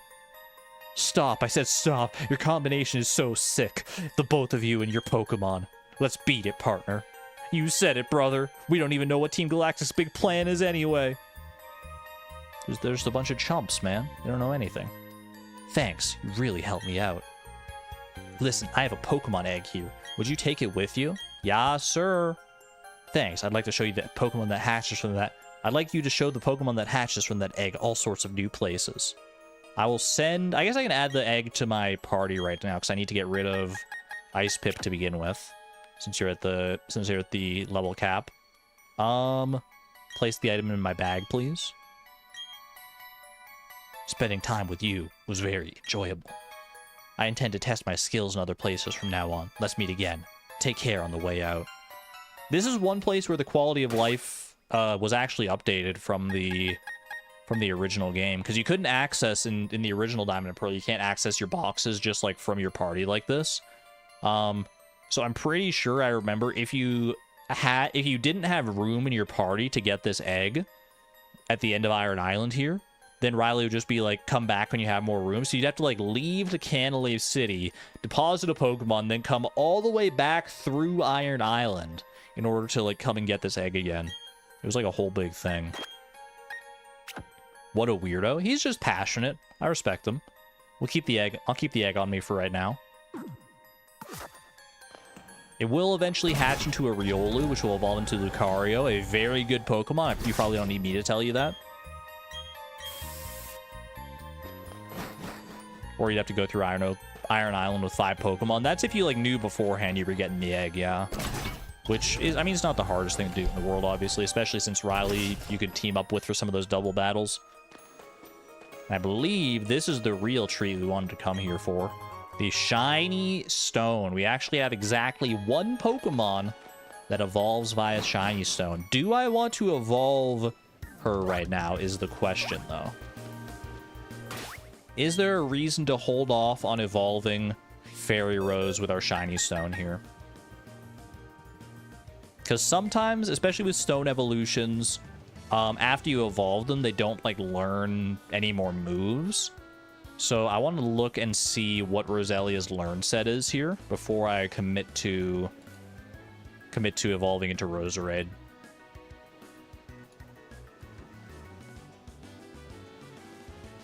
Let's see. Roselia. Roselia, what level are you right now? You're level 36, which means you have the potential... Well, first let me check. Does Roserade still learn moves after it evolves? No, Roserade does not have any level up moves. It has moves... She has some moves that she'll be able to, like, relearn, but otherwise, no. What happened to the short stream? I decided to go to Iron Island, I guess. I mean, I am going to end things off here momentarily, I think. I don't think we're going to do anything more here today. Except maybe evolve Roselia, depending on what the learn set looks like here. Let's see, what does Roselia already have, actually? Roselia, you've got Giga Drain, Stun Spore, Growth, and Dazzling Gleam. Alright. Your next move is at level 40 is Toxic, Petal Blizzard, Aromatherapy, Ingrain, and Petal Dance. I mean, Petal Dance would be really good. It's a very powerful special grass type move. But Giga Drain is already pretty powerful, and it restores HP, which is very valuable when you can't use HP recovery items. Stun Spore, Growth, Dazzling Gleam. I think this is a totally cromulent, respectable moveset for Roselia here. So I think I'm just gonna evolve you. I'm just excited.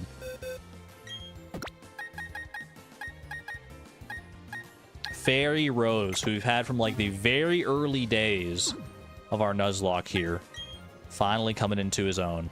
Her own? Her own, yeah. One shiny stone. Compatible? Let's do it, chat. Let's get ourselves a Roserade here. The only other thing I would save this for would be like a Togekiss, but I don't even have a Togepi. I don't even know where to get a Togepi. Maybe from the Grand Underground, probably.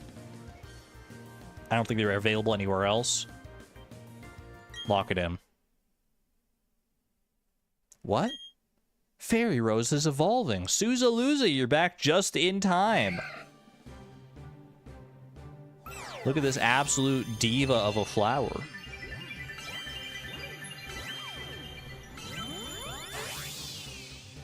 Ooh, she's so stylish, man. She's wearing like a superhero mask. Your Fairy Rose has evolved into Roserade, much more powerful now. The Bouquet Pokemon. It attracts prey with a sweet aroma, then downs it with thorny whips hidden in its arms. Yikes. Even her movement is cute. She's pretty good. She's actually like a really cool design. I love Roserade. And I think that's a lovely high point to end things on here, chat. We just finished up Iron Island. We got more places to explore next time. I'm not sure if we're going to go Fuego Ironworks or if we're going to go directly onto Lake Valor and do the actual story stuff there, but we got plenty of options next time. As for when next time will be, I might do more of this on Friday if I'm so inclined. I'm not entirely sure.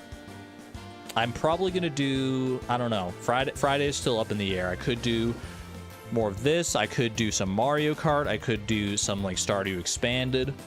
Either way, if I don't do this on Friday, then it probably won't be for like another few weeks because I've got my road trip that I'm going on starting next Wednesday here. Either way, I will be streaming Fleeting Farm tomorrow. We'll be continuing with that, so I hope to see you there for that, and on Friday for whatever we decide to do. I appreciate y'all being here. Hope you enjoyed our continuation of our Nuzlocke. Still going deathless up towards Gym 7. It's a great place to be. Wherever I may see you next, though, chat. Until then, be good to one another, be good to yourselves, and take good care. This is Argon Matrix, signing on out. Thank you and have a good one, friends. Bye! I don't have, like, any emotes or anything. Bye!